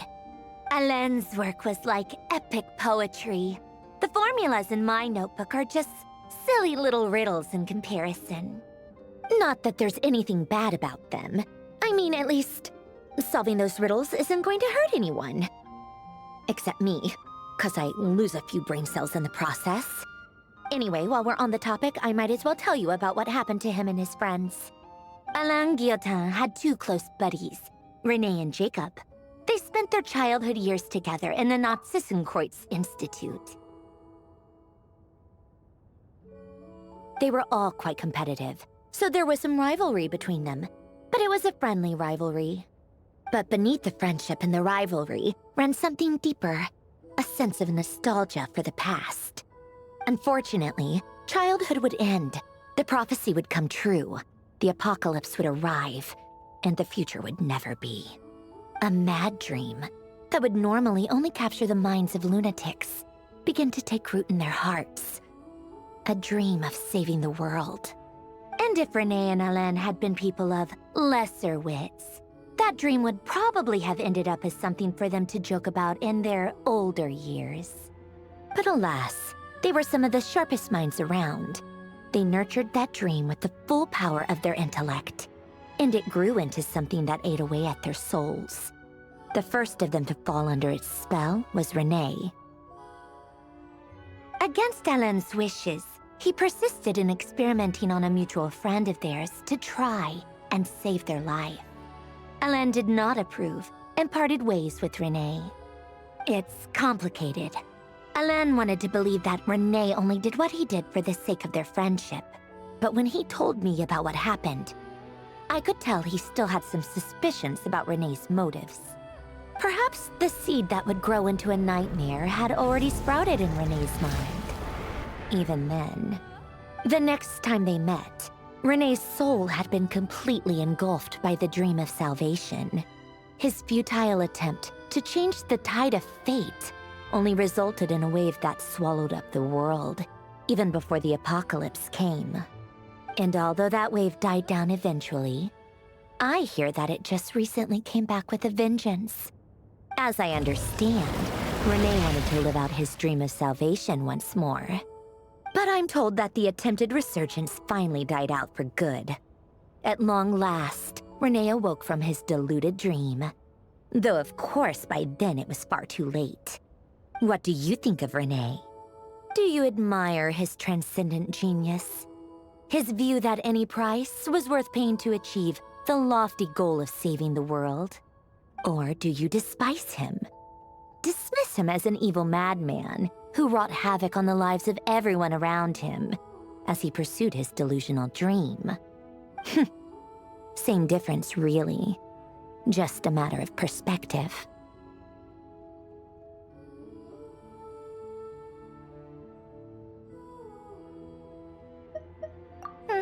What a cop-out. But I suspect you'd have a more incisive and insightful answer if we dug into it further.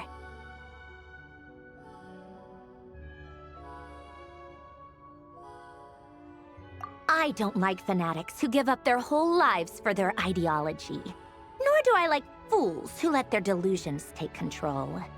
Maybe I could understand if Renee had just been an ordinary person. But he had a sage-like intellect, and still managed to get himself lost in the labyrinth of his own desires. Anyway, that's enough about Renee. Now, moving on to Alain Guillotin, the Lord Artificer. He managed to put a stop to the first storm whipped up by Renee. But after that, Alain lost his friends and family. To his credit, I suppose, the loss of his family and friends was purely a tragic accident. It's not like Alain sacrificed them for his cause or anything. After that, the only thing supporting his work was the same dream that had dragged his closest friend down to the abyss. But although the desire to save Fontaine drove him to found the Fontaine Research Institute, Alain continued to reject any form of transcendental knowledge or power. He was suspicious and fearful of it, having seen the way it had affected his closest friend. I think that formulas and machines derived solely from human intellect were the only thing that gave him a sense of spiritual comfort. Yet Alain's intellect was simply too great. It barely left him space to breathe in his lifetime. Once he realized that the end of his life was approaching, he finally accepted the truth. The Nazissenkreuz Institute needed someone, and a human being, to see its story through to the end. He quit working on his formulas, trading them in for the fairy tales that had played such a formative role in his childhood, but which he barely touched in his adult life. He told me that the director of the Nazissenkreuz Institute used to read those fairy tales to the children as bedtime stories. Apparently, they worked wonders at sending kids off to sleep. I think that all he wanted at that time in his life was to be able to sleep deeply without being plagued by depression. By that point, nothing else really mattered. At the very end, he laid down to rest in the ruins of the former Nazissenkreuz Institute orphanage, while the Fontaine Research Institute he had founded continued tirelessly with its work. Many years after that, tensions over competing dreams would once again cause a rift, this time between members of the Fontaine Research Institute. But the actions of those fools had nothing at all to do with Alain. And that is the story of two people from the Nazissenkreuz Institute who both wanted to save the world. One went all in on his fantasy of salvation without ever looking back, and ended up calmly sinking to the bottom of the deepest sea. The other sought desperately to burn bright in his life, even though he wasn't sure where he was going. I do sometimes wonder, why is it that people like them have such grand hopes of saving the world? Even the grandest tree starts as a tiny seed. So perhaps, for each of them, their mission to save the world began with a very simple desire: to save themselves. They were young children with friends and family who mattered to them, desires to explore the meaning of life, ambitions to have a successful career. They didn't want to see all of that taken away in one fell swoop. Or maybe they just wanted to find something to anchor themselves within the chaos, to stop them getting quietly swept away by the storms of life. But instead, the search for their own salvation took them down the rocky road laid out by fate. Do you think the desire to save oneself is enough of a justification to try and save the world? You don't know? I guess that's a fair answer. At least you're not trying to hide your confusion. Alain was much more straightforward about it. I asked him the same question back when he was in his prime, putting all of his energy into his work. Yes, it's enough. That was all he said before getting right back to his work.